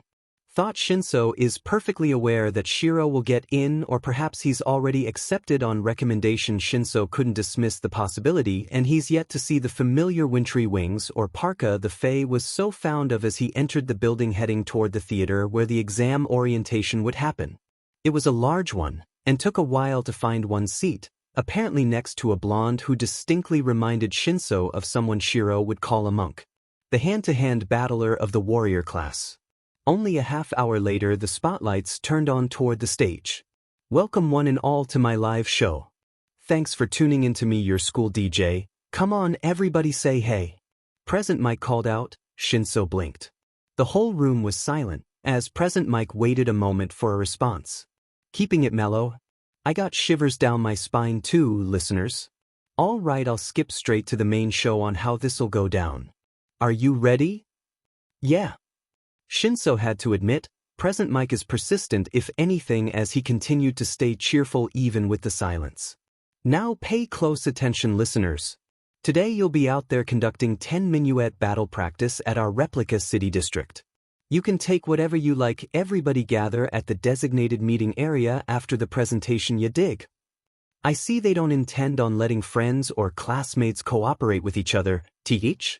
The blonde said out before glancing at Shinso. The screen changed, showing a city block before images of machines were shown before it looked more or less like a game. Okay. We'll be sprinkling a large number of villains over the battlefield. These are your targets who'll appear in 3 different varieties with point values scaled according to difficulty. You will try to defeat as many of them as you can. Your goal, listeners, is to rack up a high score like a mid-song guitar solo. Present Mike called out, but check it, make sure you keep it heroic. Attacking other examinees is a UA no, you dig? Present Mike explained, moving his finger in a no gesture. Until another there stood up. Excuse me, I have a question, he asked. Hit me, Present Mike responded. On the printout you listed 4 types of villains, not 3. With all respect, if this is an error on official UA materials, it is shameful. We're exemplary students. We expect the best of Japan's most notorious hero school. A mistake such as this won't do, he asked. Is he for real? Shinso asked quietly. Who is that stiff here? He wondered, mildly baffled. All right, examine 7111. Thanks for calling it in with your request, Present Mike said, giving a thumbs up as the screen changed, adding a 4th image. The 4th type of villain you'll encounter is worth 0 points. Let's call them arena traps. Their gimmick is that they rampage when crowded. Think of it as a hurdle you'd be better off to avoid. It's not like it can't be beaten, there's just kinda no point, Present Mike explained. Thank you very much. I apologize for being rude, he said, bowing his head. I see, sounds like one of those stage hazards you just have to slip through and avoid. This really is starting to resemble a video game, another examinee said out. Well, that's enough from me. I'll leave you all with a presentation of our school motto. As General Bonaparte once laid down, a true hero is one who overcomes life's misfortune. Now that's a tasty bite. You're ready to go beyond. Let's hear a plus ultra. Present Mike continued as the screen showed the 2 words bold and large. And may you all suffer gladly the trials to come, he finished. A little while later, after a cloth change and a bus ride, they'd arrived in the battle zone, the large gates currently closed. Wow, this is nuts. It's so big. How much do it cost to build this? This might as well be a whole town. How many replica sites like this exist on this campus? And start. Present Mike called out. Shinso took of instantly as. The others stood confused. What's the matter? There's no such thing as a countdown in a real battle. But Run. Present Mike called out. That guy's got the right thought. And then everyone else took off toward the fake city. Calm down. I got this, Shinso thought as he kept running until he reached a wall and went up it before he felt his mana move and he flickered, vanishing from sight in small particles of light before reappearing on a windowsill. But he didn't stop, rather Shinso continued moving walls. Windows, it didn't matter, he was currently aiming to reach one of the roofs for a better viewpoint. His HUD flickering on, and quickly went through the menu, reaching his inventory before equipping the bow. Dark black and metallic purple blended into it, almost medieval, yet something distinctly non-human about it. The string didn't really look solid either. A present for reaching level B. Flickering again onto a balcony, before sniping a robot that almost struck someone else. Almost there, he thought. What Shinso was using was something he spent most of the year learning, and possible one of the mana uses he was the best at. A form of paracord, but far more advanced, a style specifically used and developed by the assassin class of weapon masters. It was faster, harder, using flat and smooth surfaces as if it were ground, even if it were walls of the ceiling of somewhere. When used, it almost looked like teleporting at times. When you flicked, jumped from one place to another. Honestly, it almost felt like teleporting the world, fading out and then into sight somewhere else. Let's do this, Shinso said out, landing on a roof as his purple eyes started glowing, locking target. In the observation room. In the examination room, several screens showing the various sites. There seems to be a lot of powerful students this year, claimed Cementos. A strict time limit and vast battleground. Nothing quite like it to bring everyone's ardor into the open and uncover their skills. Nezu started scanning the screens. Insight. The ability to grasp the situation quickly and accurately. Agility. The ability to stick at dynamic entry without ever being late to the party. Judgment. The ability to face any obstacle with coolness and composure. And of course sheer fighting prowess. We can gauge their respective levels of those foundational skills by way of the point system. Nezu finished. That's whoa, a teacher stopped mid-word. Look at Site B, was all he said, and everyone turned to look at that. The battle area showed destruction throughout the entire area. While that's to be expected, it's not expected when said exam has barely even reached halftime yet. Looks like someone strategically destroyed around 40 to 50 points worth of robots. Thought how Nezu mused. Check for telekinesis and teleportation quirks. If they're yes, none. Look for high mobility or sniper, he ordered. There was rustling from the staff members as they searched through applicants who were sent to Site B. All Might blinked as he noticed a curtain screen. Am I seeing things? He asked, baffled. There was a kid with a bow perched on a building shooting villain bots straight in the head. Is that a kid sniping villain bots in the head with archery? He asked just to be sure. Everyone paused, while Eraserhead's grin widened like a cryptic creature from hell, nodding while his eyes locked to the same screen that had All Might baffled. Yes, Midnight set out. Oh, okay, I thought the kid with bow shooting villain bots was a hallucination. Is that even legal? He wondered. Nezu chuckled into his pause. It's entirely within legal bounds, Nezu started. You can own them, strung or unstrung. It's legal to shoot them anywhere, although that might attract attention. The only restrictions on bows or crossbows, Nezu started, and several looked at him with disbelief. For real, one of the teachers set out. And it's a good thing he have his equipment, because I doubt his quirk can work against robots. Nezu set out, having found the file. Name, Hitoshi Shinso. Quirk, brainwash. Description. The quirk brainwash allows him to put one's target in a state where they are forced to obey all of his commands. It's activated by response to something he said. That's why I said and keep saying that the exam is completely irrational.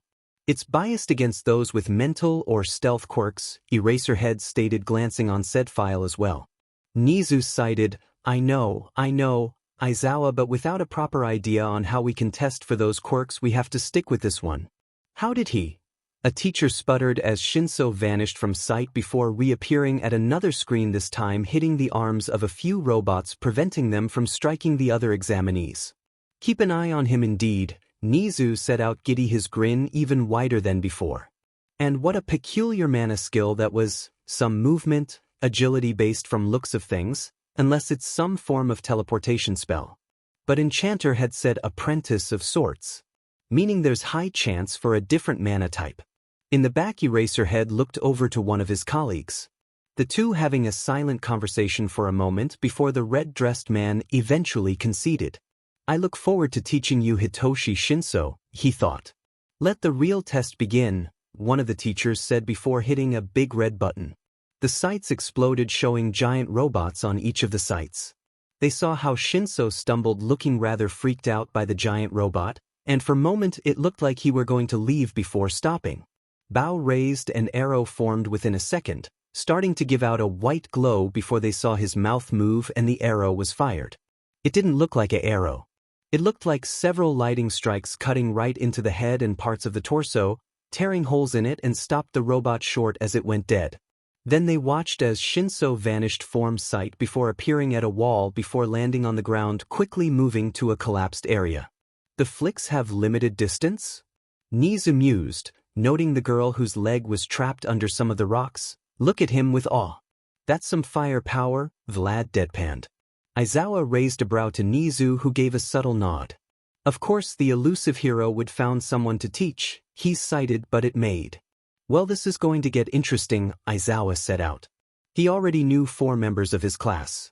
Well, if you can call the third a member, he's still not sure why Enchanter decided to go to high school instead of testing out, but those two surely had some form of reason. This year truly is a promising bunch, Nezu set out excitedly, but the thought that said promise was also probably the only thing keeping his first-year students alive lingered in his head. Shinso grimaced as he noticed his mana running low, far too low. Mana is a metaphysical energy. It's spiritual, coming from your spirit and mind. So while it always replenishing itself, if it runs out, it takes time, anything from an hour to a day depending on your MP regeneration rate. Some skills takes very little and you'll recover it faster than using it. Other cases you use up more than your recovery rate. So keep an eye on your HP and MP or you'll knock yourself out, because mana exhaustion hits hard. The warning repeated itself in his mind, and Shinso felt tired, as if he wanted nothing more than to sleep. "The test is over," was heard over the speakers. What the hell was that? He broke right through that gimmick thing with one blow. It's probably just a lighting quirk, but that was something else. How did a guy with that insane quirk end up looking like he's not slept for months? Maybe it's just an act to outwit us. Can't see how that benefit him in any way. Well, no matter how you slice it, this kid's incredible.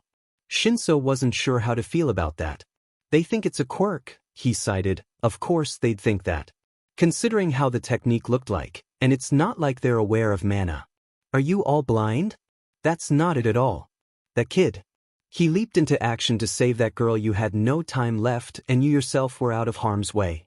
Your chances at passing were hanging in the balance, and yet despite all of that he still jumped in without hesitation. Ida thought.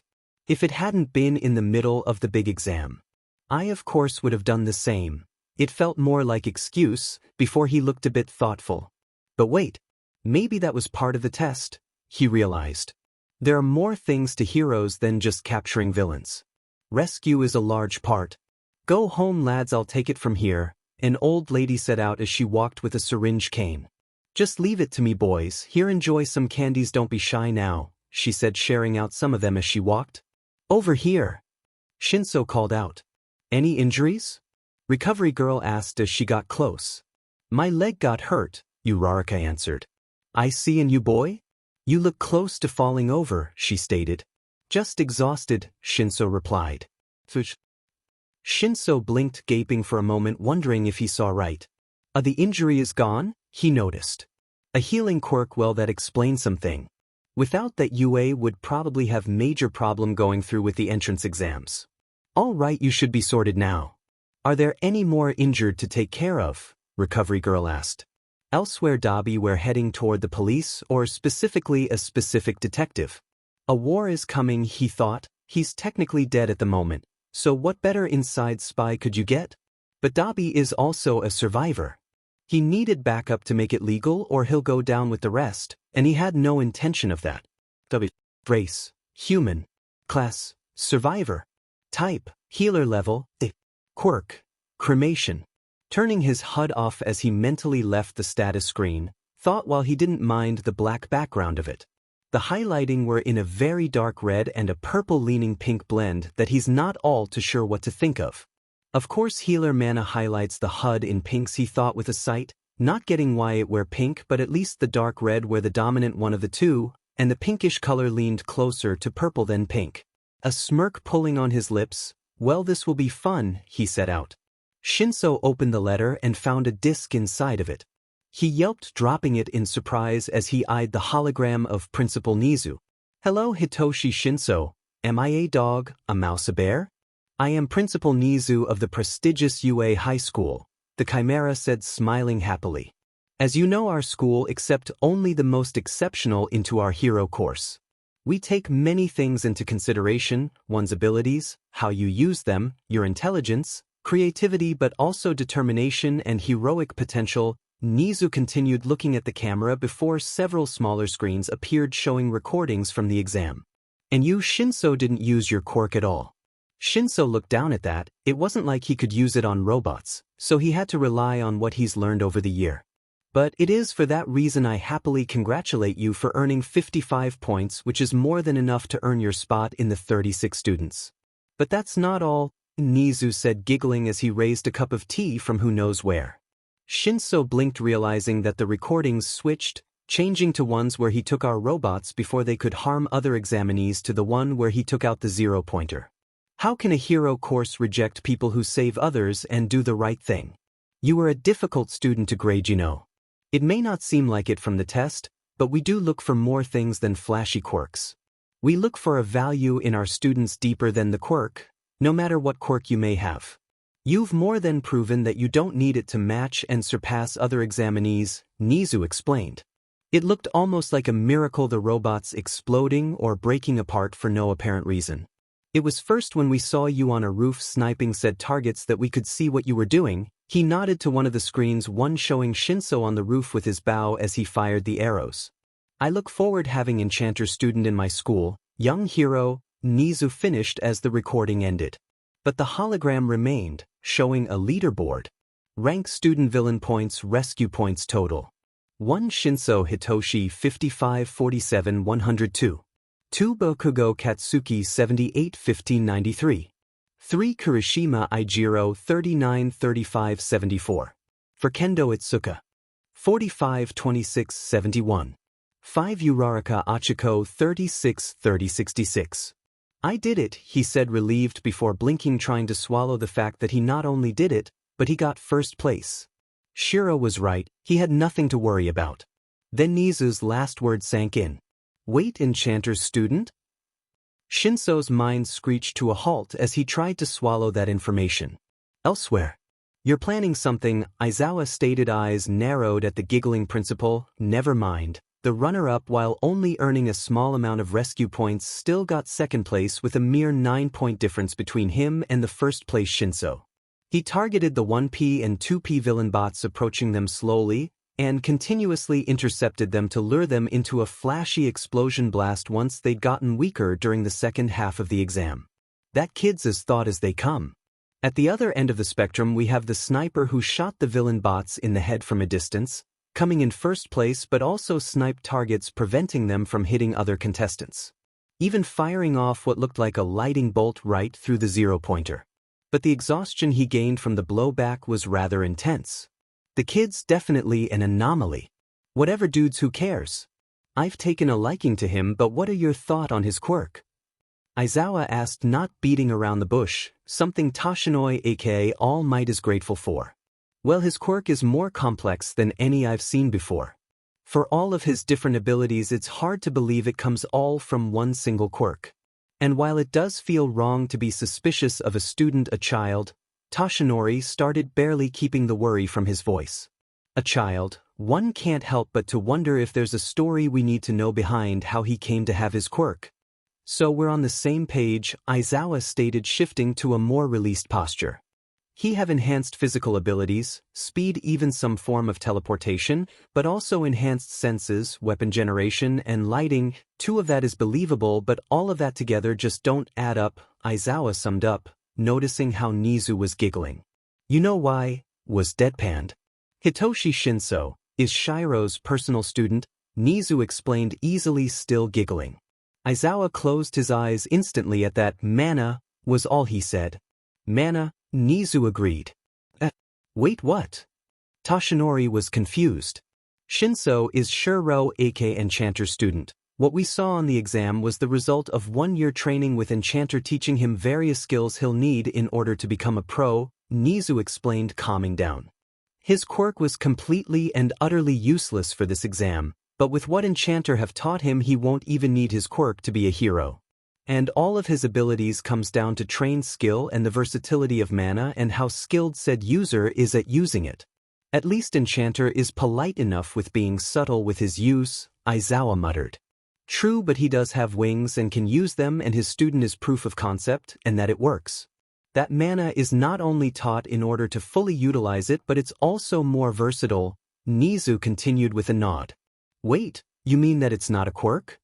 Toshinori asked, confused. Mana's a spiritual energy, everyone have it, but Aizawa started tiredly, no one's been aware of its existence for who knows how long. This splits mana users into 2 folders, the one we're accustomed being passive users, able to use it but not aware of doing so, making any use passive and subconscious. Then there's users like Shiro and his student, those who are mana users and know it exists, thus can use it not only passively but also actively, Nezu continued, sipping his tea. And from the footage, Shinso belongs to the weapon master type of mana. Unlike Enchanter, who is, as his namesake implies, a mage, even if his current usage is at the moment rather subtle, Nezu finished.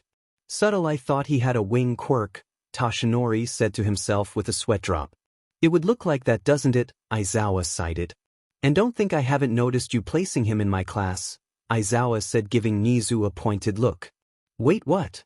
Toshinori stopped short. He's a pro hero, why would Enchanter need to go to the hero course? Was the blunt question. While his mind is over 300 as an incarnation, his body is only 15, thus right age to enter without anyone suspecting. Enchanter is more or less here for extra protection, Nezu grinned, admitting it easily. And if I hadn't put him on a recommendation spot, he'd probably taken the exam and got in that way, Nezu continued, cheerfully grinning. Aizawa gave him a look at that. Shinso felt confused, currently looking at his computer with wide eyes. Having stopped at Nvidia from about 10 months ago. The sludge villain incident. The same incident where Shiro scolded the pros for failing at their jobs. Or rather for not doing a squat. But he recognized him instantly. How did I miss this? Shinso asked himself, honestly baffled. Even if he were looking at the video of Enchanter somewhat casual dressed but still Enchanter with the same wings as his friend and training sensei. Face palming. Okay, that explains Hawk's question, if I knew. And Shiro's surprised to find out I didn't, he cited.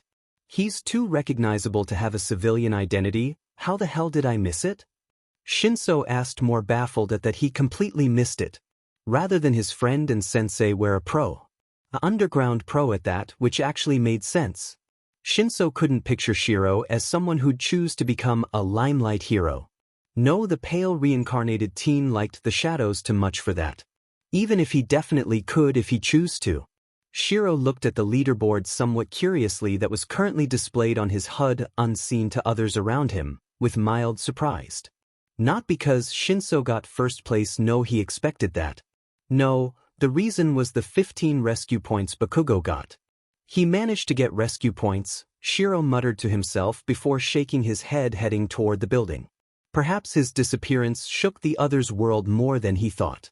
Every year less than 1 in 300 examinees make it in. Only 36 passed by the exam, who split into 2 groups of 18, forming 2 classes where the recommendation entries are split up between. Not counting on the fact that one of said classes are run by Aizawa, who in the Hero Network are known for expelling students if they don't show promises. Oh, Shiro paused near the door, hearing arguing for some reason. Staring into the room with a blank look for a moment. Don't put your feet on the desk. Don't you think that's disrespectful towards your classmates? No, as a matter of fact, I don't think you, extra, Bakugo snapped back. Well, guess he's as hostile as ever, Shiro cited. Thought he raised a brow, noting the distinct lack of explosions or an angry snarl. Rather, the retort had been more bored, disinterest. What nerve? You want to be a hero? Ida jeered back at the comment before he noticed Shiro. Hello, I'm Ida Tenya from Somei Junior High School, Ida introduced himself.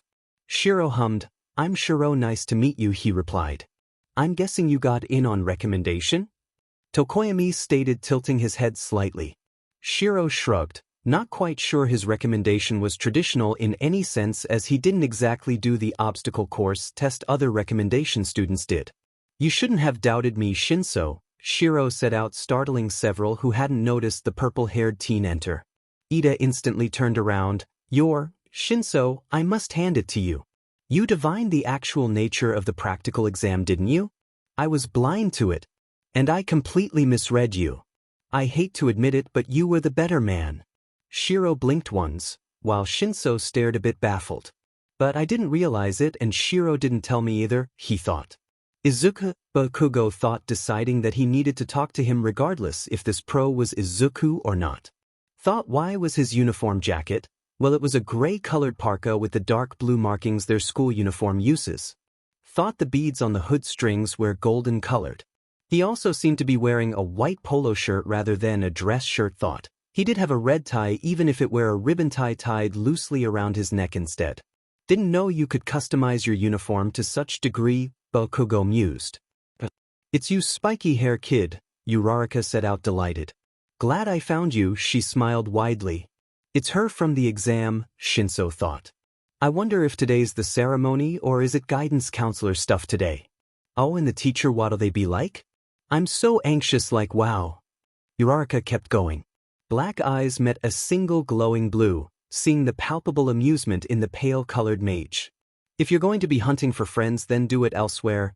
Aizawa spoke up, causing everything to go silent as several turned to the door to see him lying bundled up in a bright yellow sleeping bag. This is the Department of Heroics, Aizawa said, draining a juice box in the meanwhile. Who the hell is this guy? Was the shared thought as Shiro chuckled. Standing up as he left the sleeping bag. It took you lot 30 seconds to quiet down. Life is short, kids. You're all lacking in common sense. He must be a pro, but dash. I've never heard of him. He looks so washed up, was the general thought throughout the class. I'm your homeroom teacher Aizawa, show you to pleasure meeting you. Wear these immediately, and then shove off to the P.D. grounds, Aizawa ordered, holding out a P uniform. Shiro's eyes were closed now, as the others took off to the changing rooms. UA's system is aberrant. Depending on the homeroom teacher, they might not make it, Shiro thought before shaking his head. No, there was only one in this class on threat of being expelled. Aizawa glanced at Shiro, who walked beside him. 1E, he stated. Still physically 15, Shiro said easily. But it's safer for them with extra help when it hits the fan, he thought. Are you going to have me join in on the tests? Shiro asked curiously. Aizawa snorted, while teen physically you're already a pro, and are more here for the class's safety than said classes, Aizawa deadpanned. Point taken, Shiro chuckled. Standing out on the field? Too long, illogical, you need to be faster, Aizawa said bluntly. Sensei, what are we doing here? Are we not going to the opening ceremony or the guidance counselor meeting? Uraraka asked. It's pointless and we have other things to do. If you want to be heroes, Aizawa drawled, you all understand the school's reputation for freedom on campus? Well, that freedom goes for us teachers too. Softball pitch, standing long jump, 50-meter dash, endurance running, grip strength test, sustained sideways jumps, upper body exercises, seated toe touch, he counted. All of this are activities you know with middle school naturally. But neither do they keep record of said performance levels, nor are your quirks allowed to be used. Which isn't rational. Shiro, what's your softball pitch? Aizawa asked, and Shiro looked a bit owlish for a moment. I can't remember, he eventually answered. Of course you can't, Aizawa cited, throwing him a ball. Use your full power, as long as you don't leave the circle. Anything goes, he said as Shiro caught the ball. Anything goes, eh? Shiro hummed, holding the ball for a moment, and energy gathered in his hand, lighting up whitish blue as he threw up the softball into the air. Catching it in an flowing energy whip that he almost held in his right hand, before the ball could fly any higher, and spun it around. Each turn gaining speed and strength before he let it go with a thunderous crack, sending the ball flying at high speeds. I'll be straight with you, Shiro here have been an underground hero for about 3 years, and while he predominantly fights quirkless, he's undeniable S-class. Before you can do anything, you have to know what you're capable of. This is just the most rational way to form your foundation and something to strive for. Aizawa spoke, and it took 3 minutes before it stopped, and he wasn't sure if the softball stopped due to it ran out of energy or if it just simply struck something. He turned the phone to them, showing the number. 6735 km. Holy sheet, was stuttered out. Shinso's eyes wide, as was most of the class. That guy's a monster. Awesome, that looks so fun. Ashida exclaimed as she finally found herself standing up. As expected from the hero course. We can use our quirks as much as we want, cheered Shiro. Fun. Shiro thought, looking at them with a raised brow before he tilted his head, and a shadow swallowed the place, causing them all to freeze. While adventurers had more than enough heroes to go around, all of us were fully aware that if adventurers failed, then the landers would pay for the failure in blood, Shiro started, causing all but Aizawa and Shinso to recoil. If for different reason. This may be a different world, and I'd admit heroes here are cut of a different cloth. But it's not all fun and games, it's dangerous, and only one mistake is needed for civilians to die, he continued. This was a lesson Shiro taught him quickly, something he had to know or he'd not make it under the pressure as a hero. So what happened to becoming heroes? Aren't you all here to learn so that you don't make these mistakes out on the field? Natural disasters, massive accidents, ego-mad villains, all kind of calamities a hero have to counter when we least expect them, he asked looking at them. Aizawa had a bordering maniacal grin at those words, even if said grin was almost hidden in shadows due to how he tilted his head. But said words also struck deep and hard. Shiro's right, it's our job as heroes to reverse it all and restore reason. You're planning to spend 3 years here. So if you're counting on a friendly chat after school, that's too bad. From now on for the next 3 years all of you can expect your life to be hell, one hardship after the next. Aizawa spoke looking at them as he raised a finger. All right then, in that case new rule, the student who ranks last in total points will be judged hopeless and instantly expelled. Our freedom means we deal with students as we please, Aizawa set out, pushing the bang out of the way for a moment. The kid who ranks last gets expelled? This is our first day here. But even if it weren't, that's just too unreasonable. As Shiro mentioned, all kinds of calamities can happen when we least expect them. Japan's now positively drenched in unreasonable. And it's our job as heroes to reverse it all and restore reason. The pressure is on, so this is Yue's baptism. The pinnacle of hero training, no choice but to give it my all, Ilda thought. I expect you to overcome these trials and climb to the top. Time to step up to the plate. Now then, that was the demonstration. Shoto Aizawa, the Eraserhead, the hero teacher who's expelled 154 potential students, Shiro thought, eyes half-lidded. Trial 1, 50-meter dash. 3:04 seconds. The computer rang out as Ida reached the finish line. For the 50-meter I had to shift straight to third gear, he thought. Well, that's him in his element, it's what he'll do for the other trials that interest me, Aizawa thought. 5:58 seconds. Next pair came up to the line, and Uraraka tapped her cloths and shoes. I'll make my shoes weight less, my clothes too, she thought. 7:15 seconds. Wow, I managed to shave some time off my middle school record. Uraraka thought happily. Haha, everyone's being so artless about it, Aoyama said, you should use your quirk dash. Start. Like this. He finished as a beam went off from his stomach, lifting him up into the air, then fell down on his back, stood up, and continued again. 5:51 seconds. If I keep shooting for longer than 1 second, my tummy will collapse, you know. What is this guy? Was the shared thought. Pushing one's quirks to their utmost limits. Shows me how much room for growth each of them has and allows me to take note on what they can and can't do just yet.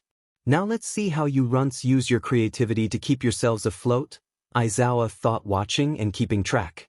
Blast rush, Bakugo started as he readied himself. Turbo. Explosions blew off as he went forward, more or less flying to the finish line. 4:13 seconds. Just as I thought, if I use both hands it disperses the power. Bakugo thought, his hands smoking, but noticed that Shinso had already reached the finish line before he did. When did he move? Was the shared thought as Shiro chuckled. You're getting really good at that, Shiro said out amused, and Shinso didn't respond to that statement. Hey, wait, why isn't he doing the tests? Mineta shouted, pointing to Shiro, causing both him and Aizawa to raise a brow. Did you forget that he already has a license? There's no need for Shiro to do the assessment, we have far than enough practical proof of his skill, Aizawa drawled. Now get going, he set out. Trial 2 grip strength test. Whoa! 543 kilograms. What are you, a gorilla? No, you're more of an octopus. Someone say octopus? Hot, Mineta set out, gaining some disturbed looks from the others. Shinso blinked as he saw Yaoyorozu use a metal clamp, getting about 900 kilograms, which wasn't bad, but he wasn't sure how it counted as strength. Is a metal clamp allowed? Shiro asked curiously. She used her quirk to make it, Aizawa responded. Well, that answered that. Trial 3 standing long jump. I've seen you teleport from across buildings. Which is about the same distance. Who's available here? Do you know what the limit is? Aizawa asked, and Shinso paused. It's more of high-speed jump than teleportation, Shinso corrected absently as he was in thought. I'm not all too sure, shorter ones are better for control than long-distance flickers are, he continued. I see, Aizawa said, giving him a blank look, before glancing at Shiro. About at 100 m at the moment, but it will probably rise to 500m with some more leveling, Shiro explained. 100 a minimum it is, Aizawa stated, writing in said result, without having Shinso jump. Trial 4 sideway jumps. This was something none of them were good at, thought Shiro stared at the little pervert with a blank look. Mineta where simply used his ball into 2 groups and bounced between them at rapid pace. I don't get why this is even a test, was heard and several agreed to that. Trial 5 the pitch. Go, go, go! Uraraka cheered, as the softball continued with no stop in sight before it faded from one's sight. Aizawa showed them the result and instead of a number a symbol was visible. Infinity? Holy cow! She got an infinity! Gravity manipulation? Or is it resistance manipulation? Shiro mused, humming, and made Aizawa pause slightly, because Uraraka's quirk is registered as 0 gravity. Yet that other concept mentioned. I don't have the same option as Shiro got, Shinso thought, walking towards the circle. I'm no mage, I can't form an energy whip to use as a catapult for extra power to my throw, catching the softball. The 50-meter dash was probably my best of the tests. But the strength test wasn't bad either. Assassination won't help, that would just destroy the ball, Shinso frowned slightly. But would piercing it with an arrow even be allowed? Well, Yaoyorozu did fire it with a cannon, he mused. Now how will you manage this? Shiro thought. Curious. His HUD flicked on in an instant. Shinso. Race. Human. Class. Survivor. Type.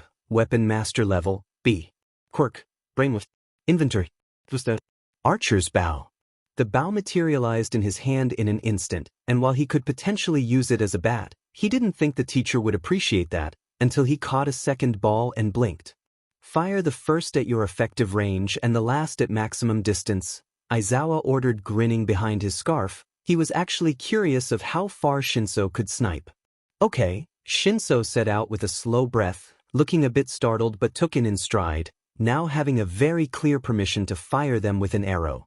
Piercing the first ball with an arrow that formed with nearly a thought and pulled the string. 6 km. Stabbing the second ball before pulling the bowstring and fired this time with full strength, and you could practically hear the bow crack under the pressure even if no visible damage could be seen. A boom was heard as it fired off into the distance, shocking the other students, and it took a while before a result could be seen. 70 km. They all blanked, even Shinso looked startled, eyes wide as he read the result. 22 kilometers, Bakugo muttered as the numbers sank in. That's ridiculous, but his effective range was far less than the max one, so that's something.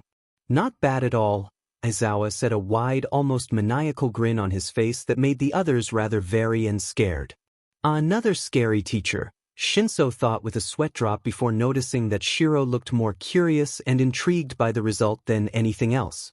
Trial 6 seated toe touch. Why? Shiro asked, simply, wings ruffling slightly as he watched them, most unable to touch their toes. Thought some did manage. I'm not quite sure myself, Aizawa admitted. It's part of the normal test, thought. Trial 7 push-ups. Aizawa stared at the purple-haired teen who kept going even as it broke through 600 while the others stopped a while ago. One of the passive effects again? Aizawa asked. He is on level B even if it's a resent achievement, Shiro answered easily as if it explained everything. But with mana having gamer traits, it probably did. Passive effect, enhanced physiology, higher level the higher the enhancements gets, and B is the third highest with only A and S being higher. Enough, you can stop now, Aizawa said, cutting Shinso off from continuing. Right, sensei, Shinso replied. Trial 8, endurance run. Momo Yaoyorozu had gone and made a bicycle, so she was circling the track calmly, but she was also talking with Shinso, who kept even speed with her, not even pausing or slowing down. He didn't look to be tiring anytime soon either. Glancing at Shiro, who were openly chuckling, already aware that the tests would get a bit tilted when you add in mana to the mix. The remaining students had already collapsed at the side of the track some while ago. Giving a sight, enough, he called out, causing the two to stop. Get some rest while the results are calculated, he ordered. Everyone was now standing again. Momo had been watching Shinso for the entire test, as she had watched the other classmates as well, seeing how they performed. She found his quirk to be strange, but slowly began to unravel it in her head. It's similar to my quirk, she mused, or at the least had some similar traits. Creation was versatile in a was most quirks weren't purely because Momo could create anything she needed for any situation. Need to reach a higher place, a grappling hawk would form beneath her hands. Need to catch someone, rocket boots were simple and easy to create. Fend off her opponent, she had trained years to fight with staffs, that's when she truly realized what his quirk was. He can create constructs and the scores also show enhanced physic as well, she thought. Hers was powerful quirk, versatile but like all quirks it had a drawback. She drained energy from her lipids to create the item she needed, after all you aren't able to make something from nothing. So what do you use? She wondered she'd ask him when they left. But Shinso hadn't been the only one to create something. Shiro had also done something similar for his soul example. And whip of energy. He had wings to and time to present the results. The total is simply the aggregate sum of each of your scores. If I recited all your scores it'd take 1,000,000 years, so I'll disclose them all at once, Aizawa explained. A projection came up from his handheld device he'd been using to measure the tests. The blue holographic display with 20 names and placements spread across it. Second place. And sitting above her name was the boy who caught her attention. Hitoshi Shinso. Behind her, she could hear the small boy with grape-shaped hair began to mutter under his breath while others let out a sigh of relief of not facing expulsion. Oh yeah, that whole expulsion thing was a lie, Aizawa said out as the hologram shut down. It was a logical ruse, to pull out your best performances. The grin was as insane as ever. Wait, the class burst out. Lie. Shiro thought, giving him an utter blank look at that, something both Shinso and Momo noticed. Come on guys, use your brains, it's not logical to kick out someone after one test, Momo said. And right, yep, with that it's over. Your curriculum sheets are back in the classroom, so give them a once-over. He turned to walk away. Glancing back at them, go to Recovery Girl and get yourself patched up. Since your eyeballs will doubtless pop out of their sockets at tomorrow's absurd ordeal. Logical ruse?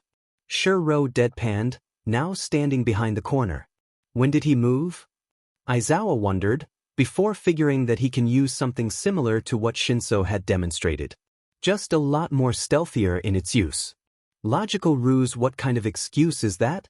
Wouldn't it be better to say that they showed promise, thus not expelled? Shiro muttered before he tilted his head and pointed behind them with a raised brow. There behind a tree in bright yellow striped suit was All Might. Oh, it's All Might. So you were watching it take it? You must be free then, Aizawa said, turning around. Logical ruse? You liar, April Fool's was a week ago, All Might's voice boomed. You expelled an entire new class of first grades last year. You kick kids out without a moment's hesitation if you judge them as having 0 chances.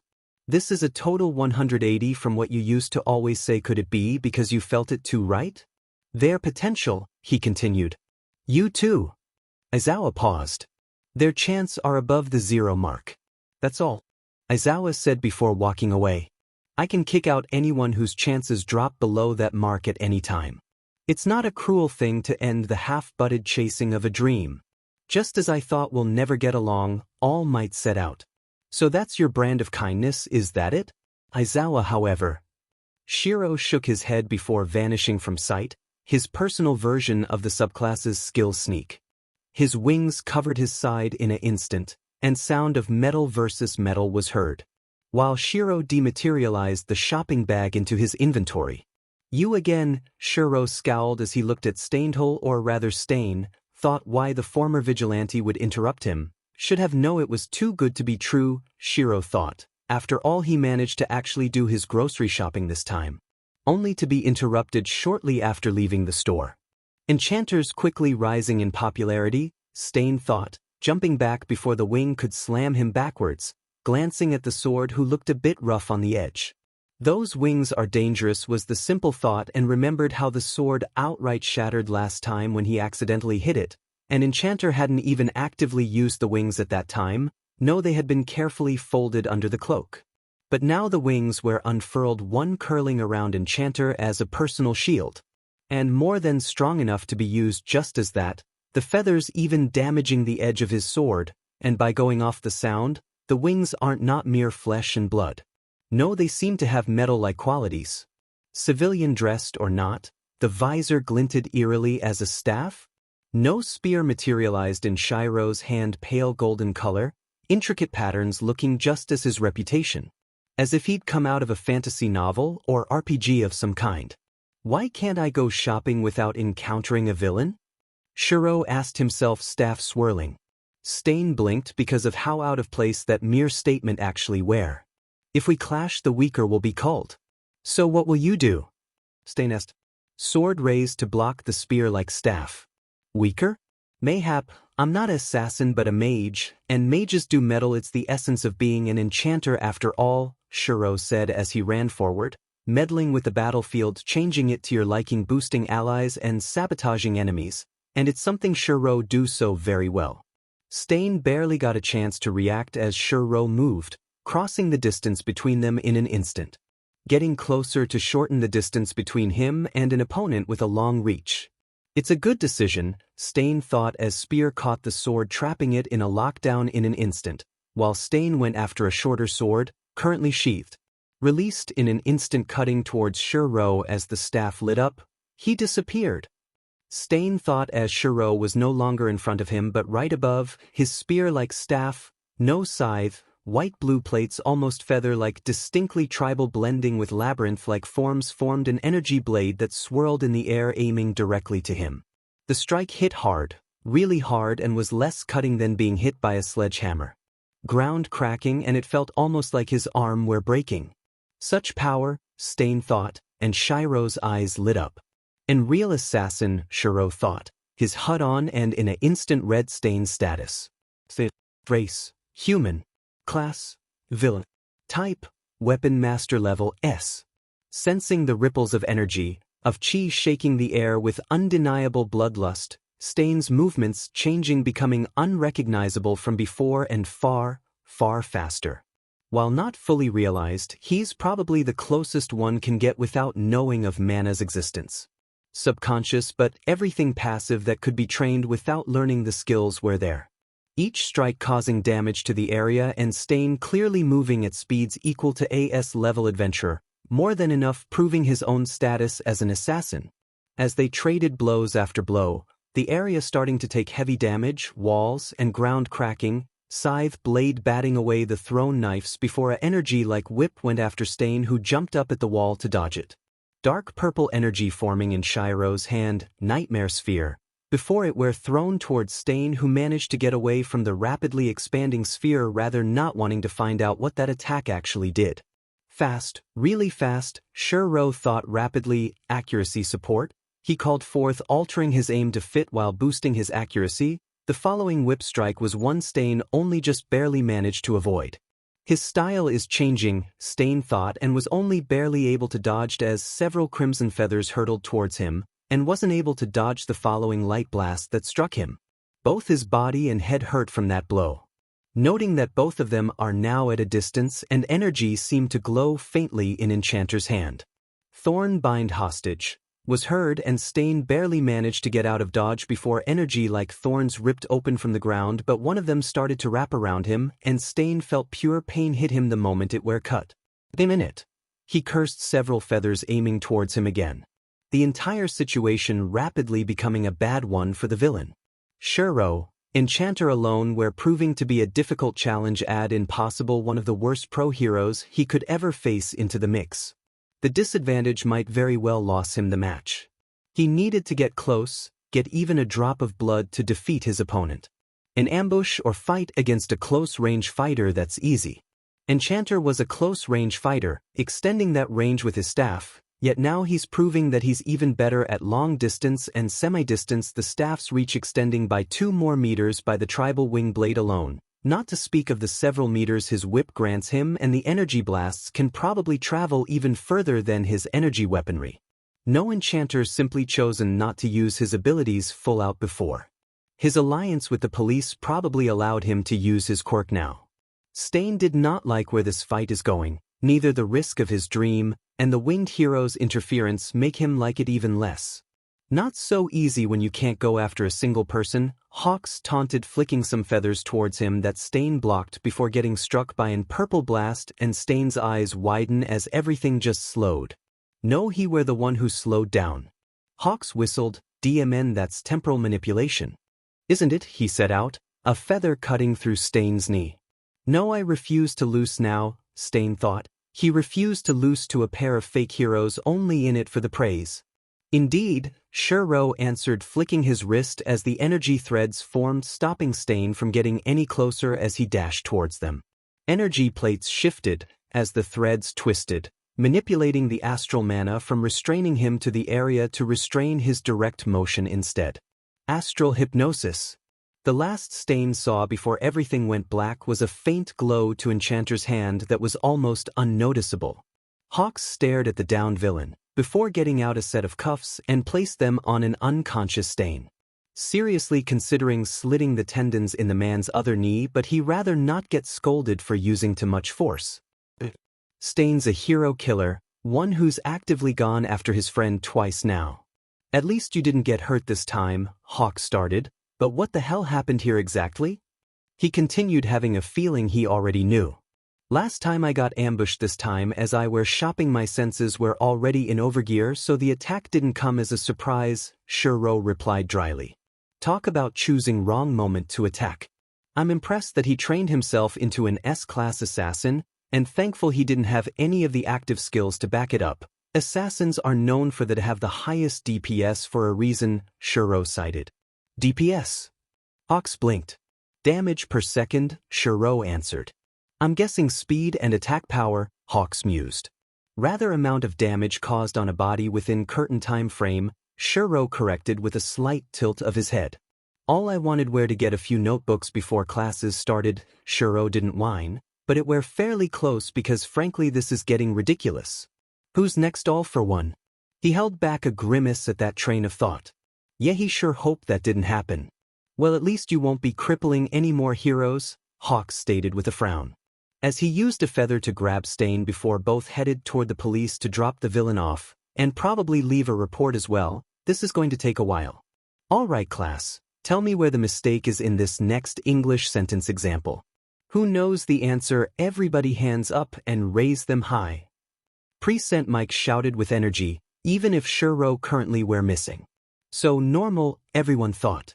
So loud, Bakugo thought, but before lunch they have normal lessons for all required subjects. But it were soon lunch, which means you gather in the grand mess hall to sample first-rate cuisine for cheap.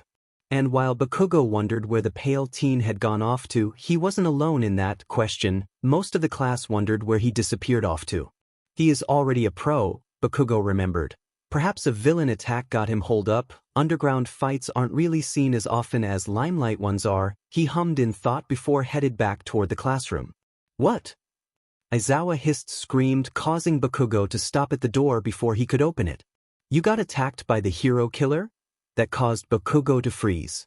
We were tied until Hawks came into the battle. His speed was truly impressive, Shuro admitted. You aren't injured. Well, you don't look injured if a bit windblown, Aizawa sighed tiredly. Mana, remember, we regen means more than mana recovery, Shuro chuckled. But my wings blocked his ambush, so no, he didn't get a chance to sneak injure me this time, Shuro stated.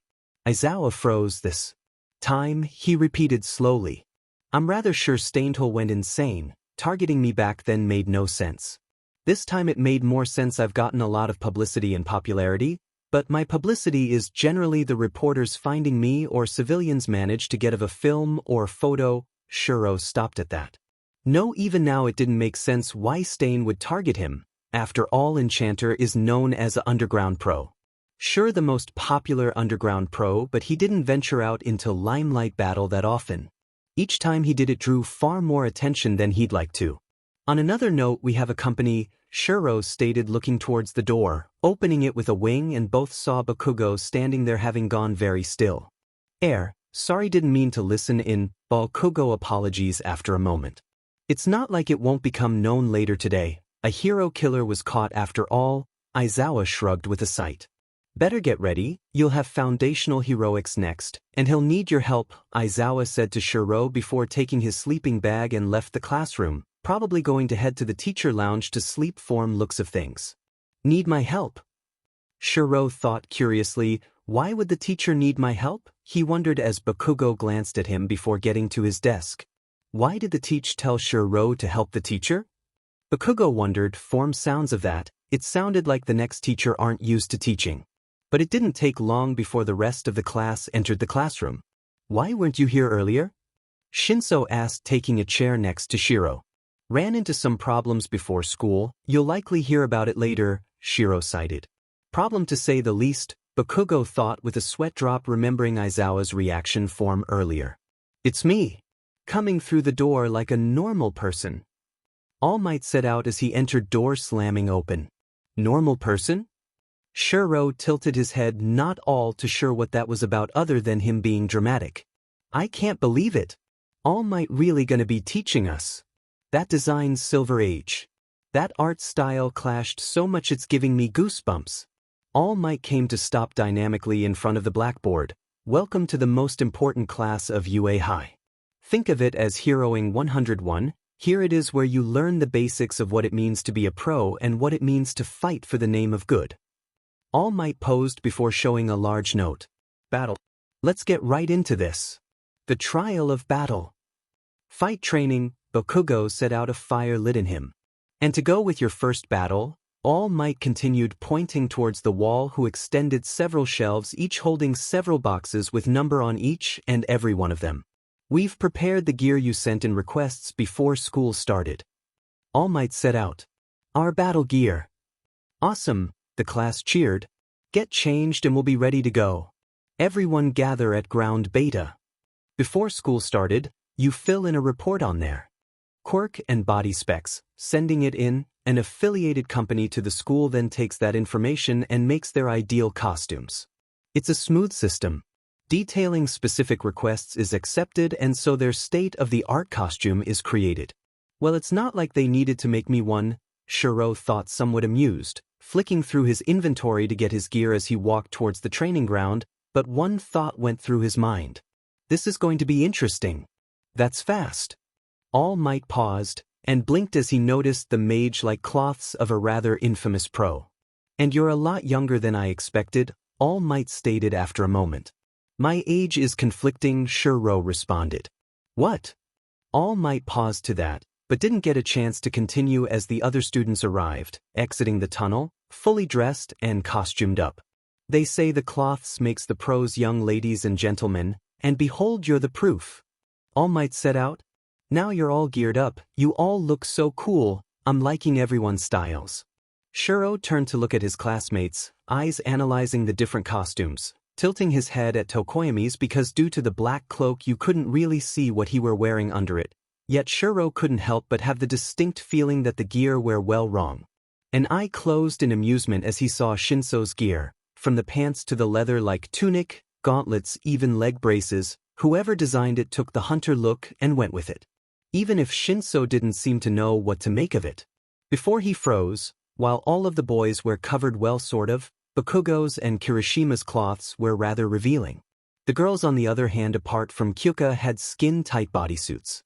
But in Momo's case, that leotard barely even covered her BRSS, left her stomach exposed, groin area barely covered.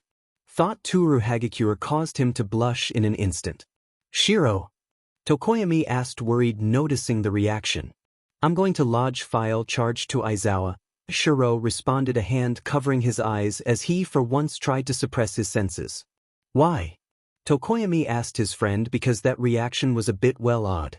There's rules against such revealing outfits or none at all, Shiro stated, his voice carefully void of any emotion he were currently feeling, as he tried to hold his mana back from bleeding out.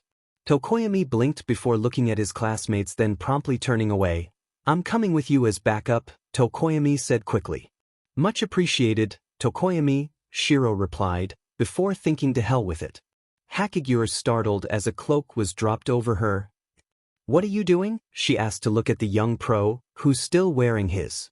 Fae have a few additional senses, one being the ability to sense the world's fluctuations. I don't need eyes to view the world or those in it, Shiro explained, and Hagakure blushed unseen as she realized what he meant.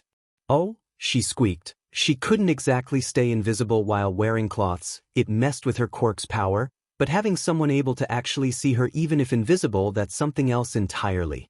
Something she's not encountered before. Whoever designed your costume should be fired. I know my protective gear is paper thin by adventurer standard, but you don't even have one. Gear that turn invisible isn't even that hard. Hakagura was silent as he snarled, clearly displeased. All Might twitched. Did he just say what I think he did?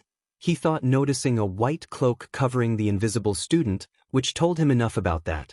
Now that you're ready, it's time for combat training. All Might set out, interrupting the students who were taking in their classmates' costumes. Sensei, this is the fake city form, the entrance exam. Those that mean we'll be conducting urban battles again? Ilda asked. Not quite. All Might started, holding up 2 fingers. I'll be moving you 2 steps ahead.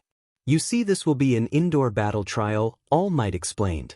A villain cleanup is usually seen out in the open. But statistically, the better part of it is an indoor job. Most acts of villainy are committed indoors. Backroom deals, home invasions, secret underground lairs, the black market, in this hero-saturated society. Why any villain with intelligence is lurking in the shadows, All Might set out. For this test you'll separate into villain and hero groups. No, Shiro interrupted quickly, making everyone look at him. His eye glinted eerily and caused a shiver to run up their spine. He said. Shinso thought, holding back a laugh considering who Shiro's ticked off at. There's no speeding up training. All Might start from the basics, Shiro pointedly reminded, tone serious.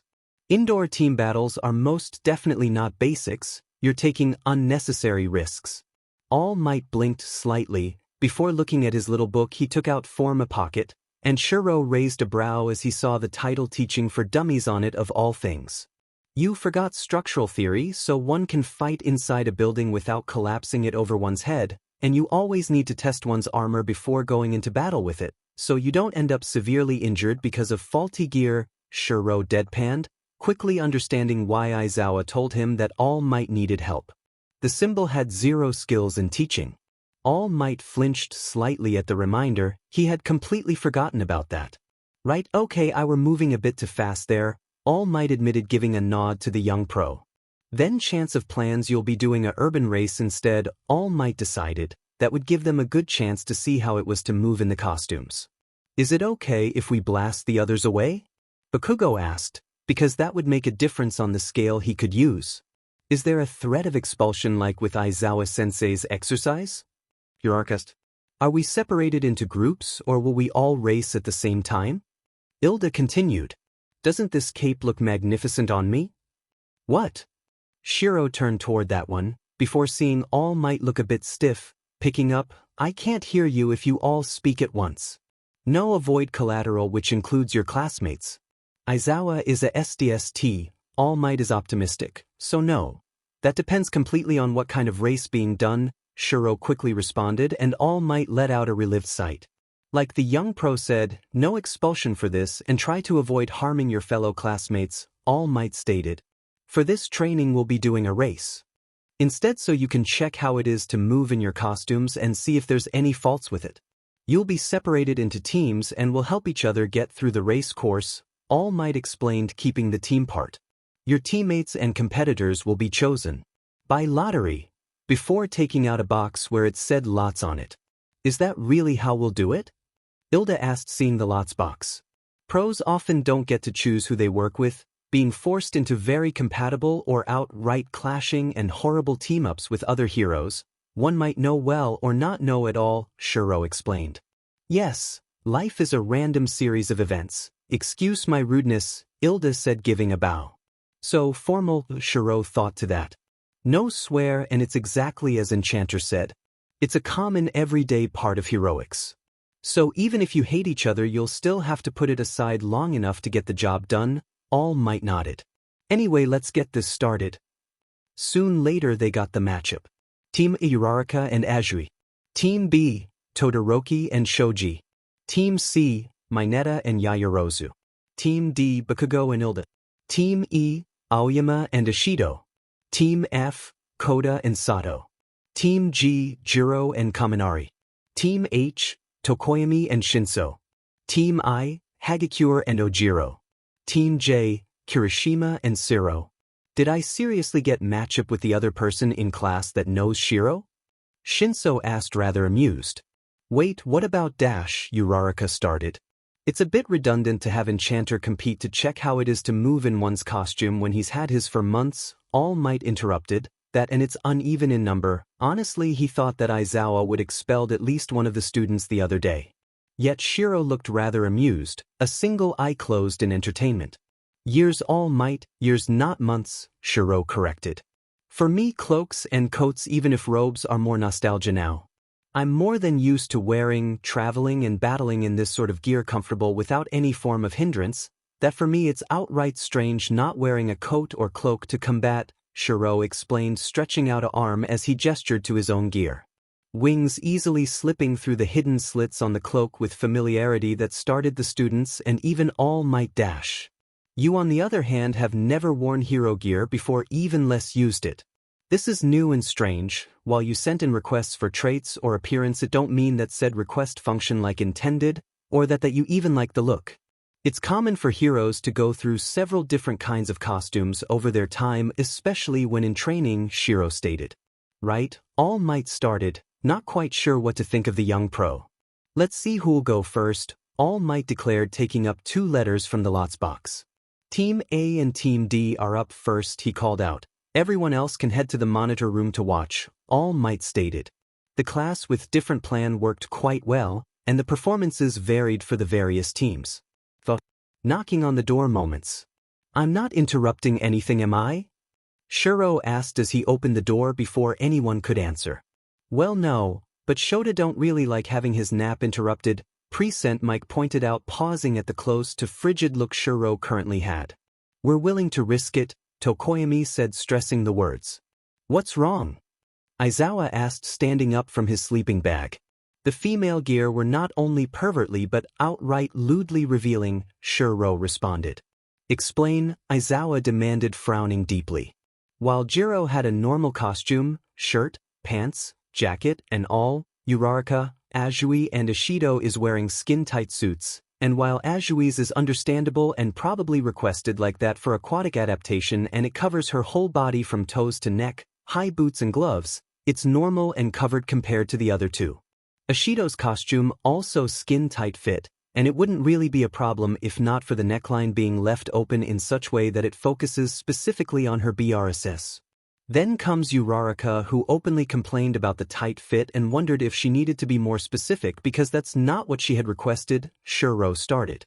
He's perfectly aware of how perverted some gear could get, especially with female gear, but in Theladasia it wasn't this extreme and it didn't focus on that at all. Actually, the times where it did end up more SXL was more like Midnight in that they choose that style. Here thought it's easier for the gear to get perverted, and as it's less adventuring and beating monsters and more rescuing and defeating villains. The style of gear used differed, which made it easier for it to get perverted.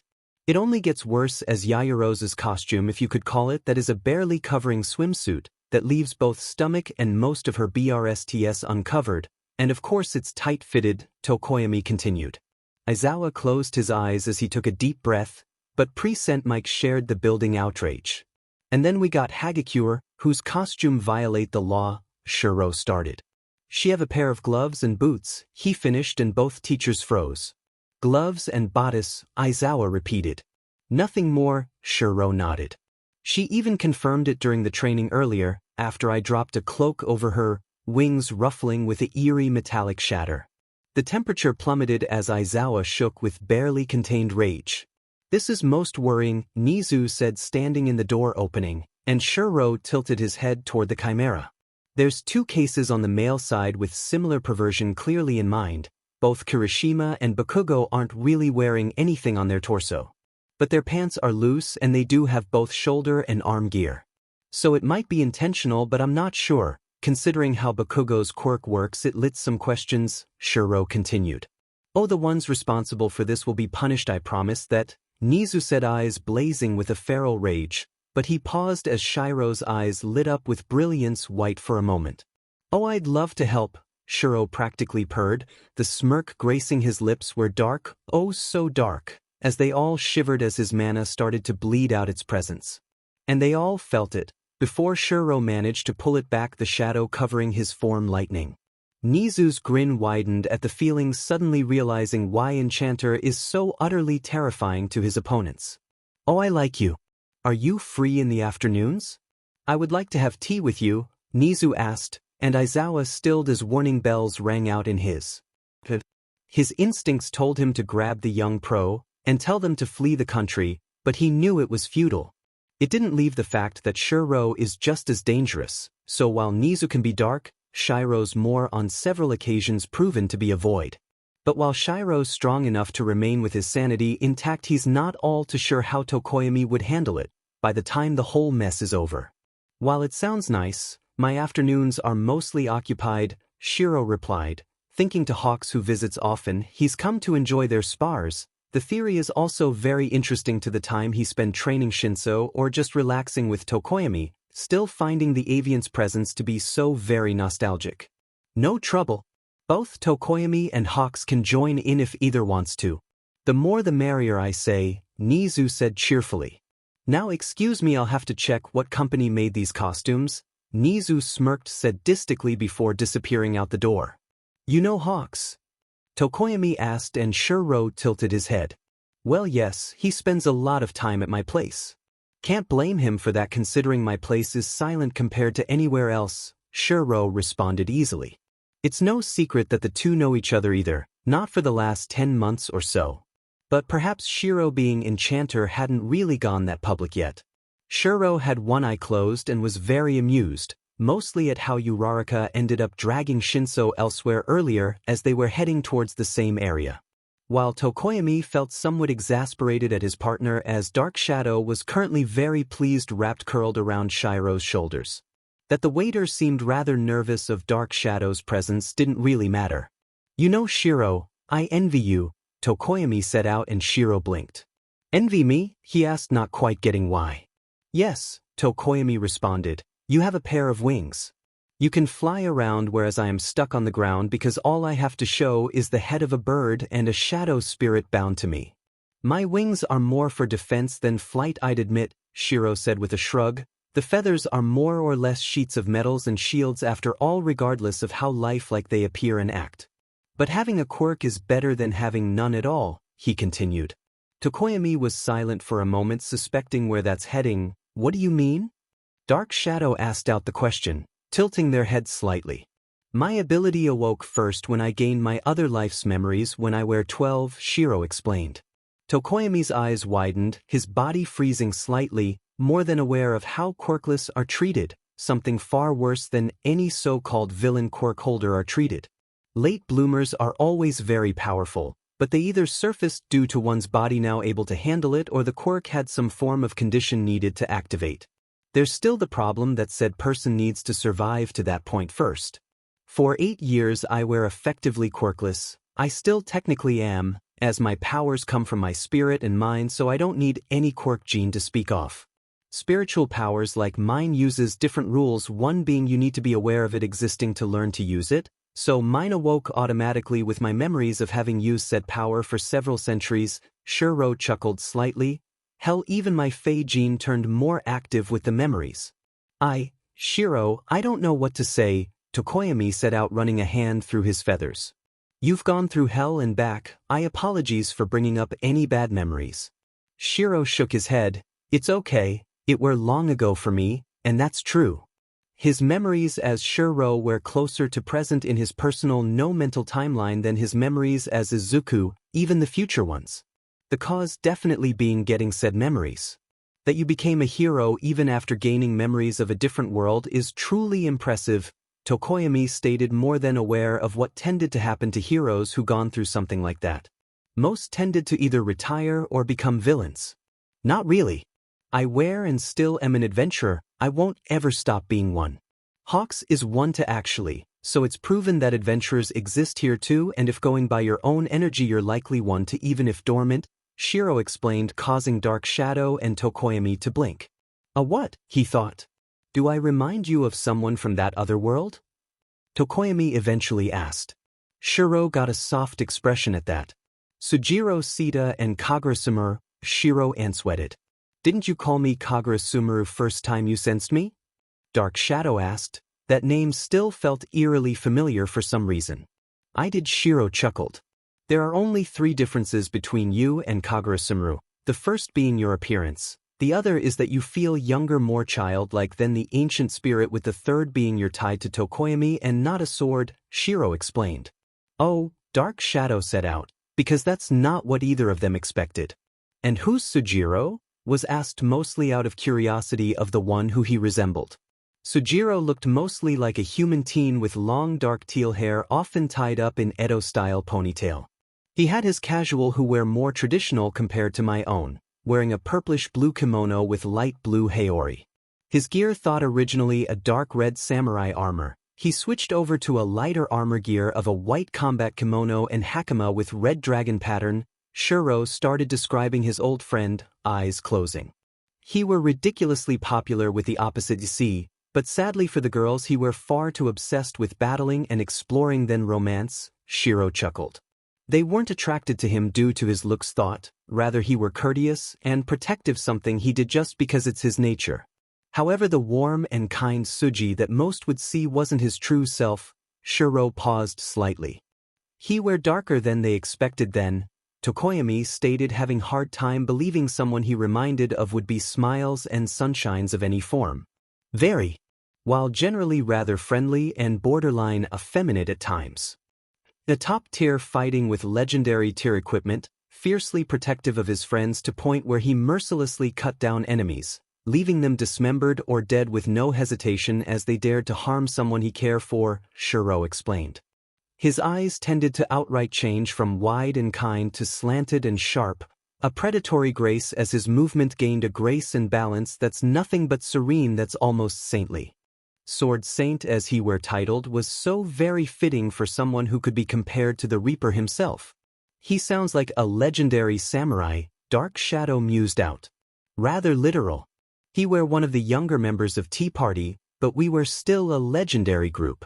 And Sujiro chose to become a samurai over monk or guardian or any of the other classes for that matter. Even adding Master Swordsman as his subclass, making that title as Sword Saint well-earned to a brutal degree. Shiro explained, before looking thoughtful at Tokoyami. I can remember seeing Kagura Sumuru's spiritual form overlaying Sujiro's body, allowing him to fly when he were normally grounded, but also moved faster, stronger than ever before. It wouldn't surprise me if Dark Shadow's capable of overlaying you the same way, Shiro said, and caused Tokoyami to go into thought at the comment. Overlay? Dark Shadow asked mentally, not quite sure what that meant. But if it held a key to get up into the sky, then it was worth looking up. With the news of All Might joining UA's facility took the whole county by surprise. And naturally the media swarmed and pressed at the gates for days on end for a scoop. Everyone wanted to get their hands on All Might. Lend us some thoughts on what it was having the symbol of peace standing before you at the podium of education. My thoughts. Uraraka started hesitantly. He was really muscly? Yeah. Shiro stopped as he stared at the entrance of UA, or rather the commotion occurring there. Reporters? He thought dryly as they bombarded Ilda. Flashes of light and seemed almost like a hungry pack of piranha. That do you think of All Might turn at teaching? It redoubles my awareness of the fact that I'm enrolled where I can reap the rewards of the pinnacle of hero training. It goes without saying that his authority and mien are awe-inspiring, but so too are qualities such as his sense of humor. Now that we students will be constantly exposed to such an impressive role model, we will be able to study what one needs to possess in order to match the definition of a top hero and furthermore dash. Shiro stared, as did most of the reporters who listened, no one actually expecting him to go into a long discussion of all things. Well, he handled that well, Shiro thought, as the reporters noticed Bakugo heading towards the door and went towards him. What do you think of Wait. Aren't you the kid from the sludge guy incident? They asked. Drop it, Bakugo snarled, not liking the reminder of that before walking through the gate. And Shiro could understand that. It wasn't something anyone would like to be reminded of, considering how close he got to drown and being used as a meat suit. I should head inside shouldn't I? Shiro sighed. Reporters is not something he liked. And then a reporter noticed him shouting it out for the rest to hear. Wonderful, he thought dryly. Any comments on All Might? That guy looks familiar, but I can't place him, another mused. Shiro's eye twitched before he flapped his wings once with a thundering crack, causing them to back flinch at the sudden sound of thunder. Such rudeness, he commented, eyes flashing causing them to flinch. We just want to know how All Might's adjusting to being a teacher. Shiro frowned deeper as his shadow came down upon them with a heavy weight of displeasure. How do he get anything done with this media circus following him around everywhere? Shiro wondered. And that allows you to harass students of UA? He asked, voice carefully neutral. All Might is off duty. We've not even been able to start today's classes yet, because you're preventing students from entering. Vacate the premises before I call the police to pick you up for harassments, Shiro voiced, his visor flashing a brilliant white. They all froze. Yes, everyone have heard of the rumors that Enchanter is terrifying toward villains, but to actually see it in person. If you want an interview, then do it properly and put in a request, he said, spinning around and walked through the gate. Come on. Couldn't you get All Might to tell us a little? One of the reporters asked. Ah, rats, she cursed. All right, if you won't get him, I'll go and get All Might myself, she set out. Wait, hold on. Another reporter called out. As the gate slammed shut. What's happening? She screamed, sinking to the ground as she stared at the wall. Don't you know of the school's defenses? That's the good OLUA barrier. Well, that's what we call it anyway, another reporter explained. Defenses? It practically killed me, she snapped. Oh well, it's designed to prevent anyone who doesn't have a student card or special entry permission ID. The security gates will snap closed automatically. Even within the campus area there are sensors all over the place. We can't get in without that pass. She huffed, standing up again, keeping the public out. Does this school think they're untouchable? The least they could do is grant me one interview. I know, right? We've been here for 2 days. I still don't have a single comment for the record yet. He paused slightly as he finally recognized who Shiro is. That where Enchanter, a reporter said out, eyes wide, unseen to the reporters who stilled at that. Another where there. Enchanter, he wondered about why the reporters just seemed to freeze. Who? Another asked, not recognizing he name. The young pro who dealt with the sludge villains 10 months ago, was the response, then scolded the other pros for their lack of action. He were dressed civilian at that time too, and that's the first time the public got to see how he looks like without his famous white cloak. The underground pros is popular as any of the top 20, but normally only those he rescues and villains gets to see him. It's why we didn't recognize him until now. He nodded to his own assessment. An underground hero as popular as limelight ones? Now that's unusual, Shigaraki thought. Underground heroes were called underground because they're often active at night, or in areas that's hard to see, indoors and alleyways. It's summoned up as they exist but normally never really seen to the public eye. This causes a bad hit to their popularity, so while they do a lot of hero work, they're not seen doing any of it more often than not. Yet this hero was still as popular as the top heroes, without entering the limelight. That means his popularity is purely fueled by stories, rumors, and sightings, not including the villains he's caught. There's probably photos and videos of him in action online, but this would all be fan-mad publicity rather than official one. That shadow he caused, Shigaraki thought, understanding why. There was just something dark, something alluring about the winged pro. He drew one's attention without leaving the comfort of his shadow. Hope you're rested from yesterday's race. I took the liberty of looking at your marks and evaluation, Aizawa said as he placed a stack of paper on the desk. Now let's get on with business. Our next task will decide your future, so. I'm sorry to have to spring this on you all, but Aizawa started. What now? Another quirk test? Was the shared thought. We need to pick a class president, Aizawa finished. Oh good, just normal school stuff, all thought before it registered, and the reaction was instant. Finally something school-like. I want to do it too. Oh, I want to be class president. Pick me. My manifesto as president. All girls must expose 30 centimeters of thigh. Oh, you mean the position that exists for me? That's like a leader position, I'll do it. Me. If this is anything like the general education, It's probably rather mundane and extra work. Even in Theladasia positions like this was mundane. If you disregarded that we used quill, Shiro thought, tilting his head at the commotion, this is Department of Heroics, so it might be closer to a guild master or pseudo one perhaps. Either way, it's a good way to get noticed by agencies as you prove you can lead a team like a real pro, he mused. Be quiet. Everyone stilled. This is a task laden with responsibility where you must carry and pull everyone else's weight. Just because you'd like to do it doesn't mean you can. Hilda started. It is a holy office that requires the great esteem and trust of those around you. The only truly worthy leader will emerge from a democratic choice reflecting the will of the people. Which is why this must be settled by a vote, Hilda said, arms stretched up. It's pretty obvious that you want us all to vote for you, was the shared comment. Is this a good idea? Kaminari asked. It's still too early to have developed any trust in each other, Tsuyu stated. And everyone will just vote for themselves, Kirishima pitched in. And that's precisely why the person who does manage to earn multiple votes will be the truly appropriate person for the job, no? Hilda responded. Is that all right, sensei? He asked Aizawa, who were stepping into his sleeping bag. Do as you want as long as you're done before my nap's over, Aizawa said, simply laying down. Thank you for your trust, Hilda said. It is sound, but I'm not entering, Shiro said, simply causing everyone to look at him. You don't want to become the class president? Kaminari asked, surprised. Don't need to add something more to what you already do, Shinso stated. The whole class was reminded that Shiro, as Aizawa had said, already have a license and is a pro, if a young one. Indeed, Shiro closed his eyes. It didn't take long before the results were given and counted. Shinso sputtered. How did I get 3 votes? He demanded as Uraraka whistled to herself.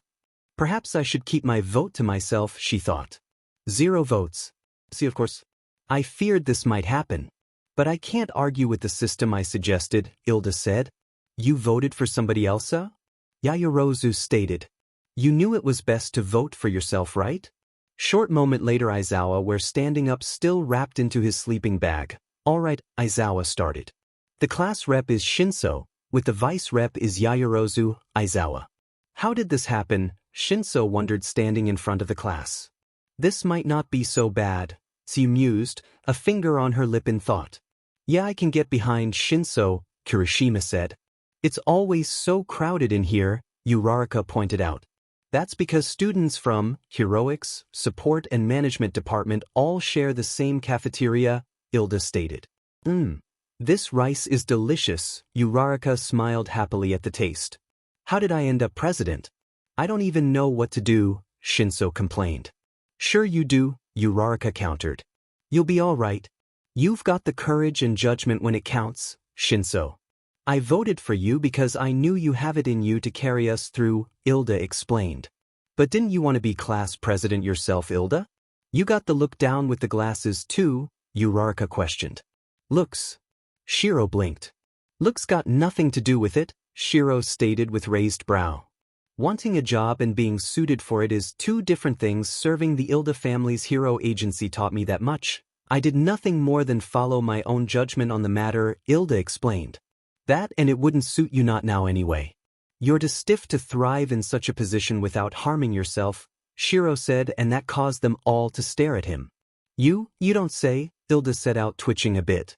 To lead, then you need to be able to adapt, to be flexible, you need to be able to know how far you can go stretching the rules for what is right, Shiro explained, pointing a chopstick at Hilda. You're far too stiff, too proper to bend the rules flexible to one's moral, he finished. Okay, personality analysis aside, Shinso cut in. You do sound rather proper. Yeah, you're always going on about honor and stuff. I might be wrong, but are you from an upper-class family? Uraraka asked curiously. They all blinked as Hilda focused on his food rather than the question. Did I miss something? Tokoyami asked, holding his own tray. You did, Shiro answered. Hilda's just being humble, he said, lips quirking, amused as an eye closed. Something both Tokoyami and Shinso have noticed happen when he's amused, and single eye or both tended to close in a form of eye smile. You know, what do your family do? You said something about agency moments ago, Shinso asked. It's nothing, Hilda countered. Admit it, Hilda, You're filthy rich, Uraraka said cheerfully as it sparkled around her. I were afraid people would treat me differently if they knew about my family, Ilda answered. Some staring later, form Uraraka he cited. You see the Ildas have been pro-heroes for generations, it runs in our blood, he explained. Do you know of the turbo hero Ingenium? Of course. He's a popular top hero, Tokoyami nodded to that. And he is my big brother, Ilda said proudly. He's so unabashed. He's a beloved pro-hero and unmatched commander who prices the hero code. I am the second oldest Ilda son, I aspire to be a hero like him one day, Ilda explained before sitting back down again. Closing his eyes in thought. However, I believe it's too soon for me to be in a leadership role. You, for example, figured out what the judges were looking for in the practical exam, Ilda said with a smile. That is the first time I've seen you smile, Tenya. You should do it more often, Uraraka pointed out. What are you talking about? Ilda frowned to that. I smile all the time. An alarm went out. Warning, Level 3 security breach. Students, please evacuate the building in a orderly fashion, was heard through the speakers. What's a Level 3 security? Ilda asked as the alarm continued ringing. It means someone's infiltrated the school grounds. This hasn't happened in my 3 years here, the other student answered before leaving. Shinso went to stand up before he got pulled back down. It's just the reporters, sit back down, Shiro said taking another bite of his food. Reporters? Ilda and Uraraka repeated. You can sense that from here? Tokoyami asked. I don't need eyes to see. And the reporters are easy recognized, Shiro said dryly before he glanced toward the exit and student. Or rather the packed students. Ow. Stop pushing me. Quit it. Lay off or I'll fall. Quite pushing me. That's a total mob, Uraraka said, rather thankful she wasn't stuck in it. Everyone was quick to react, as I expect from UA students, Ilda said. Shiro stood up, his pupils seemed eerily slitted and the visor that tended to always cover his eyes nowadays seemed ominous. Cover your ears. It was a simple command but one they followed instantly as his wings slowly stretched up out and almost crackling with energy. Blackout, Shiro murmured and Tokoyami's eyebrow rose, as a thin curtain of darkness stretched over the ground wrapping around the students preventing them all from moving. I'm not a crowd controller, he muttered. Enough. Shiro's voice thundered causing flinches form everyone who heard it. It's just the press, your UA students. Act like it and walk calmly before you send your own classmates to recovery girl, visor flashed a brilliant white for a moment. Before he dispelled the spell as he noticed their breathing had calmed. Excuse me for a moment, Shiro said before vanishing in motes of light. He can teleport? Ilda asked looking rather startled. Shiro is a mage after all, Shinso stated. Go bring All Might out here. He's gotta be in there. We told you he's off duty, Present Mike responded blankly. Just a single word from him and we'll go away. I know how you people work. Give you an inch and you'll want a mile, Aizawa stated dryly. Present Mike leaned toward Aizawa for a moment. They are trespassing and crossing into villainy. Why don't we just beat them up, he asked. Don't bother or even think about it. Unless you want your name dragged through the mud, Aizawa countered. Let's wait for the cops, and Present Mike growled before blinking. He wasn't alone in that regard, as Aizawa as well as the reporters there also blinked, pausing as Shiro materialized in front of them in motes of silvery lights. Shifting slightly while Aizawa raised a brow, something was up, and well, at least they got confirmation that Shiro can teleport now. Thought they also got confirmation that it wasn't the technique he used a few days ago either, as no motes of light was seen then. A staff materialized in his hand as Shiro tilted his head, his eyes thinning something far more dangerous. My apologies for intruding, Shiro started his smile causing shivers down their spines. I am the renowned professional analyst and tactician Shiro, former guildmaster of Log Horizon of Theladasia, Shiro introduced, placing a hand over his heart as he gave a nod-like bow. Aizawa's eyebrow shot up at that introduction. Well, it seems like he's confirming the incarnation status publicly, he thought, and while it was theorized on the Hero Network it hadn't been truly confirmed. Well, not publicly, at least, even if he never denied it, and do confirm that status if asked in person, not that you needed to ask for confirmation considering he wasn't even attempting to hide being an incarnation. He made it rather obvious actually. But you'd probably be more familiar with my alias as the Archmage Enchanter, Shiro continued as if he wasn't freezing the reporters in terror. His smile widened into a fanged crimson-like grin that froze the reporters in place. Did you really need to do that to yourself? Not only endangering students but working with a villain of all things, trespassing and destroying school property meant to keep the students safe, triggering a security alarm that haven't been triggered since last time a villain attacked the school. Tilting his head to the side as a darkness fell over the area, as Shiro's form was shadowed in a void, the visor shining in a brilliant white silvery color, and his smile was cold, so very cold. Or were you merely hired as a diversion?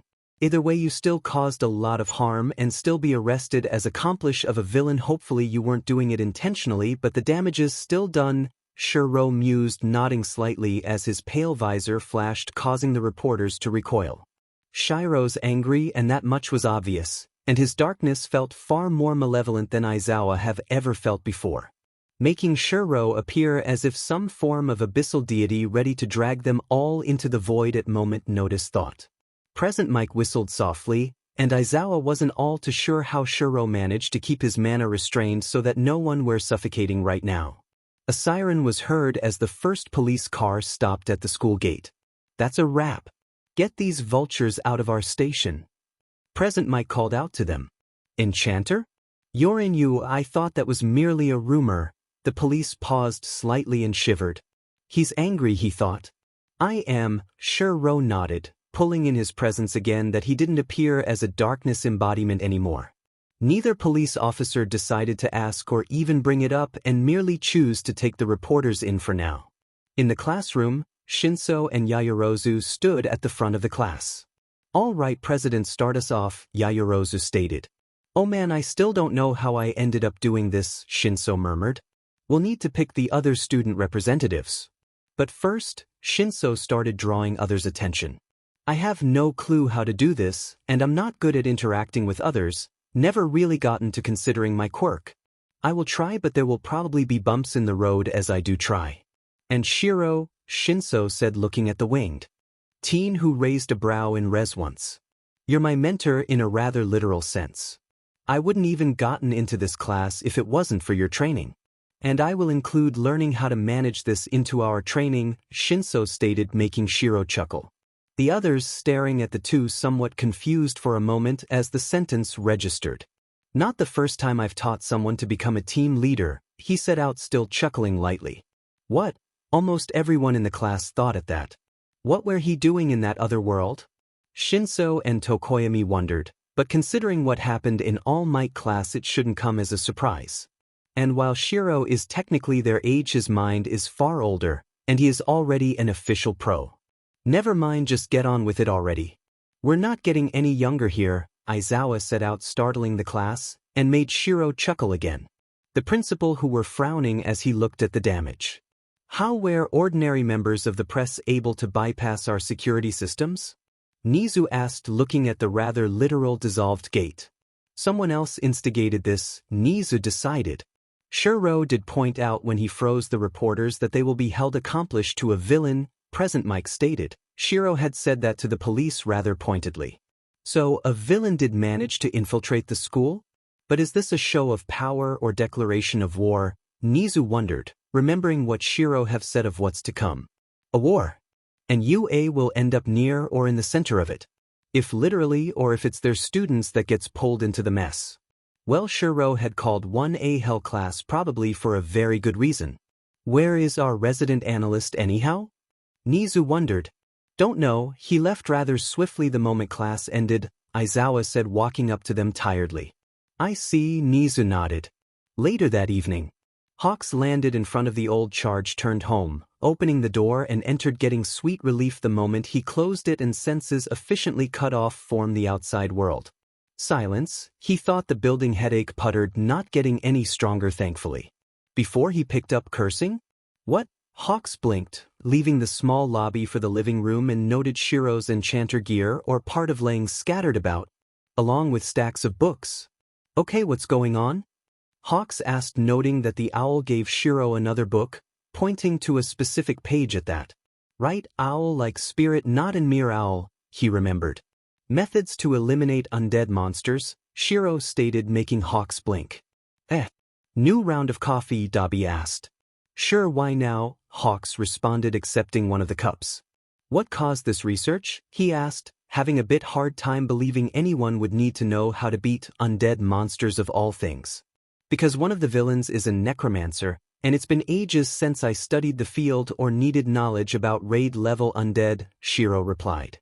Necromancer, Hawks blanched at that, while Dobby grimaced. That sounded twisted and wrong in so many different ways. Undead monsters' renown and a pain to deal with. Not counting their stench and speed. Or well, sometimes speed is traded for insane durability instead to regenerative properties and formed when graveyard or dungeon bones are injected with certain magical power, Shiro explained simply. Legend has it that a famous mage tainted himself with forbidden arcane arts to acquire this ability and is mentioned in the quests related to that class. The few who knows this art make sure to conceal and protect its existence, Shiro cited. Hawks tilted his head. If it's so secret, why do you have so much information on it? Paladin, warrior class of holy knights of high rank native to Western lands. They have more skills geared toward fighting ghosts and undead than guardians or any other warrior class. On the other hand, their techniques for coarse hand-to-hand combat and their teamwork skills are muted, and they're more suited to acting as relief against specific enemies than ordinary dungeon captures. But on such raids they're more active than guardians. Shiro read up, thought both were rather sure he read that from memory and not the book he were flicking through at the moment. Switching to another book.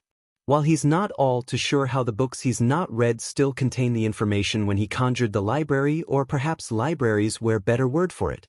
At least 3 of the ones he visited the most, which was why his Victorian-inspired library was so massive, it actually seemed a lot smaller than it actually is. Necromancer villain wonderful. I'm guessing their undead soldiers causes us a lot of problems, Hawks cited. We'll send the number 1, Endeavor, to the hospital. Impressive healer, considering he keep his eye. Shiro paused for a moment, as both looked at him. Endeavor as the number 1. What will happen to All Might? Dobby asked, twitching at the thought of the fire wielder as number 1. His stamina finally ran out of fumes, so he lost the use of his quirk, and retired. Well, either that or his archenemy managed to critically wound him, and All Might can't survive at that level of damage a second time, Shiro shrugged. All Might's injured? Actually, that makes sense. His sightings a day have shrunk the past 5 years, Hawks mused.